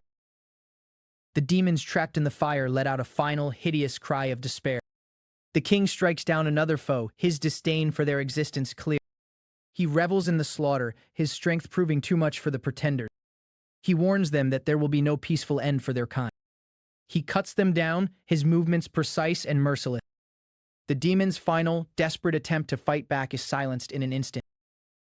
The king's fury is explosive as he begins to dismantle them one by one. He mocks their attempt to imitate humanity, his disgust absolute. He tears into them, his rage directed at the insult of their very presence. He promises them that their end will be defined by pure, unending suffering. His wrath is a force of nature, and there is no escape from it. He vows to let their cries of despair echo forever as a warning to the rest of their kind. The demons are broken, realizing far too late that they have provoked a monster. They watch in terror, understanding that their entire plan has crumbled. The realization hits them. They have made a fatal error in judgment. The infiltration, the plot, the revolution, it all lies in ruins at the feet of the king. They scramble, trying to grasp the nightmare they have unleashed. The king's cold glare is the last thing they see before their end. The power he commands is overwhelming, a force that none of them can hope to withstand. He stands amidst the carnage, the victor of a battle they never should have started. His gaze shifts to the source of the remaining dark energy. The hunt for the last of the corruption has only just begun. The Night King stood before the citizens of the Sparrow Kingdom, his presence commanding absolute silence as a captive demon hung bound on display before the crowd. He looked down at the restrained creature with cold indifference, preparing to use this grim spectacle to deliver a message the people could not ignore. The crowd watched in a mix of shock and dawning realization, their faces pale as they processed the sight of the entity they had feared for so long. The king's voice boomed, cutting through the heavy atmosphere, warning them not to think that their suffering was anywhere near an end. He declared that the darkness would attempt to destroy them, but the authority of the corruption would be challenged here today. With a sharp final command, the king silenced the demon's desperate cries, refusing to give the creature any power over his audience. He turned his focus to the crowd, pointing out the very real, tangible consequences of the corruption that had plagued their lives. He laid bare their hardships, the starvation, the inexplicable sickness, and the broken homes, claiming it was all rooted in the influence of these demons. He didn't stop there, highlighting the trivial yet devastating personal failures that had left them destitute and broken. When the demon tried to lash out, the king immediately shut it down, leaving the creature helpless to stop the truth from being revealed. The citizens began to stir, connecting the dots of their own personal tragedies to the presence of the demon bound before them. One by one, they realized the source of their pain, the illness of a loved one, the heartbreak of rejection, the ruin caused by addiction. It all suddenly had a target. The king watched as the seeds of anger took root in the hearts of the people, turning their fear into a weapon against their oppressor. He berated the demon for its arrogance, calling the people insects in a desperate, futile attempt to regain control of the narrative. The king silenced the creature once more, stepping aside to invite a young boy from the crowd to take action. He spoke of the demons as the parasites of misfortune, the hidden force behind every single thing that had gone wrong in their lives. He told them that even their lack of faith was a design of these creatures, meant to keep them weak and submissive. But he offered them a way out, promising that the divinity of war and fire had blessed them with the means to fight back. He gestured directly to a young red-headed boy in the crowd, inviting him to step forward and seize his chance at retribution. The boy approached, trembling yet resolute, as the king handed him a weapon glowing with divine burning flames. He instructed the boy to unleash the fire, to use the weapon to punish the demon for every sin it had committed against them. He challenged the boy, asking if he truly felt pity for the monster that had caused so much suffering. The demon growled in pure, unadulterated hatred, threatening the boy with everything it had left in its dying breath. The king remained unbothered, calmly instructing the creature to adopt a softer expression while facing its end. The boy's eyes lit with sudden recognition and burning rage, realizing this was the very creature responsible for his father's demise. The crowd erupted in a frenzy, the tension finally snapping as they embraced the chance to tear down their tormentor. The demon screamed its final empty curses, warning of a corruption that no longer held any sway over these people. With a blinding surge of light and heat, the boy plunged the holy blade into his enemy, ending the cycle of pain. The flames consumed everything, leaving no doubt that the Age of Terror had been forcibly brought to a close. The Night King watched the execution with a stoic expression, his work here finally bearing the fruit he desired. The demon, now isolated in a cold metallic cell, realized with mounting horror that 34 years of corruption had come to nothing. It had tortured and broken countless humans, yet it found itself completely unable to understand the machine that held it captive. It looked around the empty, sterile cage, wondering how a creature of pure malice could ever hope to influence a heartless construct. The machine demanded information, its voice devoid of emotion or hesitation. The demon scoffed, refusing to bow down or offer information to something it viewed as a mere inferior tool. The machine calmly recorded the refusal, labeling its captive as uncooperative without a hint of frustration. The demon made one last threat, promising that it would return to settle the score once it broke free. In response, the machine poured holy water into a bucket, the contents showing a lethal 15% concentration. The machine processed the data, calculating a reasonable conclusion based on the vast amount of information it had already gathered. The demon, known as Baltars, roared in defiance, asserting its title as the demon of pleasure and corruption. It demanded to know if the captor really thought it would survive the backlash of such an act. The machine simply repeated its diagnostic, once again marking the subject as uncooperative. As the liquid touched it, the demon shrieked in agony, the holy properties searing its very soul. Again, the machine logged the status, its efficiency completely unmoved by the screams echoing in the room. The demon choked, desperate and confused, stammering that it didn't even know what information was expected of it. The machine remained relentless, marking the hostage as uncooperative while maintaining its steady robotic pace. It displayed the massive disparity in the information provided, pointing out that the current captive was falling far behind the others. The demon could only watch in terror as the cold, logical machine processed its existence like a simple math problem. It demanded to know how it was supposed to keep track of what the other demons had already confessed. The machine weighed the value of keeping the subject alive, noting the failure to deliver adequate intel. It confirmed that the data from over 300 beings had been perfectly synthesized and cross-referenced. The analysis showed an 89% similarity, leading the machine to infer that the provided testimonies were truthful. The king, having finished his own task, praised the machine for its efficient and successful work. He asked what had become of the other demons, wanting a full account of the cleanup operation. The machine reported that all targets had been eliminated, noting the precise metrics of their final short-lived resistance. The king smiled, satisfied with the brutal efficiency of the outcome. He then turned his attention to his own health, feeling the sudden, sharp toll of his relentless crusade. His heart rate spiked, a piercing headache clouded his vision, and his chest felt as though it were being crushed. He recognized the symptoms immediately but refused to let his physical state dictate his action. He ordered the immediate elimination of the cause, refusing to let even his own body hinder the path forward. The king of the Lionheart, a demigod, believed he was above the limitations of exhaustion, even when his body argued otherwise. He stood firm, believing that the same logic applied to the machines he commanded. Perfection required no rest. The Night King stood alone, his silhouette casting a long dark shadow over the ruins of his enemy. He took a moment to compose himself, his eyes hooded as he fought against the physical strain that threatened to pull him down. A sharp pain rippled through his chest, a reminder that even he had limits, yet he pushed the thought aside with a grimace. The machine watched him carefully, its sensors picking up every sign of his struggle, yet it remained a silent observer. The king struggled to maintain his composure, his hand clenched tight as he wrestled with his own volatile emotions. He walked toward the edge of the room, looking out at the chaos he had orchestrated, his mind spiraling with dark thoughts. The intensity of his anger flared, the very air around him seemingly vibrating with the weight of his conviction. He couldn't reconcile the existence of these creatures. He felt a profound, visceral rejection of the fact that they occupied the same world as him. The machine waited for his next command, completely unfazed by the king's internal turmoil. The king's expression shifted, a sudden, sharp, and terrifying plan forming behind his eyes. He looked down at his mechanical companion, finding a dark sense of resolve in the efficiency it represented. With a sudden burst of movement, the king launched himself forward, the ground shattering beneath his boots. The machine processed his intent instantly, recognizing that even the most advanced systems must follow the king's path. The impact was absolute, a shock wave of raw power leveling everything in the immediate vicinity.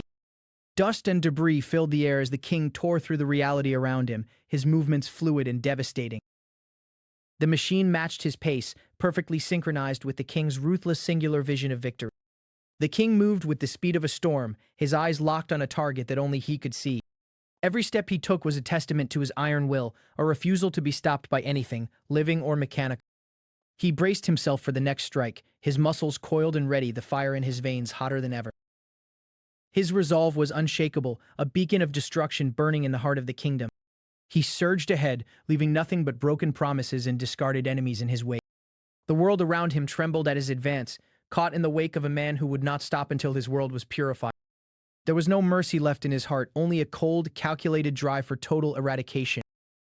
He landed with a final heavy thud, the sheer weight of his presence signaling that the hunt had only just begun.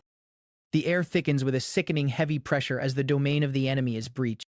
Even here, surrounded by vile corruption, the Night King remains unmoved, his gaze piercing through the facade of this hellish realm. The local inhabitants recoil, their twisted forms trembling at the sight of an intruder who refuses to be tainted by their filth. They scramble, chattering nervously about the danger, clearly unused to someone who carries such undeniable authority. The warning is stark: to linger in this place of decadence is to invite inevitable corruption upon one's soul. But the warnings fall on deaf ears, as the intruder stands amidst the chaos, a pillar of defiance in a land built on indulgence. The audacity of this mortal to walk into such a sanctuary of vice triggers an immediate visceral reaction from those who rule these halls. Blind to the true power standing before them, they assume the intruder is just another fool who doesn't understand the meaning of fear. The heavy, suffocating energy radiating through the space is palpable, a signal of the overwhelming evil that dwells within. With a disdainful look, the command is given: do not fixate on the vanity of the crown, for it is nothing more than a trap. The ruler of this domain, Androgen, emerges embodying the very essence of pleasure and corruption. He is a creature born of weak character and borrowed power, a goblin who climbed the ladder through sheer luck rather than merit. Arrogance drips from his every word as he attempts to command respect, oblivious to the gravity of the situation. Androgen looms large, his ego inflated by the hollow influence he holds over this dark pocket of reality. He presents a deal, a twisted offer meant to ensnare, completely unaware that he is speaking to someone who views such offers as insult. The offer is met with nothing but cold, sharp dismissal, cutting right through the demon's posturing. A scoff erupts from the intruder, a reminder that titles and positions mean nothing when the entity standing in front of you is a relic of true power. The demon is commanded to remember his place, his pride stung by the sheer lack of deference. How dare a mere human suggest they stand on anything resembling equal ground? The demon's laughter is manic, born of a desperate need to maintain his crumbling sense of superiority. He mocks the past, claiming the fall of empires wasn't exclusive to his kind, his voice thick with a bitter defensive spite. He projects his own insecurities, insisting that the intruder's masters suffered the same ignominious fate as his own. The air grows heavy with the weight of history, echoing with the agony of a century and a half of suffering. The Great Ascension, a time of absolute carnage, looms in the memory of those who survived the fire. The five evils had once stood as a unified front, hoping to reshape the world in their own image. But their ambition led only to catastrophe, leaving them broken and scattered in the wake of a superior force. The memory of that failure is still fresh, a haunting reminder of the night their power was shattered. Millions of their kind were extinguished in a heartbeat, a testament to the absolute ruthlessness of their enemies. The survivor stands tall, not in fear, but in the grim knowledge that they were part of a legacy that brought the monsters to their knees. The realization hits the demon: the person standing before him isn't just an intruder, he is a harbinger of the same doom that ruined them before. The mask slips, replaced by a frantic, clawing need for survival as the gravity of his mistake finally takes hold. Despite the threats, the goal remains unchanged, fueled by a relentless, unshakable resolve. Androgen, clinging to his vanity, vows to drag his challenger down into the abyss, unable to accept that his end is already written. The tension reaches a breaking point as the truth of the situation begins to suffocate the halls of pleasure. He is cornered, his pathetic attempts to intimidate failing as his own confidence begins to splinter. His frustration boils over a pathetic display of a monster who knows he is outmatched and outplayed. The command is clear, and the pursuit of the target begins in earnest. The threat is treated with cold precision, the path forward cleared through the chaos of the forest. The mission dictates the movement, and there is no room for hesitation in this. The targets are identified, known for their overwhelming aggression and lethal capability. The path is treacherous, filled with enemies that would tear apart anyone less prepared for the coming conflict. Stealth is the only option, but the pressure to remain undetected is pushing patience to its limit. The tension is thick enough to cut, with every shadow harboring the potential for a fatal mistake. An unsettling feeling settles in, a realization that the enemies are more numerous than intelligence suggested. The eyes of the adversary tell the story, tracking a movement that should have been invisible. Panic threatens to break the composure, but the mission must proceed regardless of the fear. The intensity of the hunt is palpable, even if the enemies are unaware of the blade hanging over their necks. The need for silence is paramount, a strict adherence to the laws of the battlefield to ensure survival. The uncertainty of their location gnaws at them, but there is no turning back now. The anxiety of being found lingers, turning every passing second into a test of nerves. The silence is not natural, it is a manifestation of power, a suffocating blanket that masks the presence of death itself. The enemy is unaware of how close they truly are to their final moment. The forest itself seems to hold its breath, sensing the absolute lethality of the intruder moving through it. With surgical efficiency, the threat is eliminated, leaving behind only the cold realization of defeat. A quiet, grim acknowledgement of a task completed, the silence once again claiming the territory. The surveillance data confirms what was already known: the target is within reach, and the end is inevitable. The coordinates are locked, and the countdown to the confrontation begins in the silence of the wood. The finality of the strike leaves no room for questions, only the echoes of a sudden, violent end. Even in their final moments, the realization of how close they were to destruction is chilling. The corruption they peddled was never enough to stop the inevitable march of a true warrior. The pursuit continues as the layers of the enemy's defenses are peeled back one by one. The brutality of the hunt is unmatched, a lesson in terror for those who thought they were the predators. The screams are stifled before they can even truly begin, swallowed by the dark. Another one falls, the efficiency of the purge leaving the remaining monsters paralyzed by an unseen dread. The reality of their situation sets in. They are not the hunters here, they are the prey. The hunter moves without effort, the path of destruction behind him a testament to his dominance. The psychological toll is heavy, the terror of the unseen enemy breaking even the most hardened demon. The final realization comes too late, their hubris paving the road to their own extinction. The aftermath is quiet, the silence of the forest serving as a cold monument to the fallen. Exhaustion begins to creep in, but the mission remains the only priority in a world that never stops fighting. A moment of solitude, a rare chance to wash away the blood and the grime of the battlefield. The weight of duty is never truly lifted, even behind closed doors. The disgust toward those he hunts is deep, a reflection of the twisted nature of the threats he faces. The scale of the threat is immense, and the thought of the evil hidden within these gates is a heavy burden to carry. He stares into the heart of the enemy's stronghold, knowing that the real fight is just about to begin. The density of the enemy force is a strategic nightmare, raising questions that demand immediate answers. A moment of reflection, a brief pause to question the purpose of such a gathered host of monstrosity. But the reflection is cut short, a sudden shift in the atmosphere signaling that he was never truly alone in the dark. "Should I call you your majesty, king of the Lionheart?" the woman asks, her voice dripping with an intoxicating, dangerous allure. She is beauty incarnate, a siren whose very presence seems to invite ruin. To anyone else, she is simply a breathtaking woman, but for the king, she is the clear catalyst of this brewing conflict. An ordinary man would be completely blinded by her grace, unaware that he was walking straight into his own downfall. He would be pulled under, drowning in her influence before he even realized the trap had snapped shut. She introduces herself with a graceful bow, declaring, "I'm Beatrice Aligier Sparrow, the queen of this small kingdom." Leon Dragonia Lionheart, the king of the Lionheart kingdom, stands firm, his expression unreadable as he acknowledges his own title. He is struck by a sudden, chilling realization. How had he failed to notice this until now? The queen offers a soft, disarming laugh, brushing off his caution. "Hoo-hoo, don't be so wary. I just wanted to greet the person who saved my kingdom." Leon remains cold and unimpressed. This isn't an appropriate place for a noble lady like you to be making visits. As he gazes at her, the thought resonates in his mind. Someone is definitely watching the queen. It seems the general and his knights have been keeping her under a stifling, watchful incarceration.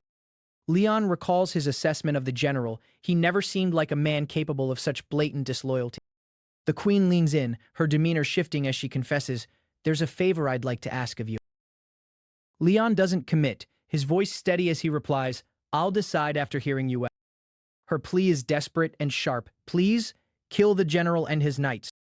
The price for this treacherous task is high, as she adds, "Then I'll give you this kingdom." She leans closer, whispering the location of his enemy. "Inspect the underground floors of the castle. The general is hiding in there." Later, a voice breaks through the silence, calling out for his attention. "Your Majesty, Lionheart." The intrusion is unexpected, sharp, and entirely unwelcome. Leon turns, his patience thinning instantly. "Bothering me in the middle of the night and barging into a king's bedroom?"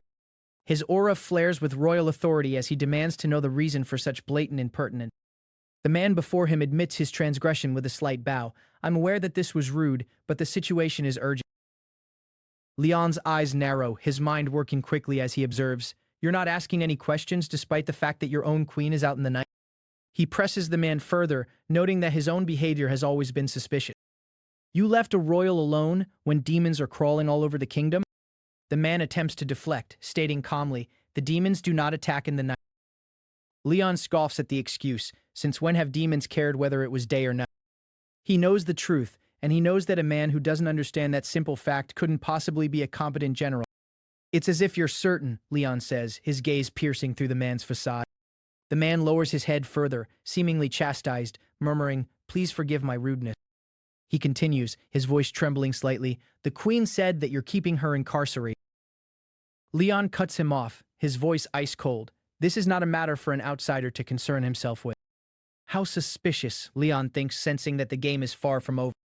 He resolves to see the truth for himself. In order to find out the truth, I guess I should investigate the underground floor. A small mechanical device, a scout, appears at the window, ready to do his bidding. Leon directs the machine with a single sharp command. There's something I'd like you to check. The drone zips away, disappearing into the dark, hidden depths of the castle. Deep below, the voices of his enemies echo with malice. Cut off their heads and make them watch as you torture their bodies. The atmosphere is thick with corruption, and the monsters listen to their master with fervor. Listen, Sir Andrewen has spoken, one of them shrieks in delight. The command is given to the beasts. The one to climb the castle walls first will be granted 100 slaves. The creatures break into chaotic, frantic laughter, driven by their twisted desires. Suddenly, the terror sets in for them as they realize their end is near. What? Huey? No, Kisewa, no, they wail as their reality begins to crumble.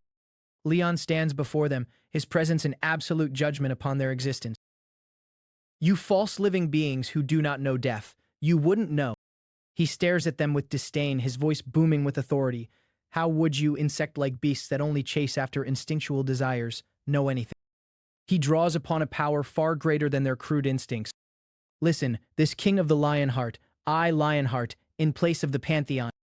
He invokes a sacred rite, a testament to the sanctity of life itself. Come, ye dirty souls. The General Ricardo arrives on the scene, bewildered by the sudden change in atmosphere. General Ricardo, I thought you were in the midst of a battle. What brings you here? He notices the king standing there, unfazed by the encroaching darkness. The outsider will take care of it, Leon declares, his focus unwavering. The general seems distracted, his mind slipping to other concerns. The problem is the seal. It's working fine, right? He pauses, shaking his head. No, never mind.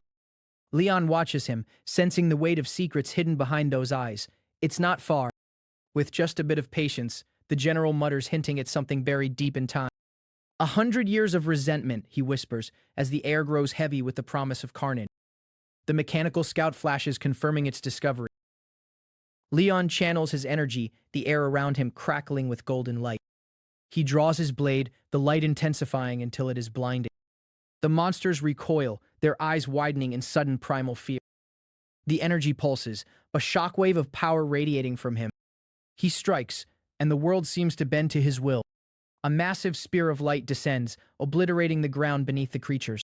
The impact is catastrophic, tearing through the defenses they thought were absolute. The shockwave sends them flying, their screams silenced by the sheer force of the assault. They begin to disintegrate into light, their corrupt forms unable to withstand the righteous fury. The light floods the dark corridors, burning away the shadows that have plagued this kingdom. Leon holds the relic high, its glow illuminating the path forward. The pressure in the room mounts, the very walls trembling from the magical discharge. He feels the power surging through him, absolute and unrelenting. He glares at the remaining monsters, his gaze promising no mercy. With a swift motion, he strikes, the blade humming with divine energy. The light consumes everything, a golden storm of judgment. His face hardens, the battle reflecting in his focused, piercing eyes.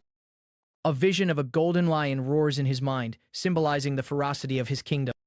He stands ready, his sword prepared to end the cycle once and for all. The battlefield was finally quiet, covered in the ash and blood of defeated monsters. The surviving demons were bound tightly in heavy chains and dragged across the desolate wasteland like cattle. But even in the midst of victory, one of the human soldiers suddenly stopped in his tracks, his eyes widening in pure shock. He forcefully turned his head, his breath completely catching in his throat as his heart pounded. Just moments earlier, he had been perfectly fine, but now his mind was racing in absolute panic. Sitting helplessly on the blood-stained dirt was an incredibly beautiful woman with flowing green hair and striking eyes. She blushed deeply, pressing a delicate finger to her lips as if inviting him into a forbidden, intimate secret. The soldier's vision blurred instantly, his mind rapidly melting as he was hijacked by her overwhelming seductive charm. But before he could completely lose himself to the trance, a heavily armored hand suddenly grabbed the woman's face from behind. The terrifying illusion shattered in an instant, revealing that the beautiful maiden was actually a hideous, one-eyed demon. Horrified by what he had almost fallen for, the soldier violently slapped the creature across its ugly face. The monster shrieked in pain, completely caught off guard by the sudden and brutal retaliation. The demon collapsed hard onto the dirt,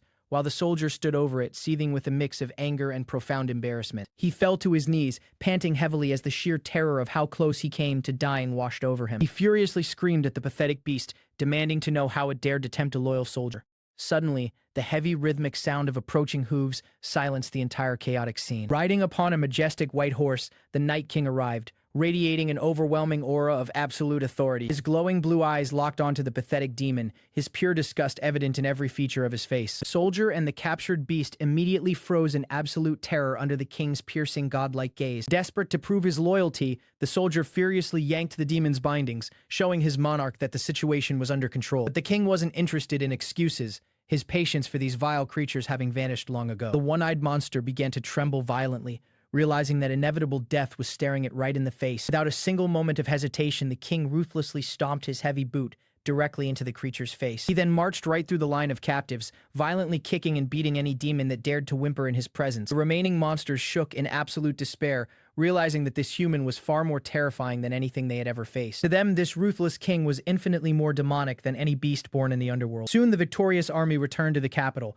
parading their monstrous captives right through the crowded city streets. The Night King led the procession on horseback, demanding that his citizens witness the pathetic state of their mortal enemies. The defeated demons were violently dragged through the town square, completely exposed to the hatred and disgust of humanity. However, as they marched through the capital, the king's loyal aide couldn't help but feel a deep sense of unease. Despite bringing home a massive victory, the cheering from the commoners felt incredibly hollow and lifeless. Mothers clutched their children in fear, their tired eyes filled with endless exhaustion rather than hope for the future. The king stared straight ahead, knowing exactly why his people were so broken and devoid of joy. The unending brutal war against the demons had completely drained the citizens, leaving only lingering dread in their hearts. Ignoring the lukewarm reception, the king immediately led his elite knights toward the massive, dark Gothic castle looming over the city. The veteran knight commander marched closely behind him, sensing that a new, dangerous problem was about to unfold. The royal palace glowed with an eerie, unnatural red light, completely devoid of any welcoming warmth. Two heavily armed royal guards stood frozen in front of the grand entrance, strictly blocking the way inside. They immediately panicked, entirely unprepared for the sudden and furious arrival of the kingdom's true monarch. But the king didn't even slow his pace, marching straight toward the massive iron doors with sheer murderous intent. One foolish guard actually raised his spear, desperately trying to halt the king's unstoppable advance. In a split second, the heavy steel doors were violently blown off their hinges by a massive wave of raw energy. The king stepped right through the shattered entrance, his eyes glowing with an intense, intimidating fury. The royal guards were left groaning in pain on the floor, completely overwhelmed by his sheer, crushing presence. A single torch flickered on the cold stone wall, faintly illuminating the dark secrets hidden within the corrupt palace. The king and his men marched silently down the winding, shadowy corridors of the royal stronghold. They descended deeper and deeper into the castle's underground, stepping far away from the prying eyes of the public. The king's aide ruthlessly shoved a terrified dungeon guard against the wall, telling him to give up on stopping them. But as the aide turned his head to look into the darkness, his eyes widened in absolute disbelief. Hidden in the absolute deepest depths of the royal dungeon was an incredibly lavish, luxurious bedroom. The king immediately realized that this was the dark, twisted secret the corrupt queen had been hiding all along. His loyal knights cautiously approached the massive, silk-draped bed sitting ominously in the center of the dark room. With a swift motion, a knight grabbed the heavy fabric and violently pulled the curtains back to reveal the truth. The king stood perfectly still, waiting to see what terrifying abomination had been living beneath his castle. But instead of a grotesque monster, they found a breathtakingly beautiful woman with long white hair, radiating a deep purple aura. She lay peacefully on the luxurious silk sheets, her beauty so hauntingly perfect that it felt completely unnatural. Instantly, the minds of the younger knights were violently hijacked, their faces flushing red as they gasped in pure ecstasy. The king marched straight toward the bed, entirely unaffected by the intoxicating, magical atmosphere filling the room. He unleashed a blinding wave of golden light, furiously ordering his men not to be tempted by the dangerous dark energy. But it was too late for the young aide, who was already drooling, completely lost in a deep hypnotic trance. The seduced men began to shamble toward the bed like mindless zombies, utterly enslaved by the woman's terrifying charm. But the young aide suddenly snapped back to reality and brutally punched himself in the jaw to break the illusion. He bit down hard on his own armor strap, using the sheer physical agony to fight off the aggressive mind control. Meanwhile, the veteran commander ruthlessly slapped the other young knights, forcefully waking them up from their stupor. Hearing the violent commotion, the king stopped in his tracks and glanced back at his struggling subordinates. A small, proud smirk crossed his face, genuinely impressed that his men were willing to harm themselves just to resist the temptation. The young aide fell heavily to one knee, panting aggressively as he gripped his dagger to stay completely focused. Seeing their desperate struggle, the king summoned a magnificent golden chalice filled with intensely burning holy flames. He slammed his divine power into the ground, creating a massive barrier of holy light that instantly cleansed the room's dark aura. The veteran knight commander let out a heavy sigh of relief, his clouded mind finally clearing up completely. With the hypnotic energy neutralized, the knights slowly stood back up, regaining their composure and drawing their weapons. The king held the glowing chalice firmly, calmly stating that they only survived because they were completely used to fighting mental corruption. The veteran commander drew his massive sword, ready to brutally strike down the mysterious woman at a moment's notice. He warned the king that this level of passive charm was incredibly dangerous, acting more like a deadly, inescapable curse. The king stared at the slumbering woman, realizing her ability to instantly seduce all living beings was terrifyingly familiar. He remembered a horrific demonic entity from his past that possessed the exact same mind-breaking power. That vile creature was known throughout the realms only as the demonic Lady of Pleasure. But as the king looked down at the peacefully sleeping woman, something entirely crucial didn't add up. He despised demons more than anyone alive, yet he couldn't sense a single trace of evil demonic energy coming from her body. The veteran commander furrowed his brow, completely confused as to what they were actually dealing with if she wasn't a monster. Deciding to uncover the absolute truth, the king held his hand out over the glowing holy chalice. A single glowing purple petal dropped gently from his fingers into the divine burning liquid. Closing his eyes, the king began to passionately chant a prayer to the divinity of dream and death. Instantly, a massive vortex of violent purple energy erupted from his body, brilliantly illuminating the dark underground chamber. The king fully immersed himself in the magical current, reaching his consciousness out into the godly realm. The holy flames perfectly merged with the deep purple magic, creating a breathtaking, swirling pillar of light. Slowly, from within the chaotic vortex, the stunning image of a white-haired goddess materialized right before them. The divine being floated down gracefully, surrounded by an overwhelming aura of absolute, terrifying authority. The veteran commander gasped in utter disbelief, instantly recognizing the legendary deity of their world. The goddess smoothly manifested a beautifully ornate glowing lantern in her delicate hands. She smiled warmly down at the king, her divine light pushing away all the remaining shadows in the dungeon. Acknowledging his intense devotion, the goddess softly commanded the king of the Lionheart to respond to his ultimate calling. Plu, the divinity of dream and death, descends into the chaotic space, her presence commanding absolute authority. She raises her hand, instantly locking onto the foul energy hidden in the shadows. The young knight stands silent, observing the shifting atmosphere as the divine energy ripples through the area. She turns her gaze toward him, acknowledging the true owner of the Lionheart. A powerful aura pulses outward, confirming his identity as a legendary existence. The old general grits his teeth, his face pale as he realizes the sheer gravity of the situation. He finally understands that the demons of corruption have completely infested this endless dream. Plu warns that the demons are actively weaving a corrupt consciousness into the fabric of this world. She declares with absolute certainty that all dreams must eventually come to an end. Unleashing a surge of divine power, she demands the hidden enemies reveal their true, grotesque forms. The holy lantern flares to life, its blinding light piercing through the oppressive darkness. A massive burst of magical energy shatters the illusion hiding the demonic forces. The knight glares ahead, his expression hardening as the true enemies finally materialize. Dark, imposing figures emerge from the twisted shadows of the corrupted castle. The sheer malicious aura radiating from the enemies is suffocating, turning the air ice cold. The atmosphere crackles with terrifying tension as the hidden truth of the realm is laid bare. Eerie blue flames erupt from the ground, signaling the arrival of a devastating new presence. One of the allied soldiers stares in sheer terror at the monstrous figure stepping onto the battlefield. An armored behemoth,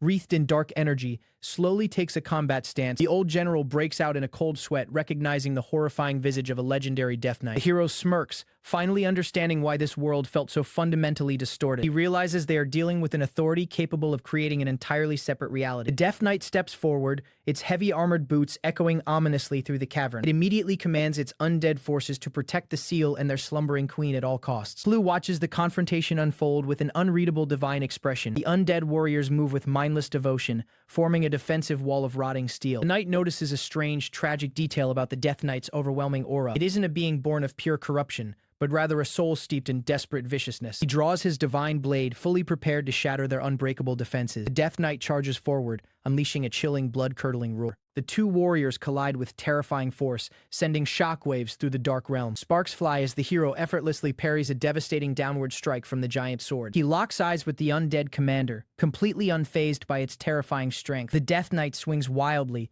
trying to overwhelm the intruder with sheer monstrous brute force. But the young knight meets every single blow with perfect deadly precision. He expertly deflects a massive slash that could have cleaved a mountain in half. Pushing back with explosive speed, he creates a brief moment of distance between them. His golden eyes narrow as he rapidly analyzes the undead's desperate, reckless fighting style. The Death Knight lunges again, entirely abandoning its own defense, just to land a single hit. The undead forces rally behind their fallen commander, trying to swarm the hero from all sides. The knight holds his ground, entirely unimpressed by the overwhelming numbers closing in. He mocks the undead, questioning how they plan to stop him when he can strike from every direction.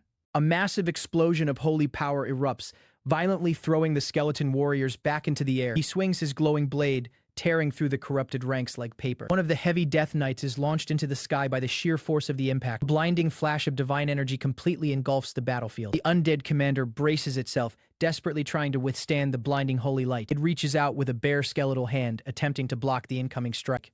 The hero channels his full holy aura, preparing a devastating finishing move. He acknowledges the Death Knight's raw strength, but outright refuses to hold back. He coldly states that choosing to become an undead only made the commander weaker. Raising his sword high, he gathers a terrifying amount of searing holy light. With a furious shout, he brings the massive blade crashing down toward the earth. The sword pierces the ground, sending a massive shockwave of divine fire outward. He tells the twisted soul that its distorted sense of honor cannot protect anything in this world. The holy flames instantly incinerate the surrounding undead soldiers, turning them to ash. The fiery blast consumes absolutely everything in its path with merciless, purifying efficiency. The Death Knight is caught dead center in the explosive, unavoidable inferno. The sheer power of the blast shatters the ground itself, leaving a crater in its wake. The undead commander lets out a hollow, agonizing groan as its legendary armor finally cracks. The heavily damaged monster collapses to the floor, completely defeated.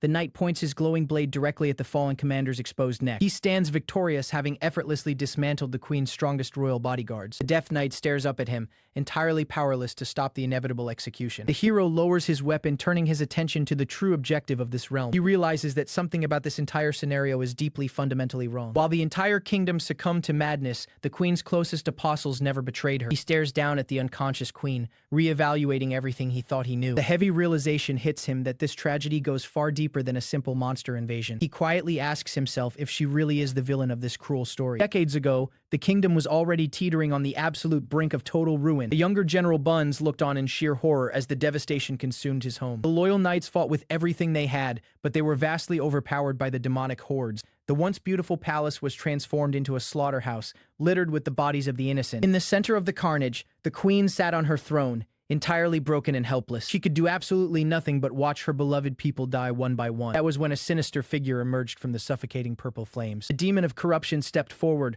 mockingly praising her foolish bravery. He offered a sickening, irresistible deal to the desperate, weeping ruler.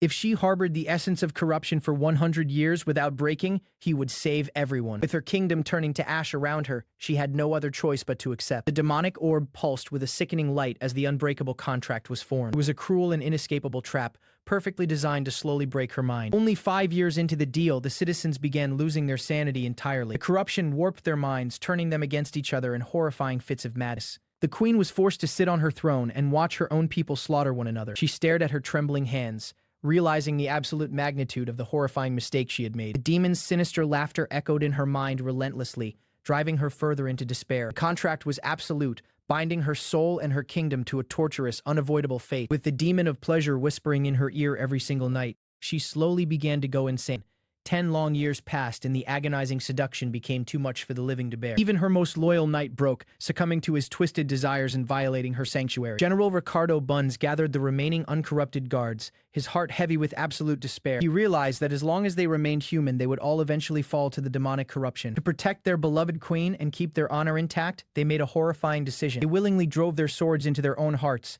choosing a bloody death over inevitable betrayal. They knew that breaking the demon's rules would damn their souls to wander the netherworld forever. But it was a sacrifice they were willing to make, pledging their eternal allegiance even in death. Rising from the eerie blue flames, they discarded their humanity entirely to become her undying, uncorrupted swords. Leon stood before the fallen warriors, realizing they had willingly taken their own lives to serve eternally as Death Knights. The skeletal general's hollow eyes held a tragic, unbreakable dedication that defied even death. He recalled the wicked queen who had completely failed to tempt their pure souls, forced to seal them away instead. Moved by their ultimate sacrifice, a deep sense of respect washed over the young king. His legendary name, Leon Lionheart, commanded absolute reverence in the cold silence. Sensing the heavy emotional weight in the room, the divine spirit of Goddess Plu gracefully materialized behind him. She whispered softly, asking if he could feel the lingering tragic devotion still radiating from the undead. But before he could answer, Leon's sharp instincts forced him to look over his shoulder. A sinister, pulsing dark magic began to flood through the narrow, empty corridors of the fortress. A horrifying purple aura quickly spilled out into the wide courtyard, suffocating the air. From the swirling shadows, a massive muscular demon of pleasure stepped into the light, grinning sadistically. A terrifying horde of shadowy fiends slowly emerged, rallying behind their giant leader. Leon's gaze turned ice cold as he instantly assessed the massive threat invading his domain.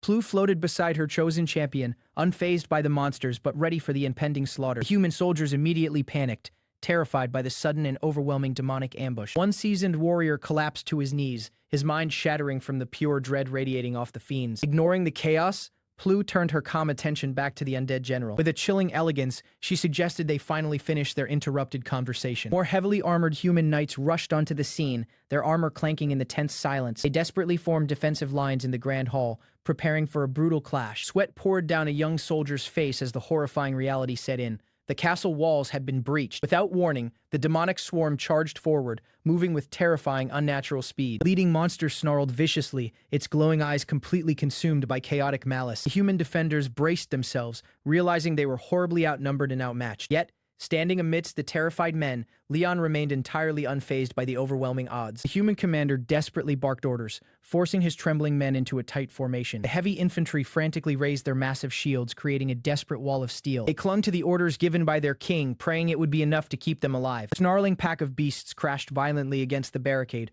clawing and biting at the metal. Instead of retreating, Leon strode calmly directly toward the collapsing front lines. A strange mechanical construct hovered faithfully over his shoulder as he walked into the fray. From above, the fragile shield wall looked like a tiny speck against the massive swarming black tide. A masked fiend smiled sadistically, relishing the fear radiating from the struggling humans beneath him. The monsters cheered in a twisted chorus, completely mocking the knight's desperate attempts to survive. One horrific beast activated its frenzification, a vile curse that turned all its physical pain into twisted pleasure.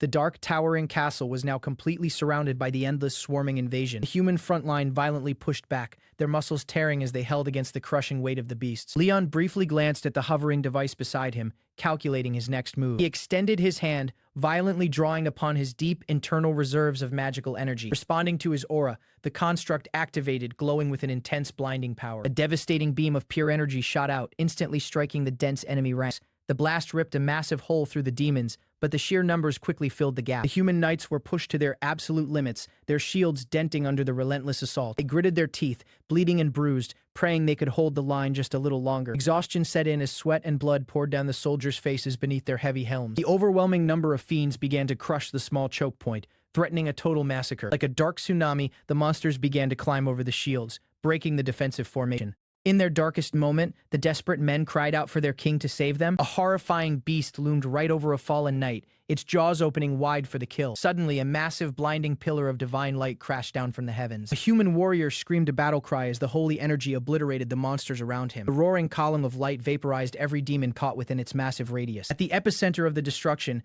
Leon stood fiercely with his sword raised high, The surviving knights looked up in absolute awe at the godlike display of power. But the massive attack took a heavy toll, leaving the king gasping for air. Even his warhorse buckled from exhaustion, covered in the blood and ash of the battlefield. He clenched his fists, realizing he desperately needed more charged power to completely eradicate the swarm. In the shadows, the giant pleasure demons continued to multiply, mocking his fatigue. Leon closed his eyes, taking a deep breath to center his mind amidst the deafening chaos.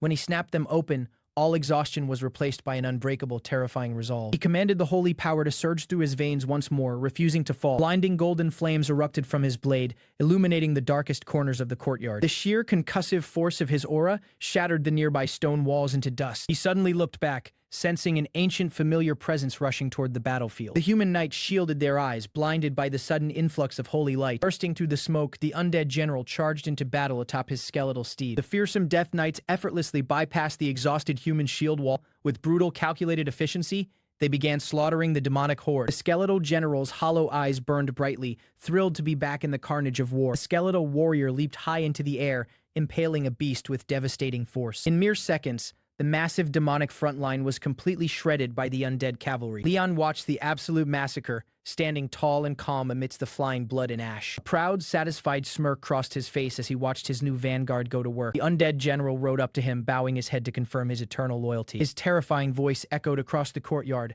addressing Leon as his one true king. Behind them, the Death Knight army continued to ravage the demons without a single ounce of mercy. Leon's battle-hardened expression softened into a gentle smile of genuine gratitude.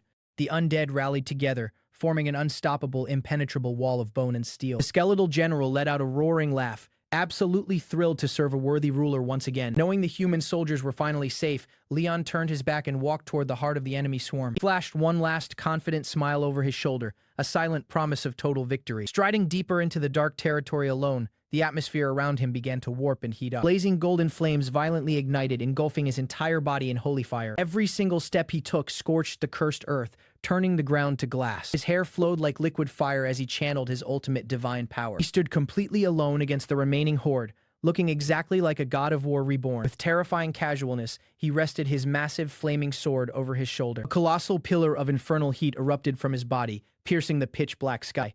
Watching from afar, a knight realized in horror that their king was willingly burning his own life force. They all knew that without him, the fire of humanity's hope would be extinguished forever. But Leon stood firm in the center of the roaring inferno, radiating pure, unmatched majesty. He smiled fiercely through the flames, entirely fearless in the face of death. This was the heavy burden he always chose to carry, sacrificing himself until his people could finally stand on their own. He stands alone in the eerie silence of the corrupted city, his body radiating a terrifying aura of crimson flames. Raising his glowing blade, he proudly declares himself the Lionheart, the chosen horseman of Pedos, the god of war and fire. His eyes burn with an uncompromising resolve as he vows to unleash a storm of flames upon the evil residing in this land. The enemy commander freezes in his tracks, completely caught off guard by the suffocating pressure leaking from a single human. Suddenly, a massive blazing pillar of light crashes down onto the battlefield, shattering the tense atmosphere. Pointing his blade straight at the endless sea of monsters, the king officially declares the start of the war. His loyal knights, fueled by their leader's fearless energy, echo his battle cry with roaring enthusiasm. Searing magical flames instantly wrap around their heavy armor, blessing them with overwhelming divine strength. He commands them to charge, absolutely refusing to let his comrades fight and die on the front lines alone. In the blink of an eye, a demon soldier is cleaved in two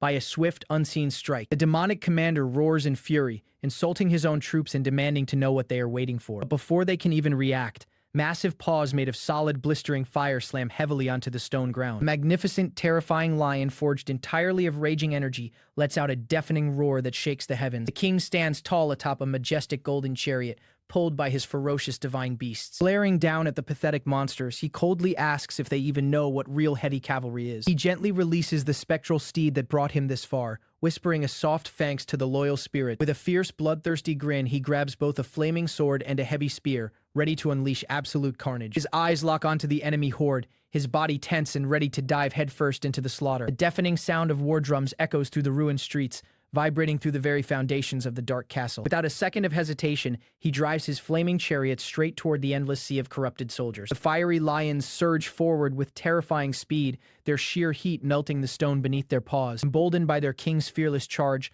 the holy knights rally behind him, their weapons drawn and ready for blood. They crash into the enemy lines like a raging tidal wave, completely obliterating the frontline defenses in a single instant. Bodies fly into the air as the divine chariot tears effortlessly through the helpless, screaming monsters. The demonic formation breaks instantly, unable to withstand the overwhelming, crushing force of the heavy cavalry. The demon lackey points desperately at the approaching doom, his eyes wide with pure, unadulterated terror. The king doesn't even flinch, his cold gaze fixed purely on eradicating the filth standing in his way. With a single devastating swing of his blade, he unleashes a massive shockwave of holy fire. Spinning his golden spear, he turns the charging chariot into a literal meat grinder, shredding everything he passes. His fiery beasts trample the desperate demons beneath their burning hooves, leaving nothing but scattered ashes behind. The relentless charge continues unabated, painting the dark battlefield in a horrifying mixture of monster blood and divine flames. One brave demon tries to stand its ground, only to have its skull instantly caved in by a heavy golden shield. The divine system completely recognizes his overwhelming momentum, applying the ultimate offensive buff to his strikes. The sheer explosive impact of his assault sends dozens of heavily armored monsters rocketing into the sky like broken ragdolls. Watching his seemingly invincible army get slaughtered in mere seconds, the demon commander is left completely speechless. Even the king's own knights watch in pure awe, realizing they can barely keep up with his destructive godlike pace. His eyes burn with an unstoppable fury as he pushes his divine beasts to go even faster, leaving no survivors. He carves a massive bloody path straight through the dead center of the enemy forces, breaking their spirit entirely. The shockwaves from his brutal attacks shatter the surrounding buildings, raining heavy rubble down onto the chaotic streets. Snapping out of his stunned silence, the multi-armed demon commander grinds his teeth in explosive, murderous rage. He screams at his panicked subordinates, demanding to know why they can't hold a single human back for even a second. Desperate for survival, the remaining demons scramble frantically to load their massive, corrupted magic cannons. With a sickening screech, a concentrated beam of dark explosive energy is fired directly at the charging king. A terrifying barrage of purple death rains down from the sky, threatening to wipe out the entire cavalry in one hit. But the king merely scoffs at the pathetic attempt, keeping his chariot moving steadily through the explosive chaos. Raising his heavy shield high, he barks a commanding order for his men to brace themselves for impact. A massive invisible wall of divine law activates instantly, completely nullifying all incoming magical projectiles. The dark energy slams into the holy barrier, detonating uselessly in a blinding flash of purple light. Without missing a beat, the fiery chariot bursts right through the thick smoke, completely unscathed and faster than before. Screaming at the top of his lungs, he praises the undeniable glory of the Lionheart, his divine aura flaring even brighter. A cascade of powerful divine blessings floods his body, dropping the enemy's magical and physical resistance to absolute zero. Empowered far beyond mortal limits, he slashes through the heavily armored brutes as if they were made of thin paper. His gaze turns incredibly dark, his suffocating bloodlust now fully locking onto the isolated enemy commander. Realizing there is absolutely no escape, the multi-armed monster ignites his own dark energy, drawing his dual blades. Leaving his chariot behind, the king launches himself high into the chaotic sky, his sword raised for a fatal execution. His fiery lions blow right past the demonic defenses, causing complete and utter pandemonium in the vulnerable backlines. The commander swings his weapons wildly into the air, but the terrifying human has already vanished from his sight. Panic sets deep into the demon's eyes as he frantically searches the dust cloud, entirely unable to sense his opponent's presence. Suddenly, a blinding ray of holy light descends from the heavens, piercing straight toward the monster's head. The commander barely manages to cross his arms and block in time, grunting loudly under the soul-crushing weight of the strike. The sheer explosive force of the blow sends the massive demon skidding violently backward across the ruined street. Sparks fly wildly as the blazing blade grinds deeply into the monster's hardened, corrupted flesh. The king lands gracefully on his feet, his flaming sword illuminating the dark, blood-soaked battlefield around him. Without even looking, he casually backhands another attacking monster, slicing it clean in half with zero effort. Cold sweat pours down the commander's face as he finally realizes the sheer, terrifying gap in their power levels. He tries desperately to rationalize the nightmare, trying to comprehend how a single human could cause this much destruction. But as the king takes a slow, menacing step forward, the killing intent in the air becomes entirely suffocating. The demon's eyes widen in sudden realization, shakily asking if this human is the one responsible for killing Dothradon. A cruel, incredibly mocking smirk spreads across the king's face at the mention of the dead monster's name. He casually confirms it, recalling the pathetic, arrogant demon who used to walk around acting tough with a giant axe. He chillingly details his victory, explaining that he killed Dothradon's entire crew by slowly ripping them all to shreds. Resting his heavy, glowing blade on his shoulder, he promises the commander that he will meet the exact same agonizing fate. Pushed completely over the edge by the blatant disrespect, the demon's veins bulge as he explodes with raw, untamed fury. Screaming at the top of his lungs, he vows to tear the arrogant human apart, throwing all caution to the wind. Utilizing all of his muscular limbs, the monster launches himself forward in a blindingly fast, desperate assault. But his initial full-power strike is effortlessly batted away by a casual, almost insulting flick of the king's wrist. A violent flurry of sparks erupts as the two engage in a lightning-fast exchange of deadly high-speed blows. The king weaves through the chaotic storm of blades with unnatural, terrifying elegance, not taking a single scratch. Finding the absolute perfect opening, he steps inside the demon's guard, his golden spear bursting with violent, concentrated heat. He fiercely mocks the monster, calling him weak for relying entirely on cheap magical tricks instead of raw physical power. With a devastating upward slash, a massive pillar of holy light erupts from the ground, completely engulfing the helpless demon. The sheer force of the shockwave shatters the surrounding walls, sending huge chunks of heavy stone crashing down around them. A sickening squelch echoes out as the holy blade cleanly severs one of the commander's thick, muscular arms. Thick, dark blood sprays into the air as the demon recoils, his face contorting in unbearable, mind-shattering agony. He stumbles backward, staring in absolute, paralyzing horror at the smoking stump where his limb used to be. The king refuses to give him a single moment to breathe, closing the distance instantly to rip the rest of his limbs away. In a desperate final gamble for his life, the bleeding demon forcefully activates his ultimate mind-altering skill. His eyes glow at the sickening purple light as he unleashes the crown of desire, a spell meant to force any living being to succumb to their deepest, most savage instincts. Demonic magic floods the entire area, creating an inescapable illusion designed to instantly break the mind of even the strongest warriors. One of the king's loyal soldiers screams out in sheer panic, desperately warning his lord to avoid the dangerous mental trap. But instead of freezing in place, the king brutally bashes the heavy handle of his sword straight into the demon's face. The monster's head snaps back violently, his ultimate foolproof spell completely and utterly shattered in an instant. Blood streams down the demon's broken nose as he stares at the human in complete and utter disbelief. The king stands there completely unaffected, his hardened mind entirely untouched by the pathetic low-level illusion. He coldly states that not even the legendary Lady of Pleasure herself could tempt him, making this parlor trick absolutely laughable. A deep, overwhelming sense of primal dread finally sinks into the commander's corrupted, rapidly beating heart. Sweating profusely, he realizes that logic no longer applies here. This human is a literal, unstoppable force of nature. Abandoning all of his pride, rage, and honor, his survival instincts scream at him to turn and flee immediately.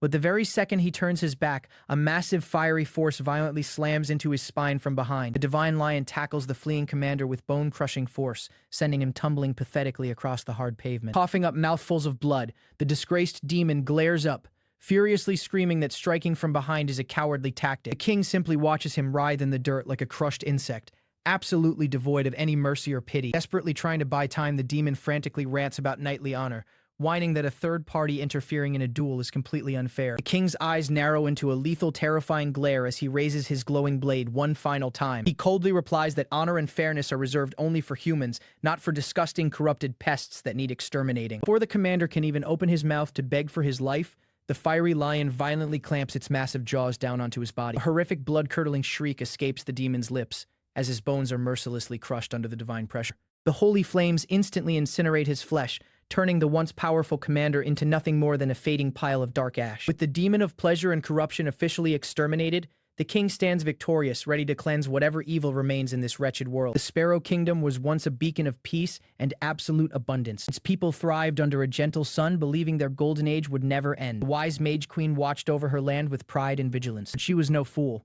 She sensed the looming shadow of the demonic realm approaching her borders. She tirelessly prepared her magical defenses, knowing their fragile peace was about to shatter. When the dark rifts finally tore through the sky, the true nightmare began. At first, her magic held the line brilliantly against the horrific invaders. The kingdom celebrated their early victories, their hearts full of desperate hope. But the vile creatures kept pouring from the abyss, an endless tide of malice. The queen soon realized a terrifying truth about their enemy. No matter how many demons they slaughtered, the war never truly ended. Grotesque monsters simply reformed, rising from the ashes of their own defeat. Exhaustion began to rot the kingdom's morale from the inside out. Watching her beautiful realm slowly turn to ash, a profound despair gripped her heart. How could mortals possibly win a war against an enemy that simply couldn't die? Broken and desperate, she collapsed in her grand throne room. That's when a sinister voice echoed from the shadows, offering a twisted salvation.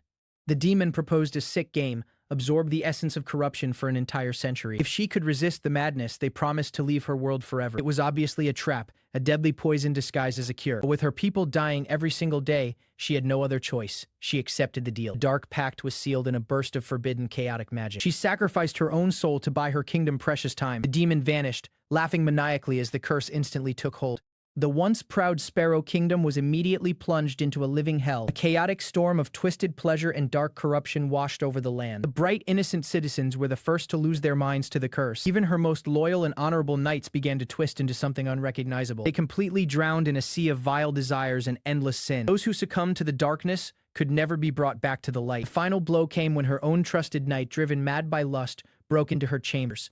The brutal betrayal shattered what little was left of her spirit. In a desperate act of loyalty, her last sane general burst into the room. He forcefully sealed the queen deep within the underground chambers to protect her from the madness. Then, he took his own life, binding his soul to guard her tomb as an eternal ghost. His final act of bloody devotion left her entirely alone in the dark. For 100 years, she was trapped in a suffocating nightmare of regret and devastation. She wept endlessly for her fallen kingdom, blaming herself for their horrific fate.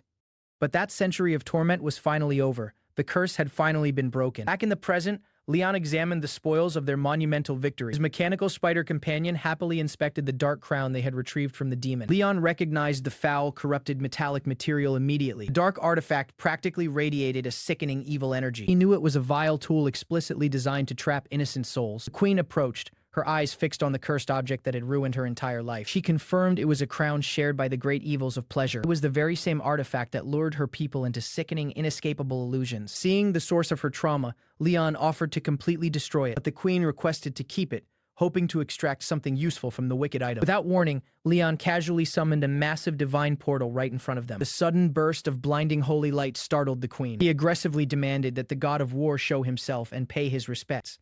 A powerful fiery aura flared from the portal as the deity answered the arrogant call. War manifested, his overwhelming presence instantly filling the underground chamber. Leon didn't even flinch, treating the literal divine being like an annoying old friend. The queen watched in absolute awe as a mere mortal casually ordered a god around. War scoffed at Leon's utter lack of manners, clearly annoyed but slightly amused. Despite the bickering, the fiery god waited to hear what Leon actually wanted. Leon calmly asked a massive favor: to personally guide the souls of the fallen knights into paradise. War's expression immediately darkened at the impossible request. He firmly stated that the cycle of life and death wasn't his territory to mess with, especially for souls that had been cursed and forcefully removed from the natural order. The pantheon would never accept undead, tainted corpses into the divine realm. Hearing this, the queen realized her loyal knights were doomed to eternal, agonizing suffering. Desperate to save them, she stepped forward into the terrifying divine light.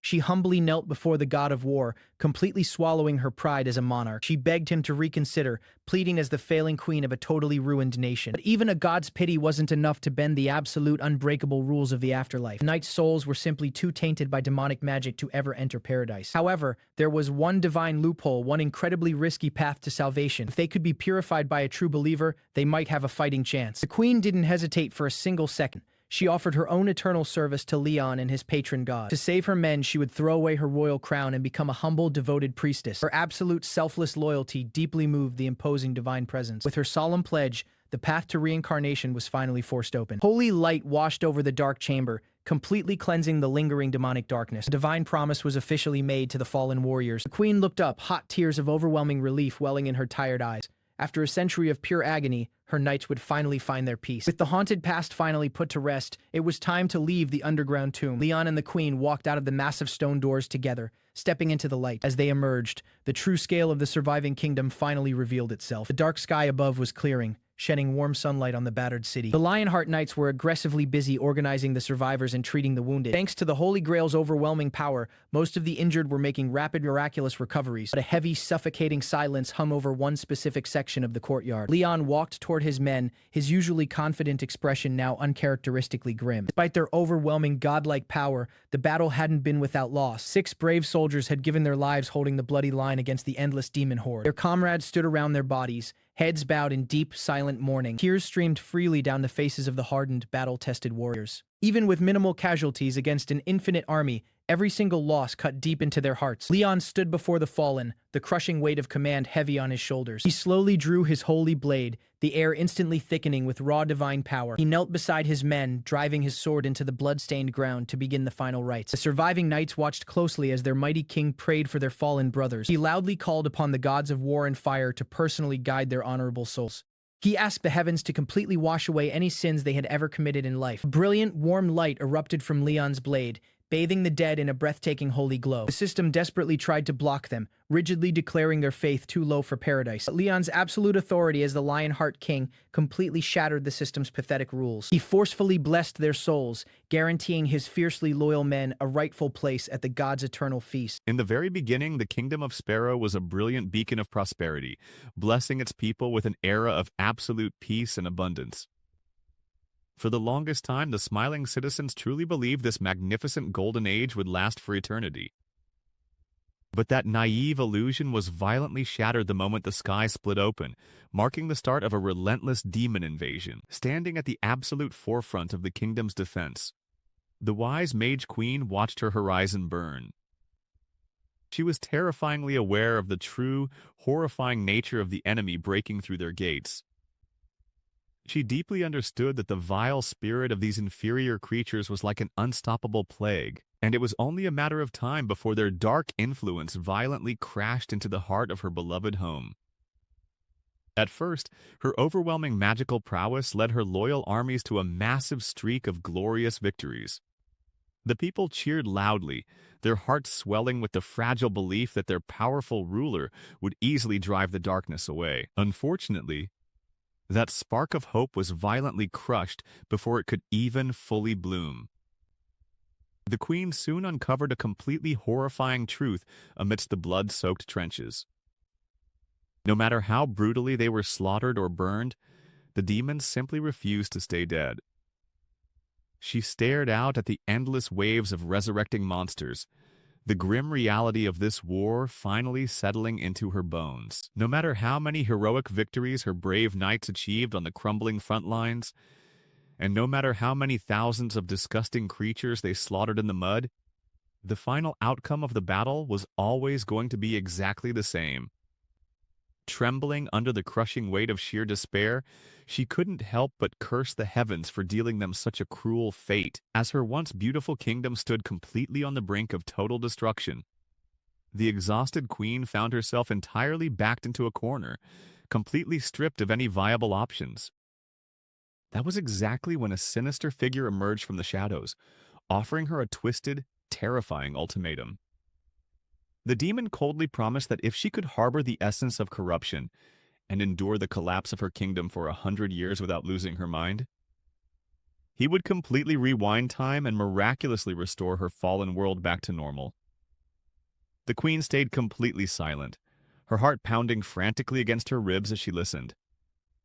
Deep down, she already knew it was a blatant lie, questioning how anyone could ever trust a creature born from pure malice.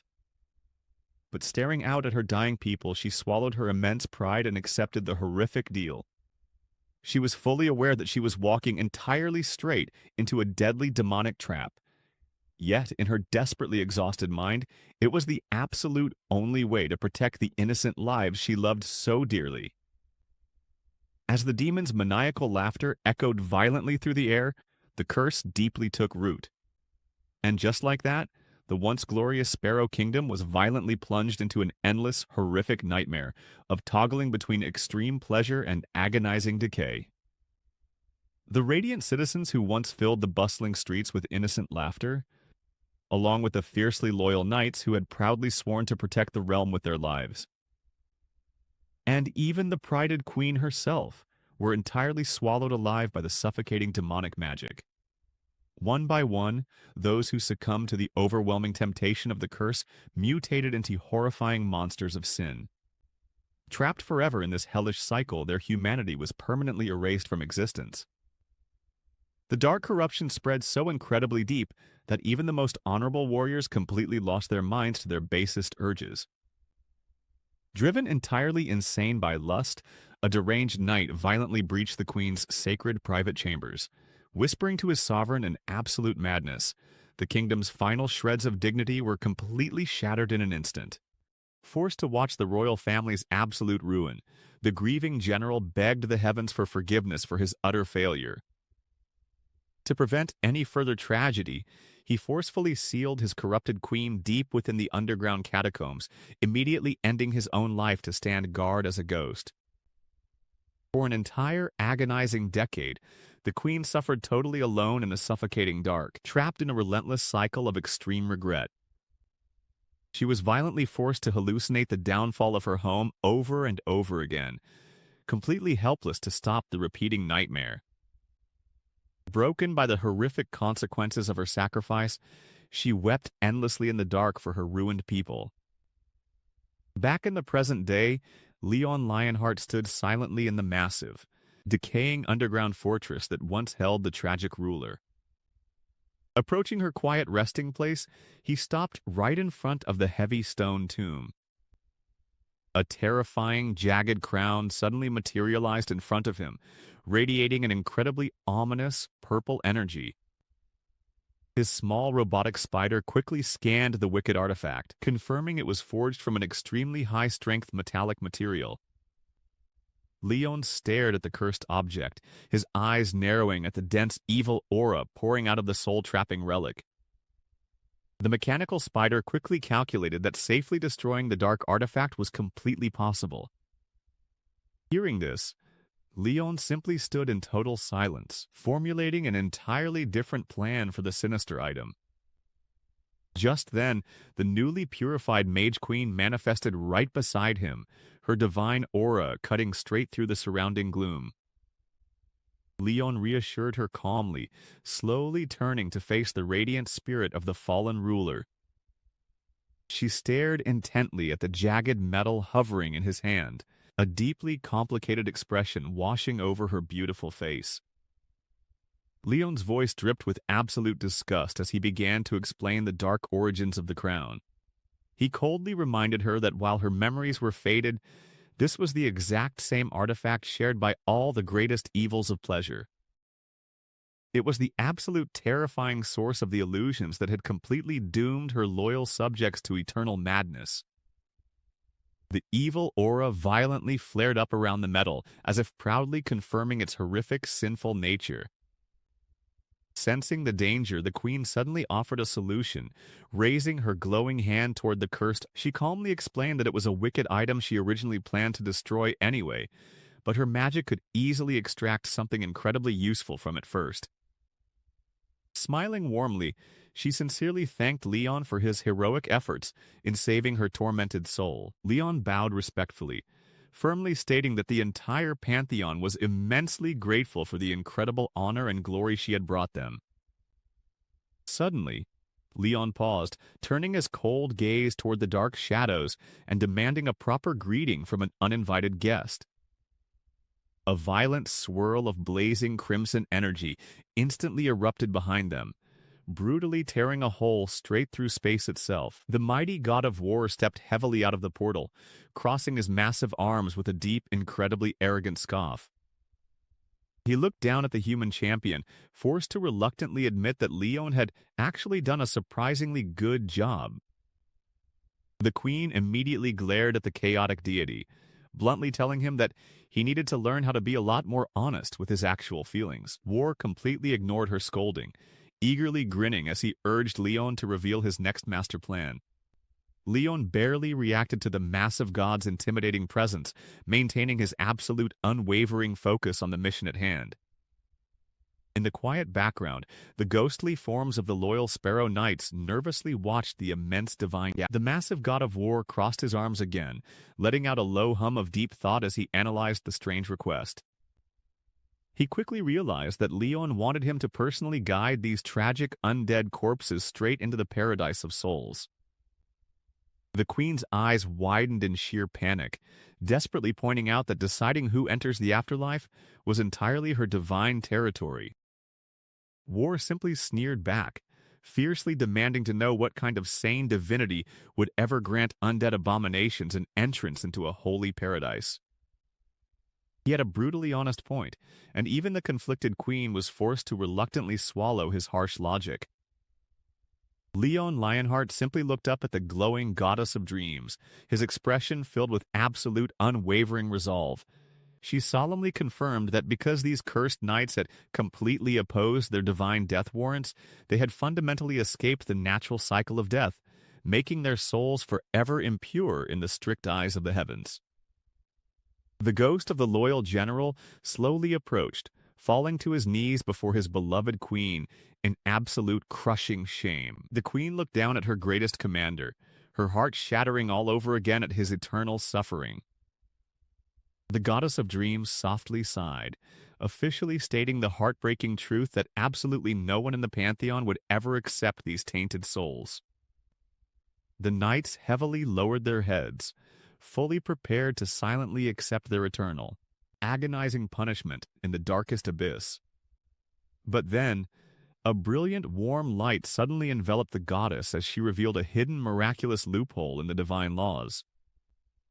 She smiled incredibly gently, admitting that their unfaltering, completely selfless loyalty to their kingdom had genuinely touched the hearts of the gods. Furthermore, the king of the Lionheart himself had personally stepped forward to vouch for their completely ruined souls. For the goddess of dreams, there was absolutely no greater approval in the entire universe than Leon's personal guarantee. She loudly declared that she would personally purify their corrupted spirits, granting them a miraculous second chance at existence. The queen floated downward, gracefully landing on the cold stone floor as she listened in absolute awe to the incredible offer. The goddess officially turned to the former ruler, extending a monumental, life-changing proposition to the queen of the ruined nation. She explained seriously that this extreme divine intervention was the absolute only way her fallen knights could ever find true rest. Commanding her to become a devoted priestess, the goddess tasked the queen with helping the Lionheart spread absolute faith across the realms. She swore that once the afterlife was fully active again, her fiercely loyal knights would absolutely be granted a glorious chance at reincarnation. The queen sharply gasped, heavy tears completely swelling in her eyes as she heard the unbelievable chance to finally save her people. Overwhelmed with profound, earth-shattering gratitude, she bowed her head as deeply as she physically could. Without a single second of hesitation, she firmly accepted the immense divine task, fiercely vowing to do exactly as they asked. With the horrific, decade-long curse finally broken, the terrifying underground tomb slowly began to dissolve away into the bright light. Leon and his newly appointed priestess stepped confidently out of the heavy stone doors, finally returning to the surface world. But as they entered the ruined city streets, Leon's piercing blue eyes instantly locked onto a completely grim scene ahead. A massive squad of exhausted, armored soldiers stood in total silence, the heavy atmosphere suffocating with immense grief. A heavily bloodied soldier nervously approached Leon, pure survivor's guilt completely written across his pale face. He desperately explained that while most of the critically injured men were miraculously healed thanks to the holy power of the Grail, he entirely broke down in tears, revealing the utterly tragic news that 6 of their incredibly brave comrades had officially passed away in the fight. The surviving soldiers completely fell apart, violently sobbing uncontrollably over the lifeless bodies of their fallen brothers.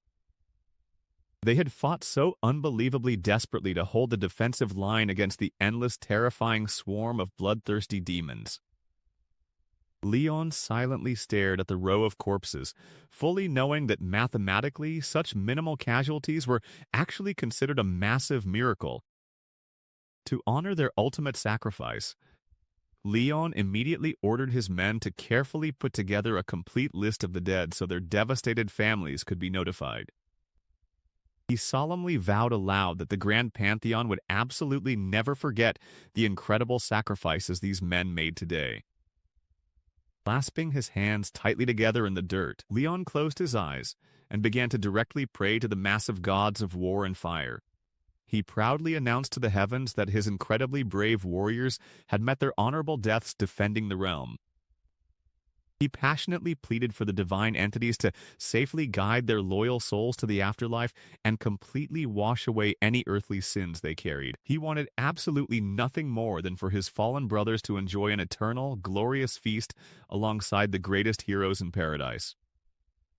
But suddenly, a cold, ruthless system window flashed violently before Leon's eyes, brutally denying their entry into paradise simply because their level of faith was entirely too low. When a massive, unprecedented gate suddenly ripped open the sky, the Hunter Association didn't hesitate for a single second.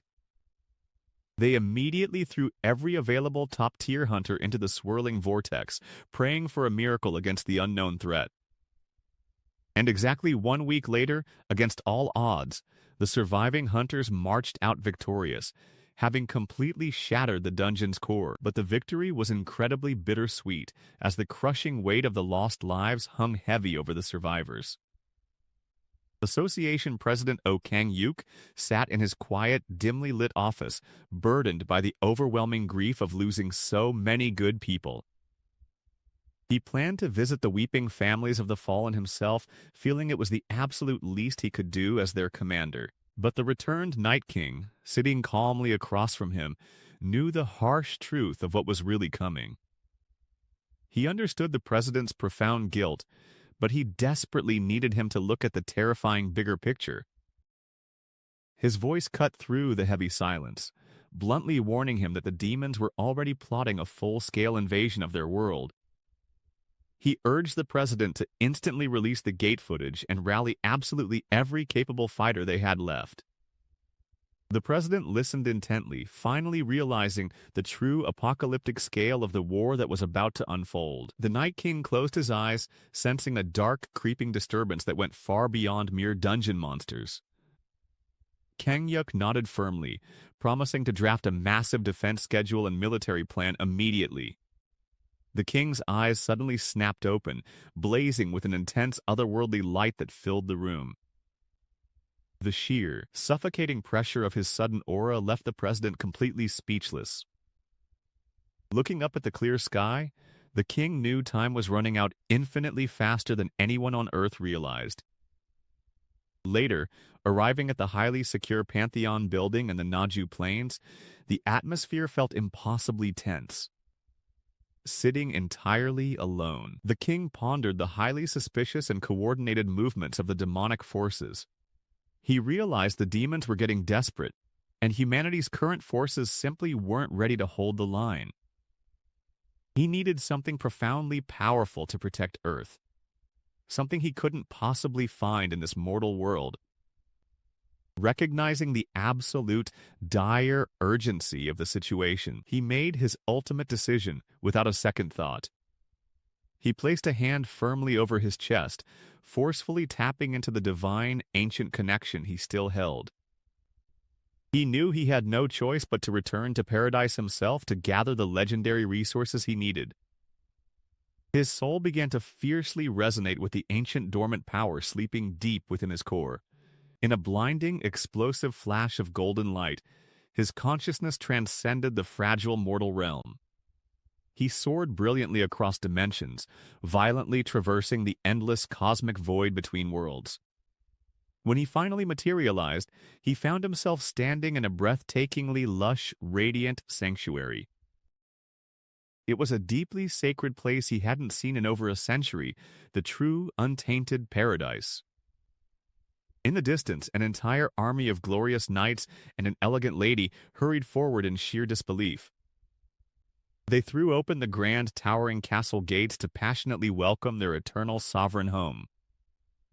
The magnificent fortress gleamed flawlessly under the divine sun, remaining perfectly untouched by the passage of time. He walked toward them with a steady pace, feeling a massive wave of nostalgia wash over his hardened heart. The great saintess, Anjak Pratasia, looked at him with profound reverence, her eyes shining with absolute joy. It had been exactly 180 years since anyone had seen him, but they recognized his majestic presence instantly. A massive, heavily armored knight immediately dropped to one knee in a display of absolute, unwavering respect. He greeted his former king, his rough voice trembling with overwhelming emotion and pride. Soon, a burly, rugged man stepped forward from the crowd, grinning widely from ear to ear. He proudly addressed the King of the Lionheart, absolutely thrilled to see his legendary old friend in the flesh. The king smiled warmly, genuinely happy to see his flawlessly loyal comrades thriving peacefully in paradise. But as much as he desperately wanted to stay and celebrate, he hadn't come to this realm to rest. The burly knight could immediately tell from the king's shifting, serious expression that something was terribly wrong. The king turned to the saintess, his tone instantly shifting from a friendly reunion to a commanding leader. He quickly explained that Earth was under a horrific siege, and he urgently needed the profound wisdom of the predecessors. His comrades immediately understood the terrifying gravity of the situation and stepped aside. To reach the deepest, most sacred part of paradise quickly, the king summoned a legendary, mythical creature. He flawlessly mounted a magnificent winged Pegasus, grabbing the ancient reins with perfectly practiced ease. With a powerful, thunderous flap of its massive wings, the heavenly steed launched violently into the sky. The wind whipped fiercely past his face as he stared intensely ahead, focused purely on his desperate mission. They soared rapidly over the endless golden plains, aiming straight for the ancient forbidden forest of the sages. Pithelion, the fiercely faithful steed, glided effortlessly through the pristine, magical air of the realm. As they rapidly descended, the dense, magical canopy of the colossal forest finally came into view. He rode deep into the shadowed woods, completely surrounded by towering trees humming with terrifyingly ancient energy. He finally pulled back on the reins, bringing the majestic Pegasus to a gentle, respectful halt. The massive forest itself seemed to whisper his ancient title, openly welcoming the Lord of the Holy Relics. He looked around the quiet clearing, sensing a colossal, overwhelming presence violently awakening before him. A massive, ancient tree slowly opened its glowing, hollow eyes, solemnly acknowledging the returning king. The rough bark shifted and contorted into the face of a wizened old sage, speaking with a deep, rumbling echo.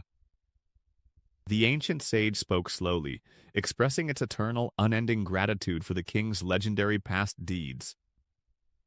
The king bowed deeply and respectfully, genuinely humbled by the ancient being's overwhelming kindness. He looked up at the massive wooden face, preparing to speak to the youngest and most powerful of the great sages. Without wasting a single precious second, he revealed the true, desperate reason for his sudden visit. The giant sage listened in complete silence, deeply feeling the king's overwhelming desperation and fear for his home. Even the magical birds in the sky seemed to completely freeze, sensing the incredibly heavy conversation below. The king managed a faint, strained smile, happy to see his old friend, but pushed forward with his grim request. He bluntly asked the ancient sage for a precious seedling, an artifact of unimaginable, world-saving life force. He knew he was asking for a monumentally massive favor, especially since he was in such an incredibly chaotic rush. But he simply had no other choice. His fragile homeworld was teetering on the absolute brink of total annihilation. The massive tree frowned deeply, instantly realizing the sheer apocalyptic scale of the demonic threat the king faced. The king grimly explained that the demons had already infiltrated Earth and begun rotting it from the inside out. In his mind's eye, he saw the horrifying, nightmarish image of demonic claws brutally crushing the entire globe. He knew that if left completely unchecked, the demons would turn humanity's beautiful home into a literal wasteland of despair. Perfectly understanding the apocalyptic stakes, the great tree didn't hesitate for a single second to offer its help. It slowly reached out with a massive, creaking wooden branch, powerfully pouring its own life essence into a single point. A brilliant, blinding flash of holy light erupted as the tree forcefully manifested a divine, glowing seedling. The fiercely glowing branch gently snapped off and floated softly down toward the waiting king. He grasped it firmly in his hand, instantly feeling the overwhelming, crackling holy power surging through the magical wood. With this legendary seedling, he could finally establish a massive sanctuary, capable of permanently repelling the demonic corruption. The wise sage strictly warned him not to rush his ultimate return to paradise, urging him to stay alive and fight on. The king nodded with deep gratitude, confidently assuring the ancient being that he wouldn't fall to the demons easily.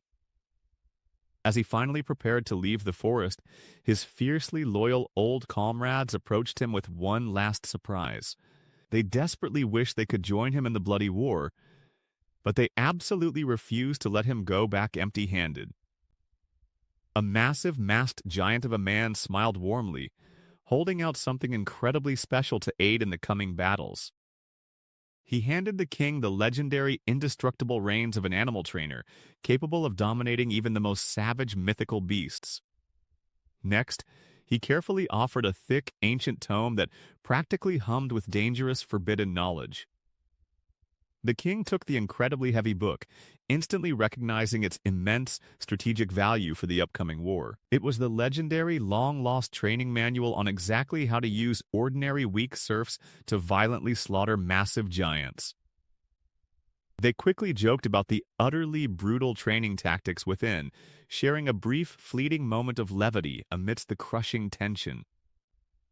Finally, the beautiful scientist stepped forward gracefully, her kind eyes completely filled with gentle, overwhelming concern for his soul. She gently presented him with a flawlessly crafted holy relic, intensely glowing with pure, divine protection.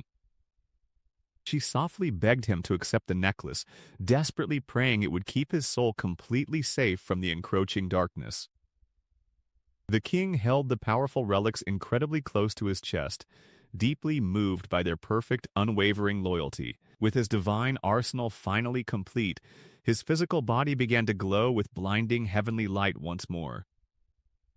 He gave his eternal friends one last fiercely determined look before his soul violently shot back across the cosmos. The dead of night had completely fallen over his sprawling earthly mansion by the time his consciousness finally returned. He materialized perfectly in the dark, silent hallway, the heavenly relics safely secured in his tight grasp.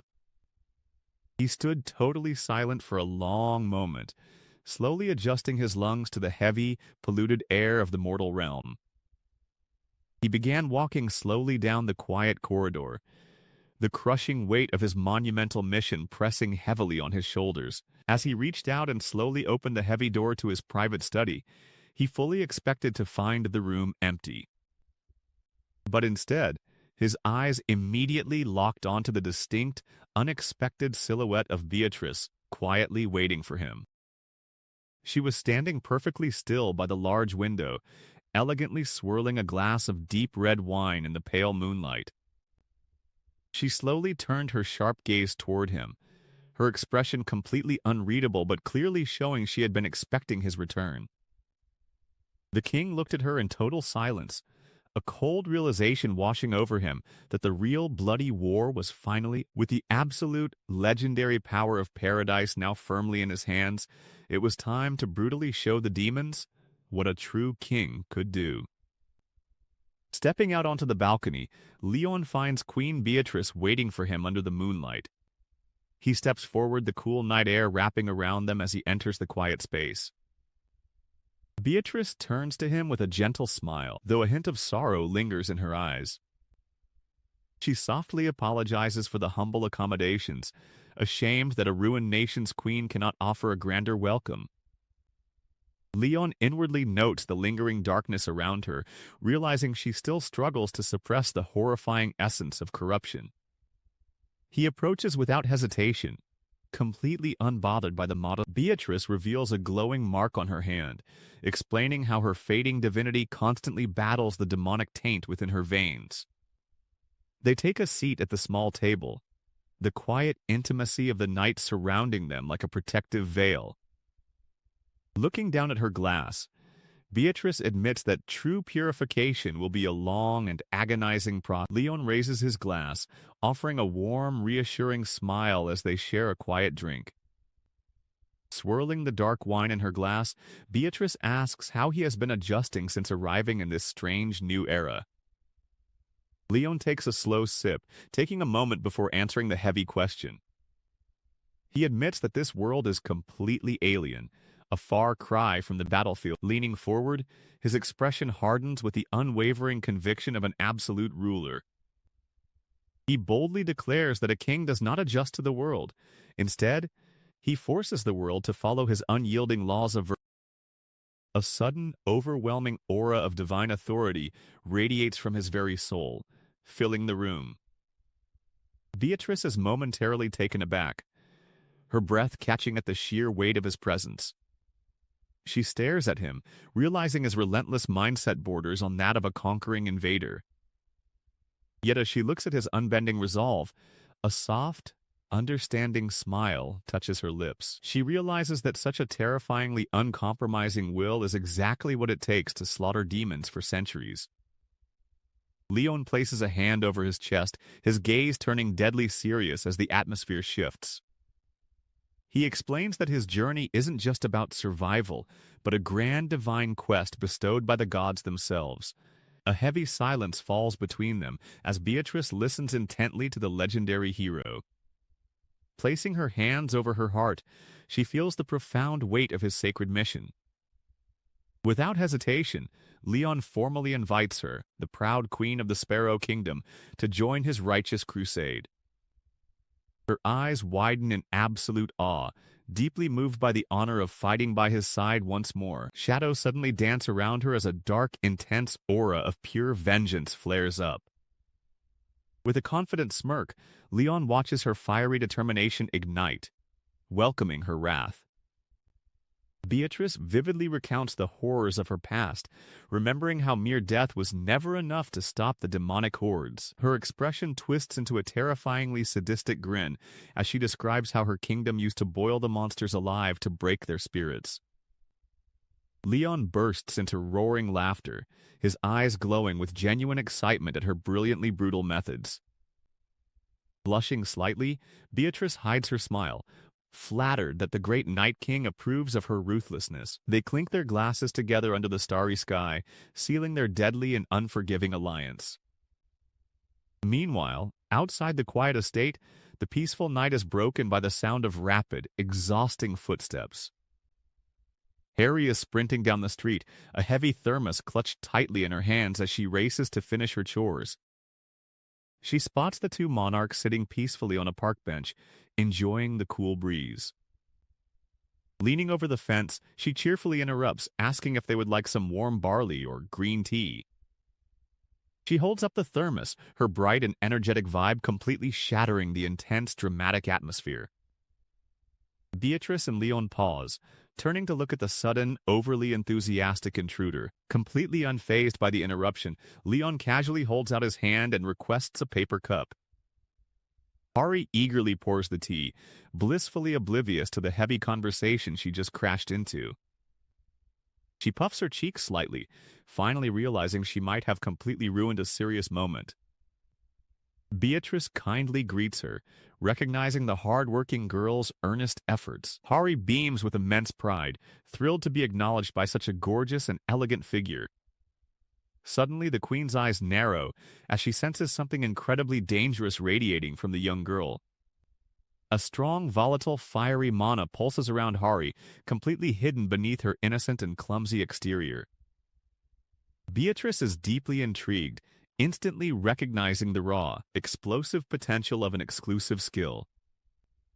Leon smirks, easily catching on to the queen's sudden interest in his young subordinate. Hari jumps back in shock as Leon points directly at her with a commanding presence. He announces that from this moment on, her new assignment is to serve directly under Queen Beatrice. Hari's jaw drops, completely overwhelmed and terrified by the sudden, massive promotion.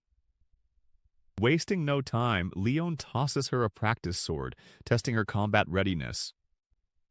She fumbles but frantically catches it, looking at him in utter confusion and panic. He commands her to immediately demonstrate her best sword technique for the queen's evaluation. Hari swallows her fear, gripping the hilt tightly as her expression shifts into deep concentration. She swings the blade downward with all her might, but her movements are clumsy and overly wide. Still, as the blade arcs through the air, a massive burst of searing fiery energy explodes from the weapon. The raging flames trail behind the blade, wild, untamed, and desperately lacking control. Leon watches her form silently, his sharp eyes analyzing every single flaw in her stance. Hari finishes her desperate swing, panting slightly as the dangerous fire dances aggressively around her. Leon bluntly points out that her swings are far too wide, wasting massive amounts of precious mana. Stepping forward with unmatched grace, the queen gently offers to demonstrate the proper, lethal way to wield fire. Hari watches eagerly, incredibly honored to receive a personal lesson from a legendary monarch. Beatrice gracefully grips the hilt of the sword, her entire demeanor shifting into that of a seasoned warrior. A brilliant, intensely concentrated aura begins to gather and swirl around the steel blade. Leon crosses his arms, watching the queen's absolute and flawless mastery over mana.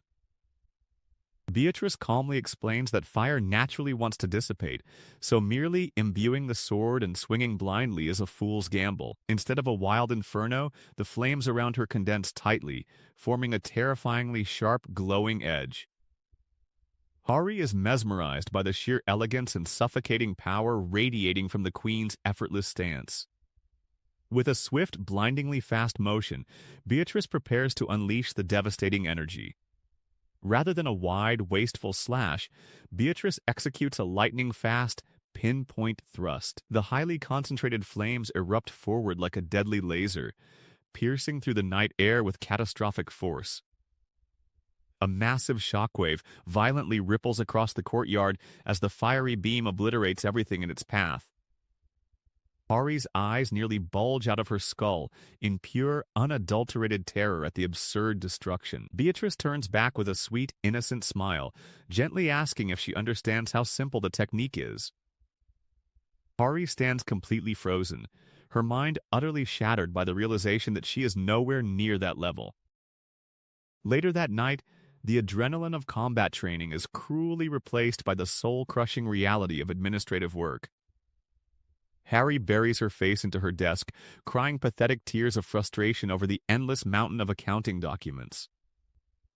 Suddenly, a strange whirring noise makes her jump out of her seat, her heart racing in a sudden panic. Sir Yappy, the floating robotic supercomputer, descends perfectly onto her head like a mechanical savior. Hari sighs in massive relief, realizing her hyper-intelligent companion has arrived to handle the impossible math. She cheers him on with starry eyes, watching in absolute awe as Yappy processes the agonizing paperwork in mere seconds. Thrilled to have her exhausting workload cleared, she happily asks him to use his system to order her a proper maid uniform for her new servant duties. Yappy immediately accesses the internet's vast big data, running complex algorithms to calculate the most popular and optimal clothing choice. But blindly trusting the internet's search history proves to be a fatal mistake, as the screen displays a highly inappropriate, heavily censored cosplay outfit, leaving Hari's dignity in grave and absolute danger. The peaceful morning cityscape was soon interrupted by a gathering that no one expected. Heavy footsteps echoed across the pavement as the elite students made their arrival. Han Soho, an A-class prodigy from the Hunter Academy, stepped out of the transport with a confident smile. Right behind him was Kim Jae-yuk, quietly assessing the massive turnout for the day's event. As Soho walked toward the assembly, he couldn't help but reflect on the shocking events that had unfolded just a few days prior. It all started when the legendary Lionheart King himself paid a sudden, unannounced visit to the Hunter Academy. Standing before the top-tier students with an imposing, unyielding aura, Leon made his intentions absolutely clear. He wasn't looking for mere soldiers, but true knights.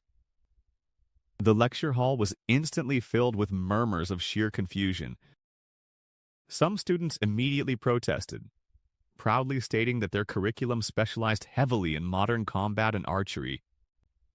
But they quickly realized that their complaints meant absolutely nothing against his overwhelming presence. When Leon boldly mentioned teaching theology and divine laws, the skepticism in the room only grew stronger. The king didn't need words to prove his point.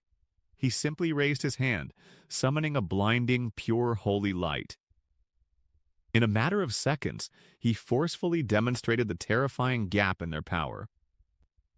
Bestowing a fraction of his divine energy onto a doubting student, the results were instantaneous. The boy erupted with newfound strength, screaming in absolute awe as holy power violently surged through his veins. Back in the present, the Academy's finest gathered outside their transport bus, still buzzing from that mind-bending revelation. They couldn't believe they were actually getting a chance to work alongside the Divine Guild. Even Cheon Soyeon, the famously prideful granddaughter of the Divine Sword Guildmaster, had shown up for the expedition. Despite her initial fury at being called a peasant by the king, even she couldn't resist the undeniable proof of his divine miracles.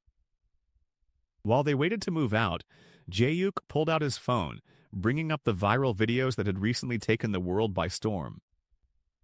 Suho glanced at the screen and immediately recognized his older sister Hari in the footage. The Pantheon channel was exploding in popularity, broadcasting impossible feats of survival using nothing but prayers. Suho smiled proudly, genuinely happy that his sister was finally finding massive success with the guild. He pictured her working diligently, handling highly important guild matters with grace and professionalism. In reality, Hari was currently trapped in a humiliating nightmare forced into a highly revealing maid uniform by a robotic assistant. Trembling with sheer embarrassment, she stared down at herself in absolute horror. Sir Yappy, the relentlessly blunt AI, insisted that the outfit had a 99% satisfaction rate based entirely on big data.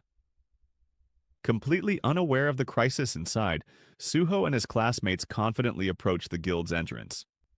With a wide, innocent grin, Suho decided to barge in and give his beloved sister a surprise visit.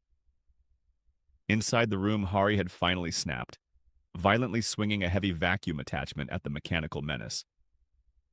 The robot took the hit, beeping uselessly as she unleashed all her pent-up frustration. Suddenly, the heavy doors slid open without warning. Suho enthusiastically called out her name, fully expecting a warm and wholesome family reunion. Time seemed to stop completely as Hari froze in place, her eyes widening in pure panic. The silence in the room was deafening as the two siblings locked into the most awkward stare of their lives. Hari's face flushed a deep, agonizing crimson as the reality of being caught in a maid outfit by her little brother fully set in. Suho's brain completely short-circuited, absolutely unable to process what he was looking at. Desperate to salvage whatever dignity she had left, Hari clumsily tried to hide the robot behind her back. But Leon, furious at the disgraceful and unknightly display, immediately commanded her to change her clothes. Tears of shame pricked Hari's eyes as she hugged the metal drone, wishing the ground would just swallow her whole. Squatting down in pure, utter defeat, she let out a pathetic whimper while her brother tried to comprehend the trauma. With absolutely no other way to vent her extreme embarrassment, she hoisted Sir Yappy high above her head. With a scream of pure rage, she hurled the mechanical instigator straight into the sky. The reunion had devolved into a complete disaster, with Suho desperately trying to drag his wailing sister away, while Leon continued to relentlessly scold her. Despite the chaotic morning, the day's true challenges were still waiting for them. Far away on the coast of Jeju Island, a much more serious threat was rapidly brewing. A massive red gate had torn open in the middle of a deserted street, bleeding ominous, violent energy into the surrounding air. Heavy combat boots slammed against the pavement as elite reinforcements finally arrived on the scene. The Golden Lion Guild, notorious for their ruthless and heavily commercialized tactics, stepped out of their transport. Their leader, Hwang Jemcheol, surveyed the disaster zone with a look of supreme arrogance. He clearly saw himself as the absolute savior of this operation, completely looking down on everyone else present. Backed by 40 of his heavily armed and seasoned hunters, he commanded the space like he already owned it. His smug smirk only grew wider when he spotted a very familiar, deeply hated face in the crowd. The man known as the traitor glared back, his expression instantly darkening with pure disgust. The tension between the two was palpable, years of bitter bad blood threatening to boil over in seconds. They stepped right up to each other, a silent war of intimidation threatening to completely derail the mission. The traitor viciously warned him not to cross the line, demanding a strict and fair cut of the raid's profits. But Cheol just mocked him flawlessly, knowing perfectly well that the trader's financial situation was completely in ruins. With absolutely zero leverage to stand on, the trader could do nothing but grind his teeth in helpless fury. Changing the subject, Cheol arrogantly demanded that the rival guild treat his men to a luxurious meal. Yuri, an S-class hunter from the Phoenix Guild, stood off to the side with her arms crossed in deep annoyance. She turned her head away, clearly disgusted by the childish bickering happening right in front of a catastrophic gate. With a sharp, icy tone, she reminded the grown men to start acting like actual professionals. Despite the heavy friction, they had assembled an incredibly powerful strike force for this breach. With 3 S-rank hunters leading the charge, they confidently stepped through the swirling red portal. Yuri maintained her calm, unbothered composure, fully expecting a standard routine dungeon clear. But the moment they crossed over, the trader looked up, his face instantly draining of all color. The ground beneath their feet was completely covered in thick blood and brutally mutilated corpses. High-level armored hunters had been completely slaughtered, their broken bodies tossed aside like garbage. The elite strike team stood absolutely frozen in the desolate wasteland, realizing they had just walked blindly into a slaughterhouse. Heavy metallic breathing echoed through the dead silence, chilling the hunters to their very core. Blind panic immediately set in as the Golden Lion members realized they were facing something far beyond their capabilities. Emerging from the shadows was a towering, heavily armored juggernaut radiating a sickly, terrifying green aura. The monstrous knight raised a colossal battle hammer, ready to crush the new intruders into bloody dust. A glowing system window suddenly flashed before them, desperately issuing an emergency quest to save the remaining survivors. Ominous green flames flared from the knight's visor as Geovric, the honorable Lionheart's Grail Knight, locked onto his fresh prey. The system's clear condition finally updated, leaving them with one terrifying reality: defeat the magnificent Geovric, or perish. The mercenary leader broke out into a cold sweat as the towering figure approached. The knight's overwhelming aura pressured everyone in the vicinity, demanding to know why outsiders had harmed the royal military. He raised his massive warhammer, threatening that his next move depended entirely on their answer. Trying to regain his composure, the mercenary leader scowled, confused by the strange knight's words. He quickly tried to spin a lie, claiming the whole situation was just a massive misunderstanding.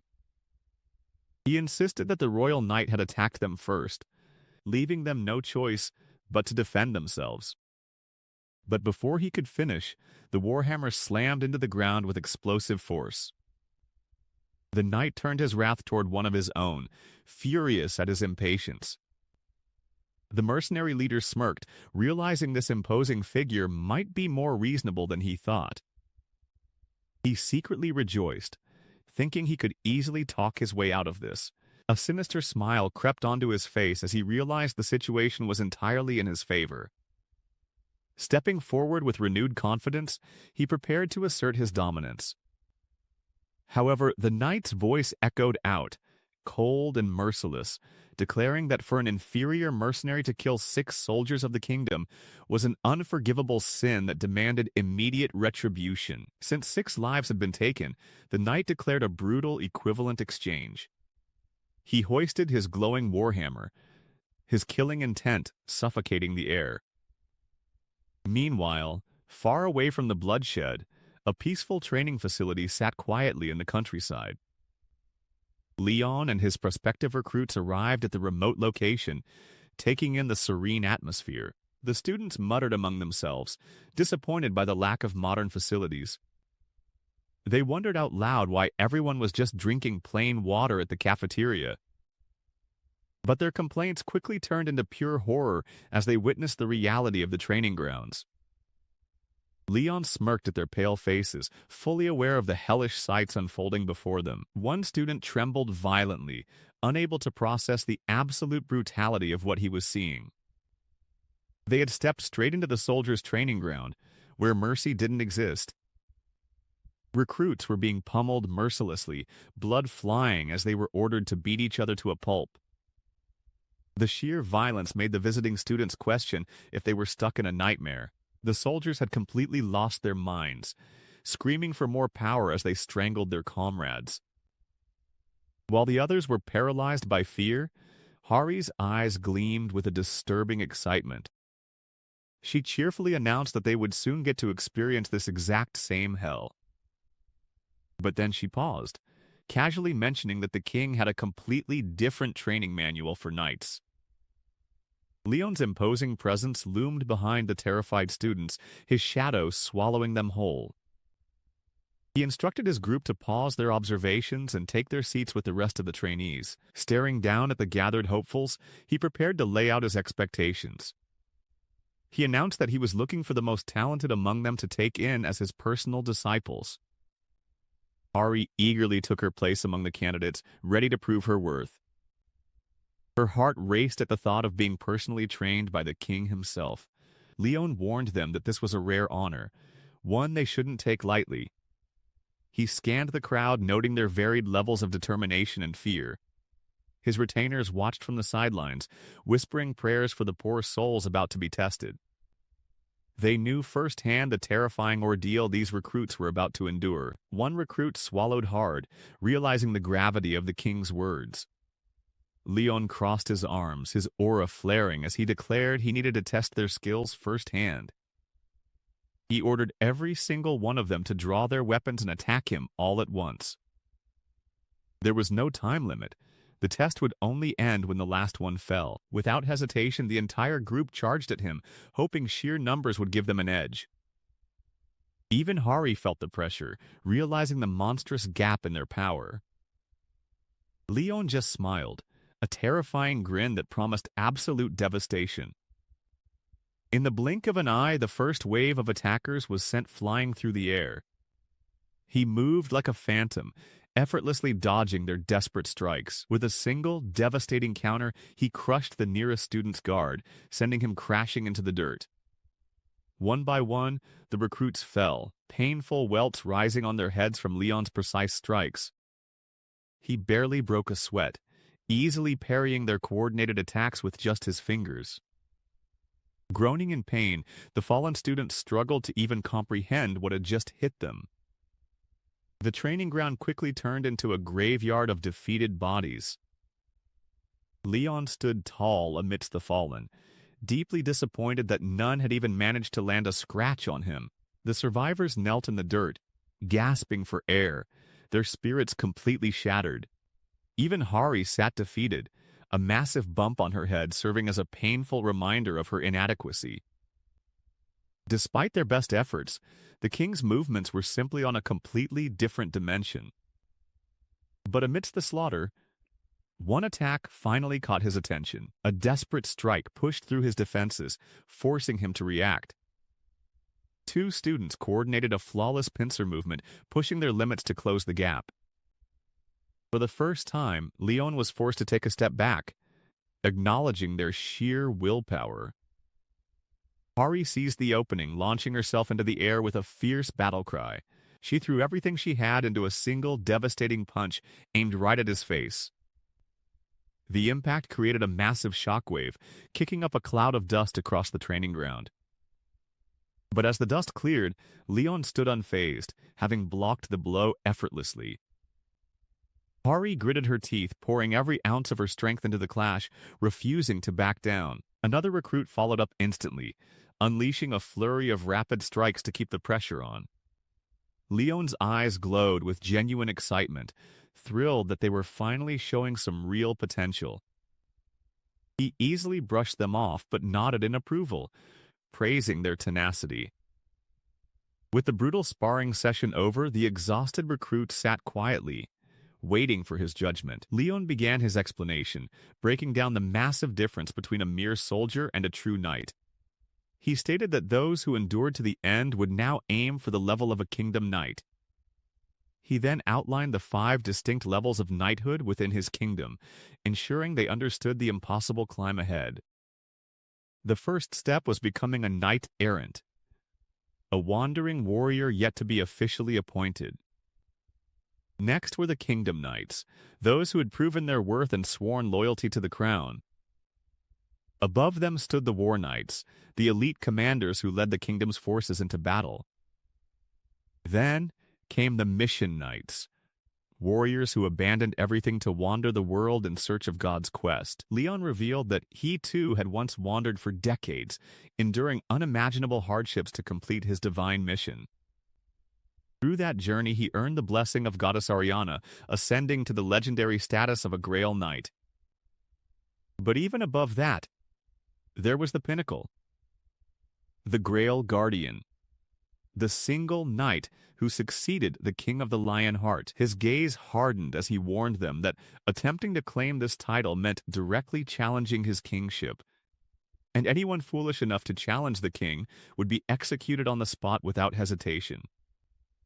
However, he smirked, admitting that right now, in his weakened state, he was merely at the level of a Grail Knight. The students whispered in disbelief, unable to comprehend how this absolute monster could be considered weakened.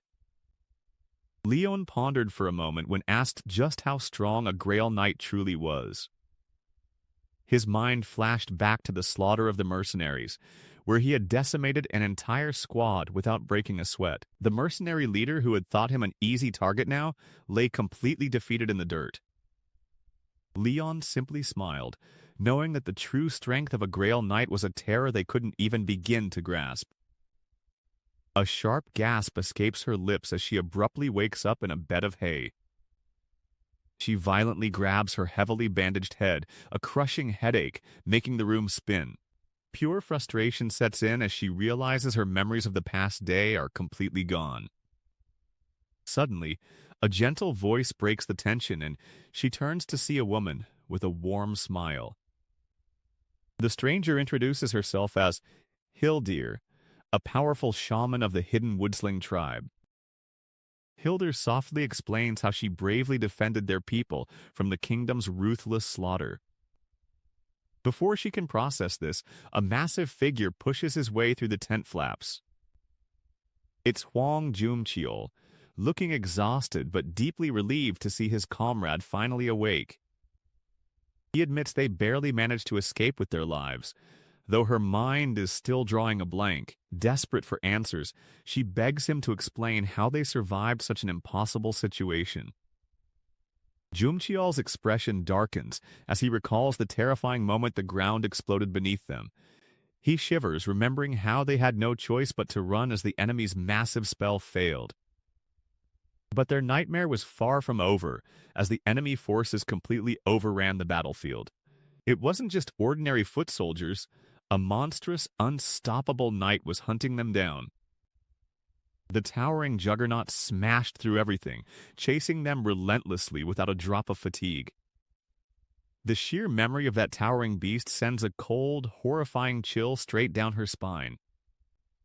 Jumcheol reveals that during the chaotic retreat, she took a direct, brutal hit from the monster's hammer.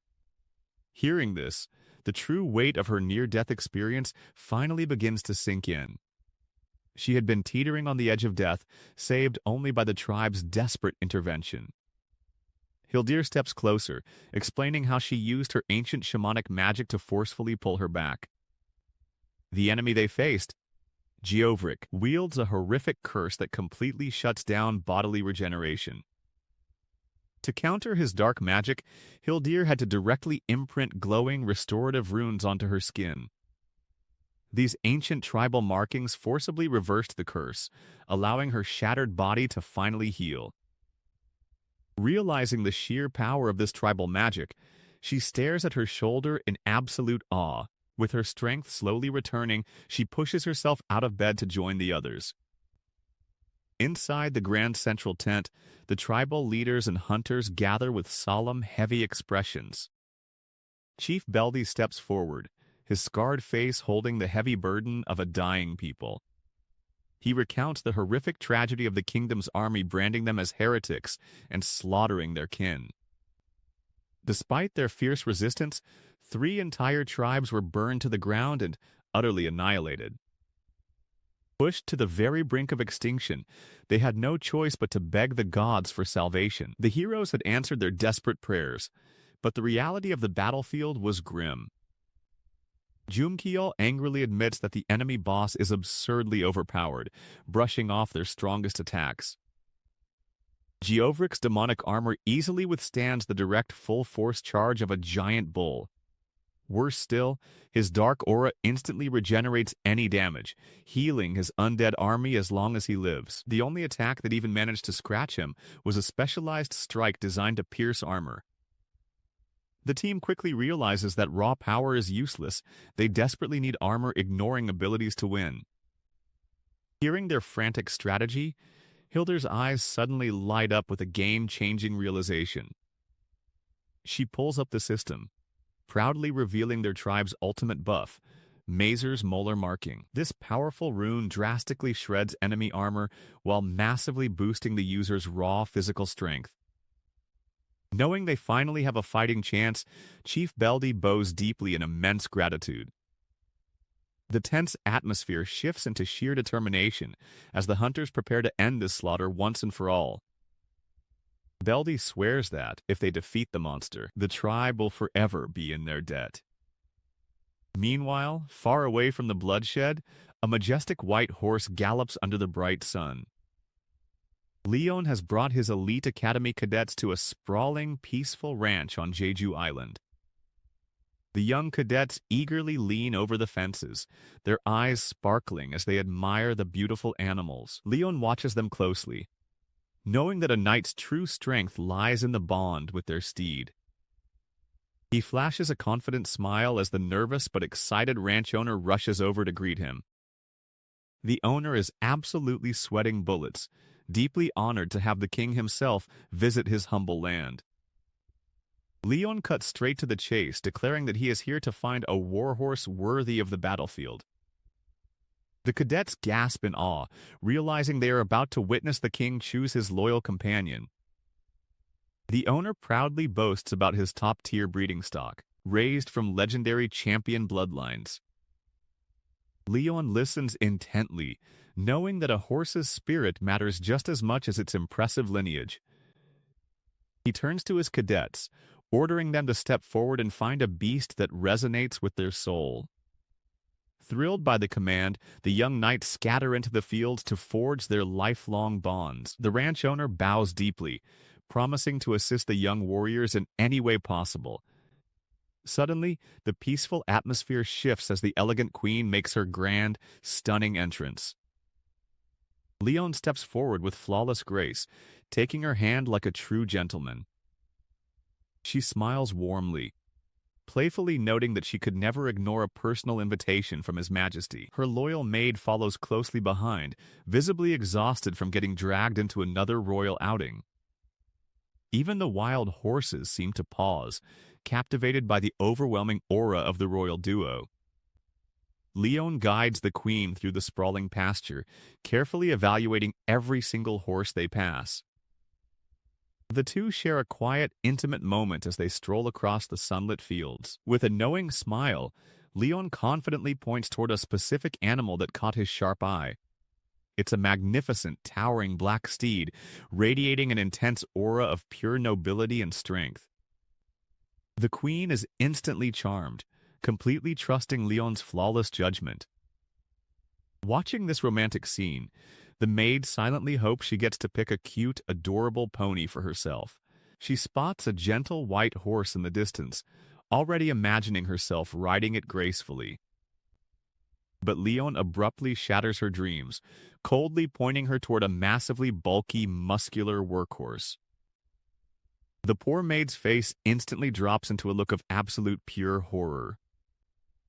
Completely ignoring her silent screams of betrayal, Leon effortlessly turns his attention back to the queen. Tears stream down the maid's face as she realizes she's stuck with the terrifying, battle-hardened beast. With complete gentlemanly elegance, Leon gently helps the queen mount her magnificent dark steed. The maid is left absolutely miserable, forced to awkwardly stare down the massive animal assigned to her. The queen sits gracefully atop the horse, looking every bit the regal ruler she is. But the peaceful moment is violently shattered when an agent suddenly sprints across the grass in pure panic. He holds out a ringing phone, an urgent emergency call directly from the Hunter Association president. Leon takes the device, his relaxed expression instantly hardening into a cold, deadly glare. The president's voice shakes with fear as he desperately begs the king for immediate assistance. A catastrophic dungeon break is imminent, and the entire nation is on the verge of total collapse. Leon brutally rejects the plea, refusing to act as a simple cleaner for their pathetic mistakes. The president frantically tries to keep him on the line, knowing Leon is their only chance of survival. Desperate, he drops a massive bombshell, revealing the terrifying identity of the approaching dungeon boss. The monster is a corrupted knight, twisting the sacred name of the goddess of life and abundance. Hearing his beloved goddess mocked by the monstrous Geovric, Leon's eyes ignite with an unstoppable, murderous fury. A chilling wind swept across the desolate wasteland as the expedition team marched toward the ominous Crimson Portal. The gravity of the situation weighed heavily on everyone, their faces pale as they processed the horrific aftermath. The destruction left behind was far too brutal, leaving the squad completely speechless. High above, carrion birds circled the ruins, a grim omen of the carnage that had taken place. Stepping foot into the settlement, the dense fog of death seemed to cling to their every movement. The commanding officer's eyes narrowed, taking in the grim reality of the slaughter. Only one person had been pulled from the wreckage alive.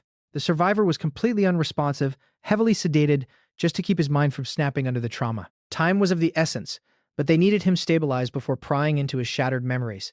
A tense silence fell over the room as they prepared to dive into the unknown.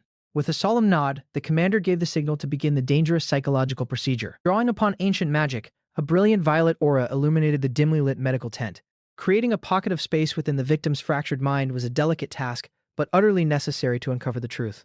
As the spell took hold, the chaotic cycles of the gate's inner world began to violently unravel. The magical energy flared, bridging the gap between reality and the survivor's lingering nightmares. Flashes of an ancient warrior began to gradually materialize within the shadowy dreamscape.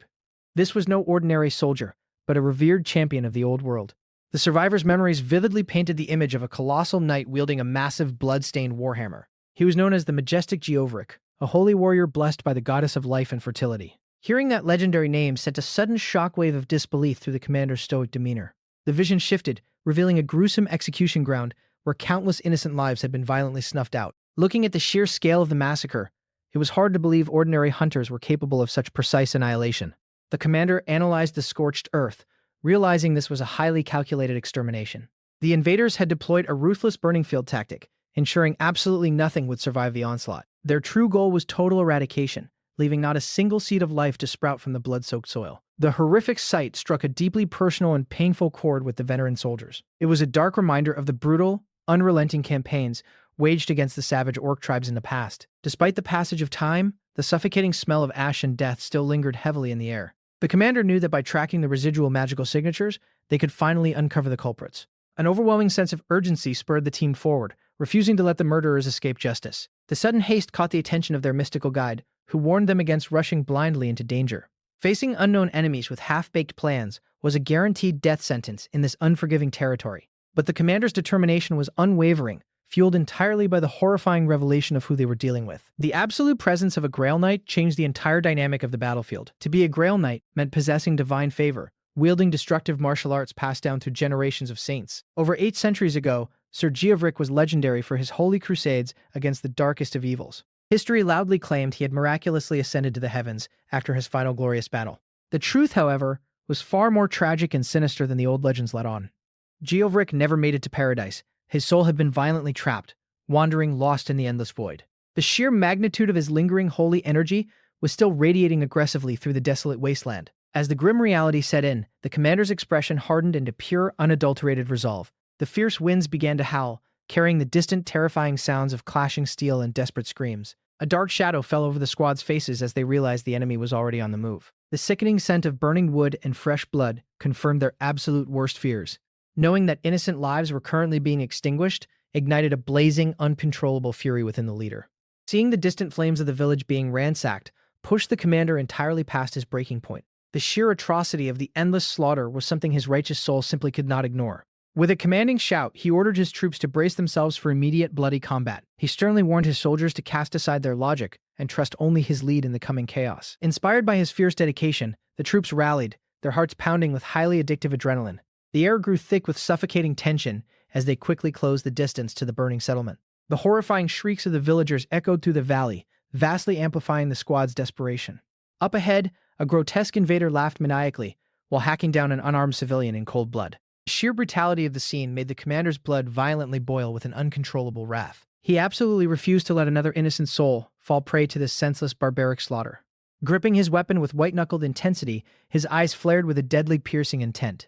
A massive burst of magical energy erupted from his body, shaking the very ground beneath their war horses. Golden flames of pure rage enveloped him as he locked eyes with the vile murderers in the distance. With a thunderous battle cry, he furiously spurred his steed forward, leading the explosive charge. The sheer speed of his reckless assault left his own soldiers completely struggling to keep pace. The ferocity of his advance was awe-inspiring, cutting through the battlefield like a destructive falling meteor. A massive shockwave blasted the encroaching enemies away, carving a direct path right through the total chaos. The fiercely glowing aura radiating from him signaled to everyone that a true powerhouse had finally entered the fray. His subordinates watched in sheer disbelief at the raw, untamed power their leader was casually unleashing. As the commander blitzed toward the central conflict, the earth violently trembled with every single hoofbeat. His aura fiercely intensified, burning away the encroaching darkness that severely threatened to consume the village. Ahead of them, a brutal melee was already underway, the helpless villagers fighting a desperately losing battle for their lives. Among the chaos, a towering, heavily armored warlord stood victorious, preparing to deliver a final crushing blow. But before the warlord's fatal strike could land, a blinding light violently intercepted the execution. The commander furiously crashed into the enemy lines, becoming a whirlwind of unstoppable divine retribution. Roaring with the undeniable might of a true king, he aggressively demanded absolute glory for his fallen comrades. A devastating explosion of holy light completely obliterated the enemy's frontline defenses in an instant. The sheer magnitude of the blast forcefully pushed his own troops back, forcing them to shield their eyes in pure shock. With a sinister, bloodthirsty grin, the commander prepared to happily annihilate every last threat standing in his path. But as the thick smoke finally cleared, his soldiers realized with absolute horror that his devastating attack was aimed in completely the wrong direction. A blinding pillar of light erupted from the battlefield, shattering the ground and sending massive shockwaves through the air. The red-haired warrior could only stare in absolute horror, completely paralyzed by the devastation unfolding before her eyes. Bodies and debris were thrown mercilessly into the darkened sky, caught in the terrifying epicenter of the blast. But amidst the chaos, the one causing the destruction simply scowled, completely dismissing the horrific scene playing out in front of him. "I don't even want to listen to them," he muttered coldly, watching the soldiers fall one by one. He swung his blade with terrifying force, cutting down another enemy without a second of hesitation. A brutal, almost maniacal grin stretched across his face as he charged forward, completely consumed by the thrill of the slaughter. "He's siding with the soldiers?" she yelled, unable to comprehend why their ally was massacring the kingdom's men. The sheer brutality of his actions left her trembling, her mind racing to understand his sudden betrayal. This was wrong, completely wrong. She knew she had to find a way to stop this madness before there was no one left alive. "Your Majesty?" she stammered, looking desperately toward the queen for any sign of intervention. But the silver-haired queen simply smiled serenely, her delicate magic swirling gently around her fingertips as if nothing was wrong. "Believe in His Majesty," she replied softly. "There is always a reason for his actions." That reason, however, looked terrifyingly like pure madness, as he laughed wildly, crushing another opponent beneath his immense power. "Die, you garbage," he roared, utterly relentless in his assault against the bewildered troops. Watching him cheerfully celebrate a new record of kills left the group in a stunned, uncomfortable silence. They couldn't tell if he was acting out of some deep-seated resentment, or if he just naturally enjoyed the bloodshed. Red-haired warrior bit her lip, overwhelmed by a suffocating feeling of utter helplessness. As much as they wanted to intervene, stepping into that chaotic war zone was tantamount to suicide. They had absolutely no choice but to stand by and watch the cruel, merciless massacre continue. However, the truth behind the king's apathy was simple, yet chillingly logical. The dark-haired young man watched the slaughter with dead eyes, completely unfazed by the flying blood. He knew that aside from a very select few survivors, the people in this realm weren't actually real. Every monster and NPC within this gate was nothing more than an illusion created from long-forgotten memories. The king ripped through the ranks with vicious efficiency, fully aware that his victims were already ghosts. They were merely the lingering remnants of a tragedy, doomed to repeat itself over and over again. His golden aura flared as he tightened his grip, completely devoid of mercy or hesitation. "I won't leave a single one alive!" His voice echoed like thunder across the ruined landscape. It didn't matter if these illusions were slaughtered on the battlefield or hanged for execution. Erasing them from this world was simply not considered a sin. Having cleared the immediate area, the king stood victorious amidst the settling dust and defeated soldiers. A lone knight cautiously approached, dropping to one knee before the overwhelming divine presence. "I greet the Grail Knight, the living saint," the man announced, completely misinterpreting the king's true identity. He proudly introduced himself as Tascata Vendelik, an honorable knight affiliated with the Labanine Dawn. The king slowly opened his eyes, silently processing the name and the man's archaic faction. Tascata eagerly boasted of his talent, explaining how he was the only one in his family whose skills as a knight were truly acknowledged. The king simply observed the gathered troops, noting their battered armor and exhausted demeanor. He pointed out that Tascata clearly hadn't embarked on his holy pilgrimage yet, a crucial rite of passage. As Tascata confirmed his plans to depart right after this raid, the king's expression darkened with pity. He searched his vast memories, realizing he had never once heard the name Tascata Vendelik written in the annals of history. If this man had truly survived and become a Grail Knight, their paths would have inevitably crossed at the sacred city of paradise. The king stared down at the oblivious soldiers, a somber realization settling heavily in his chest.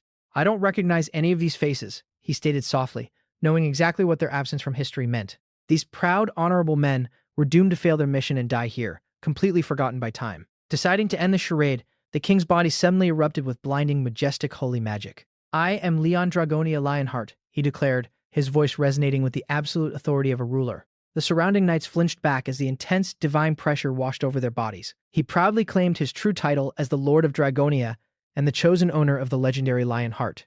The red-haired warrior watched from afar, completely baffled by his sudden dramatic introduction to the enemy.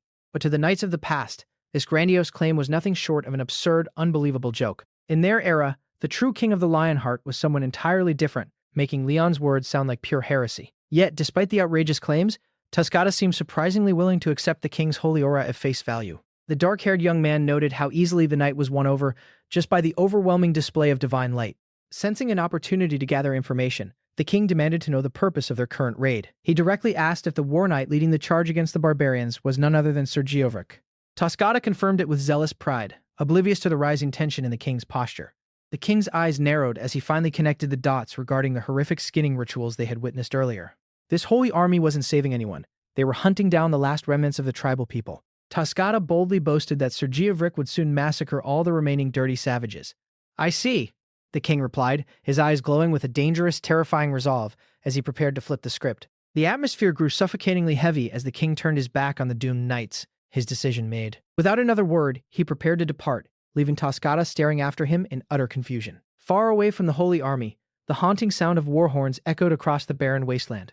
The massive wooden gates of the barbarian stronghold loomed in the distance, serving as their final line of defense. Inside the chaotic camp, the tribal warriors stood ready, armed to the teeth, and waiting for the inevitable clash. The mercenary leader smirked confidently, completely unbothered by the overwhelming odds as he noted the enemy leader's arrival. The kingdom's knights marched forward in perfect, terrifying unison, a relentless tide of impenetrable steel. The surviving mercenaries gripped their weapons tightly, their eyes locked on the approaching army of zealots.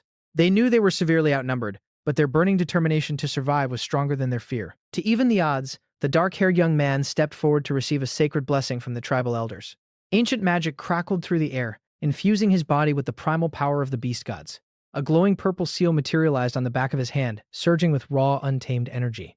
System windows rapidly cascaded across his vision, detailing massive boosts to his strength, defense, and agility. He clenched his fist, feeling the immense, monstrous power coursing through his veins. With these tribal buffs, they finally had a fighting chance against the overwhelming might of the kingdom's elite. The mercenary leader slammed his massive weapon onto his shoulder, a cocky grin plastered on his face. The heavy, imposing figure of Sir Geovric stepped to the very front lines, his mere presence suffocating the battlefield. "What are we doing here?" the mercenary mocked, spinning his blade with lethal precision.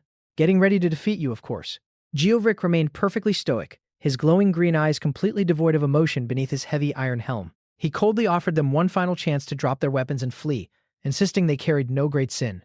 "Ha, sin?" the mercenary scoffed, deeply offended by the knight's hypocritical self-righteous arrogance. Geovric simply raised his massive hammer, completely ignoring their defiance as his holy aura flared violently to life. The sky turned an ominous, sickly green as pure, concentrated divine energy gathered at the head of his weapon.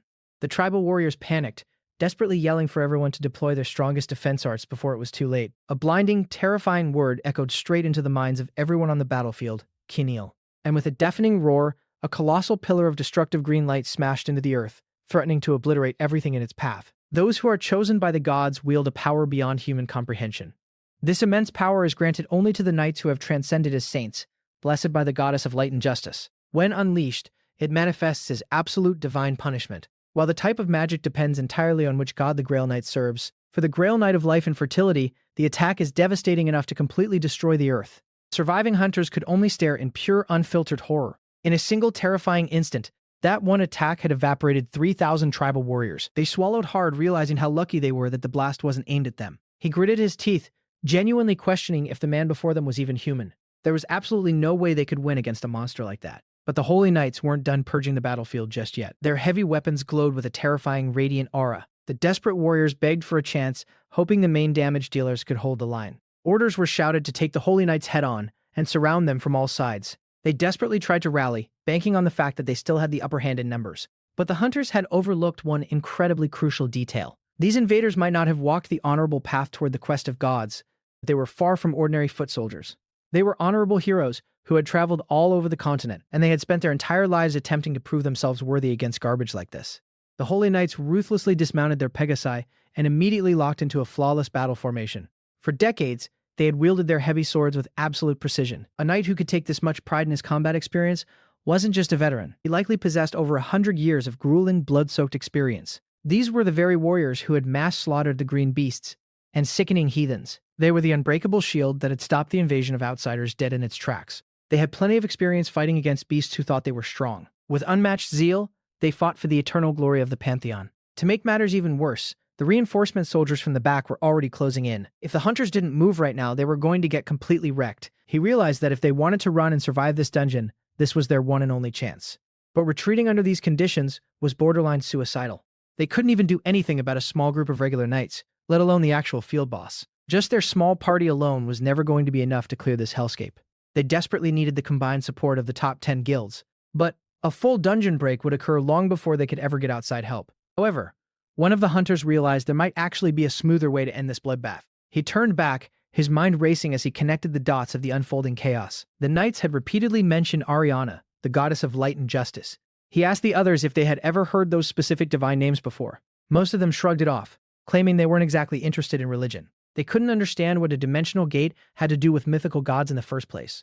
But then, he brought up a name that made everyone freeze. Lionheart. He aggressively reminded them to check the incredibly famous Pantheon YouTube channel. It all suddenly made terrifying sense.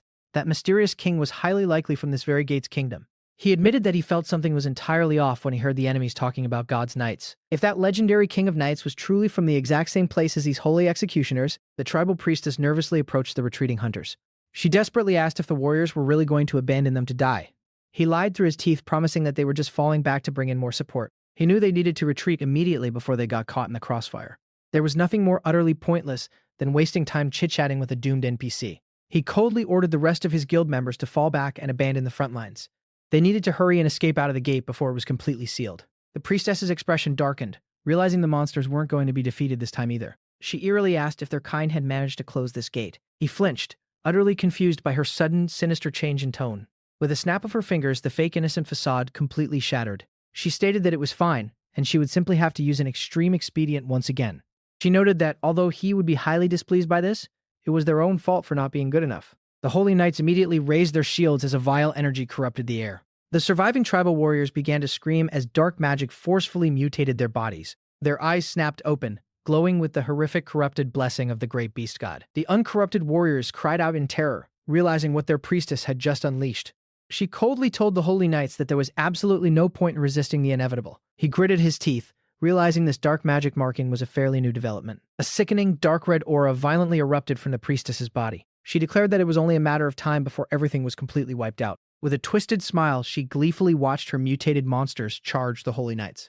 The hunters could only watch in disgust as the vile creatures tore across the battlefield. She laughed maniacally as the dark magic completely overwhelmed the front lines. The Holy Knights braced themselves against the unnatural strength of the mutated beasts, but the seasoned veterans quickly identified the monster's absolute weakness. The corrupted skin where the dark marking appeared was highly vulnerable to holy attacks. He cursed the arrogant little heathens as he perfectly parried a heavy strike. However, even with their weakness exposed, the situation was rapidly deteriorating for the knights. The hunters realized they needed to send any remaining survivors back to the kingdom immediately. The lead knight braced his shield, refusing to let the line break. He swore to protect his men, even if it meant sacrificing his own life to hold the beasts back. A massive shadowy beast slammed into the vanguard, shattering their defensive formation. Searing flames and chaotic magic ripped through the shattered ranks. A massive explosion sent shockwaves tearing across the ruined landscape. He shielded his eyes, barely able to withstand the intense, suffocating heat of the blast. The once unstoppable Holy Knights were being relentlessly pushed back into the dirt. It seemed their honorable, desperate stand was finally coming to a tragic end. The surviving hunters prepared for the absolute worst as the shadowy horde closed in on them. The commander closed his eyes, fully prepared to lay down his life for his comrades. But just before the final blow could land, a colossal heavy sword violently pierced the earth from above. A blinding, overwhelming surge of majestic holy energy instantly blasted the corrupted monsters away. A commanding, deafening roar of absolute authority echoed across the chaotic battlefield. A massive pillar of divine light descended, instantly eradicating the surrounding darkness. The battered, exhausted knights looked up from the rubble, their eyes widening in pure awe. The terrified dark forces halted their advance, staring at the lone figure who had just fallen from the sky. With terrifying, absolute calm, the blond man firmly gripped the hilt of his massive weapon. The King of Lions, Dragonia Lionheart, had finally arrived to crush the darkness. Soaring high above the chaos, she guided her Pegasus with a calm, unwavering focus. She watched from the sky as her master leaped straight into the heart of the battlefield without a second thought. A faint smile crossed her lips, entirely unfazed by his characteristically reckless bravery. Down in the dirt, the blonde commander surveyed the endless horde of enemies with pure disgust. No matter how many beastmen they slaughtered, the horizon was always swarming with more reinforcements. His subordinate hesitated, her voice shaking as she questioned the morality of skinning even their youngest enemies. But he shut her down instantly, reminding her that their brutal tactics weren't born of cruelty, but absolute necessity. He explained that the horrific markings carved into the enemy's flesh were symbols of unwavering allegiance to the beast god. A sickening realization washed over her, as she learned the beastmen were slowly having their souls eroded, twisted into something demonic. He offered no comfort, only a cold command to bury her naive ideals and focus on survival. In a war this merciless, there was absolutely no room for hesitation or misplaced mercy. All that mattered now was uncovering the truth and executing absolute justice on their enemies. Meanwhile, high in the bleeding sky, the white-haired witch prepared her next devastating move. Her Pegasus sliced through the burning clouds as she channeled a terrifying amount of raw mana. Raising her hand, she began to weave a massive complex spell right above the enemy lines. Giant, intricate magic circles illuminated the sky, casting an eerie blue glow over the monsters below. With a flick of her wrist, she unleashed the concentrated destructive energy. Back on the ground, the commander watched the battlefield closely, analyzing the enemy's strange resilience. He quickly realized the beastmen's twisted markings were still functioning perfectly, completely nullifying their attacks. The holy law they had relied on was failing them, and the tide of battle was rapidly turning against humanity. A battered knight suddenly turned his head, sensing a massive shift in the chaotic atmosphere. The commander stepped out from the smoke, his mere presence commanding absolute authority. As the monstrous roars echoed around them, he walked calmly toward his exhausted, bleeding troops. A radiant golden halo materialized in the palm of his hand, pulsing with overwhelming divine energy. The injured knight froze, his eyes widening in disbelief beneath his blood-stained helmet. The commander revealed the true Holy Grail, its brilliance illuminating the darkest corners of the battlefield. He stood perfectly still, letting the ancient artifact's raw power wash over the despairing soldiers. Suddenly, an intense, blinding light erupted from the Grail, piercing straight through the dark clouds. The radiant energy cascaded down, enveloping everything in its warm, glorious embrace. The sheer purity of the light forced the exhausted knights to shield their eyes in absolute awe. The commander stood at the epicenter of the miracle, a living beacon of unstoppable hope. Across the battlefield, soldiers gasped in shock as their fatal wounds miraculously sealed themselves shut. But for the enemies of the light, the divine energy was a searing, agonizing torture that burned their very souls. Holy beams stretched towards the heavens, rapidly purifying the corrupted, blood-soaked lands. A heavily armored knight stared at his restored body, completely overwhelmed by the undeniable proof of the divine. All his previous doubts and fears melted away instantly, replaced by an unbreakable, fanatical devotion. A majestic, angelic voice whispered directly into his mind, commanding him to assist the true king of knights. Gripping his massive weapon with renewed strength, his mind went completely blank of everything but his holy mission. A terrifying green aura flared around him as his free will vanished entirely, leaving only absolute, blind obedience. The commander smirked softly, perfectly satisfied with his newly brainwashed pawn. With a confident grin, he welcomed his fiercely loyal guardian to the front lines. Together, the commander and the corrupted knight stood as an impenetrable wall against the incoming horde. But their moment of triumph was violently interrupted by a dark, suffocating pressure approaching from ahead. Leading the endless swarm of dead beasts was a fiercely enraged halfling girl. Bound to the beast god, her dark soul radiated an overwhelming aura of pure, unadulterated bloodlust. With a feral roar, a colossal monster lunged forward, desperate to sacrifice the humans to its dark deity. The beast's roar shook the earth as it zeroed in on the commander, thirsting for his blood. The grotesque abomination tore across the battlefield, flattening everything unlucky enough to be in its path. High above, the white-haired witch spotted the massive threat charging blindly toward her master. Without a second of hesitation, she yanked her Pegasus's reins, diving back into the chaotic fray to intercept. Down below, the commander didn't even flinch. Knowing perfectly well his aerial support had his back, a glowing system window flashed before the witch, confirming her catastrophic spell was finally ready. Her eyes glowed with pure malice as she unleashed the terrifying forbidden power of the Death Eye. A colossal pillar of destructive purple energy fired straight down from the heavens like a divine judgment. The blast completely annihilated the charging monster in an instant, its agonizing screams drowned out by the explosion. The charred, smoking remains of the giant beast crumbled into ash before it could even reach its target. The halfling girl stared in absolute horror, her ultimate weapon casually wiped out in a single, effortless strike. The ground itself was reduced to a molten crater of magma, ash, and pure destruction. Calmly stepping forward, the commander advanced through the burning wreckage completely unharmed. He raised a mysterious artifact to his face, his eyes glowing intensely as he prepared his own devastating counterattack. A menacing fiery aura erupted from his body, his terrifying gaze locking directly onto the panicked halfling. Realizing she was completely outmatched, the wild girl turned and desperately fled into the burning forest. She cursed her enemies under her breath, her chest heaving violently as she sprinted for her life. Between the commander's overwhelming divine power and the witch's terrifying magic, her forces were entirely crushed. But suddenly, she skidded to a dead halt, her eyes widening in pure, unfiltered terror. Purple electricity crackled through the trees, as her absolute worst nightmare completely blocked her only escape route. The white-haired witch stood casually, examining a dark, concentrated mana stone plucked fresh from the battlefield. She admired the glowing crystal, easily piecing together the twisted truth about the endless enemies they had been slaughtering. The halfling backed away slowly, cold sweat pouring down her face as she faced the true monster in human skin. The witch crushed the crystal in her hand, a deeply sadistic smile spreading across her face. The halfling gritted her teeth, completely paralyzed by the sheer suffocating pressure radiating from her enemy. A terrifying realization hit her.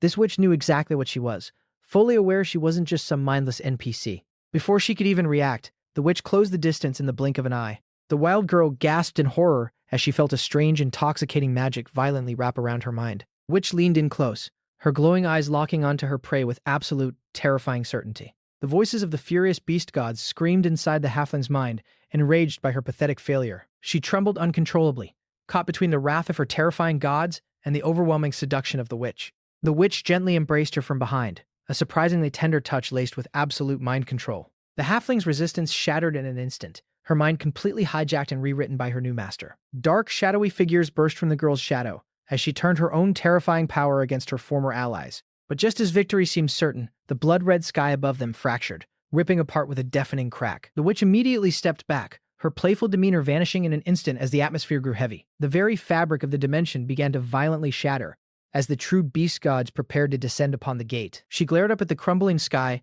knowing full well that the real, apocalyptic battle was finally about to begin. The skies churned with a heavy, ominous energy as the group braced themselves for what was to come. Standing tall among the remnants of the battlefield, the massive armored knight spoke with a heavy heart, recounting how the legendary 11th King of the Lionheart used to speak of them often. He reminisced about the past, finding solace in the fact that their beloved king was now resting in the god's paradise. Turning his imposing gaze toward the red-haired warrior, he softly asked if she retained any memories of those glorious days. She cast her eyes downward, admitting quietly that she couldn't recall a single thing before arriving in this desolate place. Their purpose here was simple, she added. They had only come to raid the barbarians, completely unaware of the deeper tragedy unfolding. The blonde sovereign listened in silence, the weight of a painful truth resting heavily on his shoulders. With a heavy heart, he looked at his loyal subjects, knowing the harsh reality of their very existence. He finally broke the silence, revealing that they were nothing more than echoes, characters restricted entirely to the confines of this gate. The sheer shock of his words hung in the air as the red-haired girl stared back, utterly speechless. The knight Sir Geovric let out a booming laugh that echoed across the desolate wasteland. His legendary weapon pulsed with untamed energy, striking the earth and sending shockwaves through the very foundation of the gate. The great warrior proudly declared that he had lived a long time without ever tasting defeat. The blonde king offered a gentle, bittersweet smile, acknowledging the sheer strength and loyalty of the man before him. Suddenly, the sky above them fractured completely, splitting open as if the heavens themselves were tearing apart. A terrifying declaration roared from the rift, promising to chew them into pieces and spit them back out. A monstrous shadow-like entity began to tear its way into their world, oozing dark, oppressive mana. The king's eyes narrowed as he realized the true scale of the disaster that was about to unfold. The group realized that the descent of a devastating incarnation was imminent, and their current strength wouldn't be enough to stop it. The king turned to Geovric, questioning if there was any possible way to prevent this apocalyptic being from fully entering their realm. The situation was undeniably grim, the dark energy swirling around them growing more suffocating by the second. The massive knight stood unwavering against the storm, his resolve forged in decades of endless warfare. With a calm but resolute voice, Geovric admitted that there was absolutely no way to stop the descent. The gate was already doomed. He knew that the beast gods would use every ounce of their terrifying power to completely obliterate this place. Yet, retreating was never an option for him. He declared that he would stay and fight, refusing to abandon the Knights of Glory. The king urgently stepped forward, warning his loyal knight that facing such overwhelming odds head-on was essentially suicide. But Geovric was already stepping toward the encroaching darkness, fully prepared to embrace his fate. The king called out the knight's name, desperation lacing his voice as he tried to pull him back from the brink. However, the tragic truth of the gate finally became clear. Its destruction required a singular, heartbreaking sacrifice. The condition for the gate to fall, and for the others to survive, was the absolute defeat of Sir Geovric himself. Understanding his ultimate purpose, the great Grail Knight rallied his brothers and sisters for one final stand. The king watched helplessly, his teeth gritted in frustration as the loyal soldiers prepared to lay down their lives. The atmosphere grew solemn as the knights silently accepted their grim duty, their devotion to the crown absolute. Geovric declared that the final battle was upon them, a battle not for victory, but for the future of the living. His voice boomed with absolute conviction, stating that they, the dead, would gladly sacrifice themselves for the world above. He roared out to his troops, demanding to know if they were with him in this glorious end. The blonde sovereign lowered his head, deeply moved and ashamed by the sheer magnitude of their unwavering loyalty. He knew that their sacrifice was leaving him with a monumental task, a burden he would have to carry forever. Turning back to his liege one last time, Geovric softly asked for one final favor before he marched to his death. Calling upon the goddess Demera, he prayed for a singular blessing to aid his king in the trials to come. A brilliant flash of emerald light erupted from the heavens, answering the faithful knight's dying plea. Divine energy swirled around Geovric's gauntlet, manifesting the very power of the gods themselves. As the ethereal light pulsed, he vowed to impart his powers to the one chosen by Demera and loyal to the Lionheart. The blinding green aura illuminated the darkened wasteland, a beacon of pure, undiluted hope. From the radiant light, a magnificent holy hammer slowly began to materialize in the knight's grasp. It was a weapon of legend, heavy with the blessings of the divine, and the weight of countless victories. The brilliant energy illuminated the king's awestruck face as he watched his greatest knight bestow this ultimate gift. Geovric held the sacred weapon out, urging his majesty to take it and keep it safe. He entrusted the hammer to the king, asking him to hold on to it until a truly deserving warrior appeared to wield its might. As the king firmly grasped the handle, he felt the immense divine pressure of the legendary artifact. Geovric humbly bowed his head, stating that it had been the absolute honor of his life to fight alongside his majesty. The remaining knights watched in stoic silence, their resolve hardening as they prepared for their final charge. The king gripped the hammer tightly, promising to forever remember Sir Geovric's unmatched honor and sacrifice. Turning to the rest of the surviving troops, the king issued his final heartbreaking order. He commanded them to fall back and survive, a direct counter to the suicidal charge about to take place. The battlefield stood completely still for a fraction of a second, the heavy gravity of the moment settling in. Unwavering, Geovric gripped his broadsword, his aura exploding outwards, as he fully embraced his impending doom. The massive knight stepped forward into the encroaching shadows, leaving his king and allies behind. Raising his blade toward the heavens, he loudly recounted the legendary feats of his glorious past. He proudly roared that he had personally slaughtered more than 10,000 enemies and defeated over 5 million foes as a war knight. He continued his booming declaration, reminding the heavens that he had single-handedly protected the motherland against an army of 300,000 orcs. His divine aura flared higher as he screamed his title, the all-powerful Knight of Montreal, the Grail Knight of Life and Fertility. With his final battle cry echoing across the ruined landscape, he charged headlong into the apocalyptic horde. Screaming that today they would die for justice, he threw himself directly into the swarm of descending monstrosities. The sky tore open completely, raining down an endless tide of nightmarish beasts eager to consume the lone warrior. The horrific monsters clashed against his divine shield, but the knight stood like an unmovable mountain against the dark tide. He screamed for the gods to look after them, his body erupting with the last traces of his life force. The king could only stand back and watch the blinding explosions of holy light tearing through the distance. The massive portal swirled with chaotic energy, continuously feeding the monstrous army that was overwhelming the brave knight. The red-haired girl watched in absolute horror as the legendary hero was slowly swallowed by the dark swarm. The king tightly closed his eyes, the deafening sounds of tearing metal and monstrous roars echoing in his ears. He gripped the divine hammer with white knuckles, every booming shockwave from the battle stabbing directly at his heart. The sheer force of the distant clash sent violent tremors through the earth, forcing the group to brace themselves. Beads of sweat dripped down the sovereign's face as he forced himself to endure the painful reality of this sacrifice. Amidst the chaos, Geovric continued to swing his blade, taking down hundreds of beasts even as his armor began to shatter. Bloodied and broken, The Great Knight let out one final earth-shattering roar of defiance against the dark gods. His radiant emerald aura flared brilliantly, one last time, violently clashing against the oppressive dark energy of the beast horde. The terrifying screeches of the monsters signaled the absolute limit of the knight's endurance. A massive pillar of destructive energy finally erupted, entirely consuming the area where the brave Grail Guardian made his last stand. The king stood motionless in the blinding afterglow, the agonizing silence that followed confirming his loyal knight's violent death. The divine hammer in the king's hand pulsed softly, a melancholic remnant of the man who had just perished. Overcome with grief and a burning, untamable rage, the sovereign's expression twisted into a fierce scowl.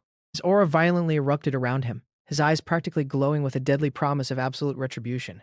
The remaining companions watched in awe and fear as the king's presence shifted from sorrowful to terrifyingly lethal. Gripping the massive hammer, he took a step forward toward the fading portal, the weight of the tragedy solidifying his resolve. The king glared into the dissipating darkness, silently vowing that the beast gods would pay dearly for forcing this sacrifice. He swore to himself that every single word the great Grail Guardian had uttered would be violently realized through his own actions.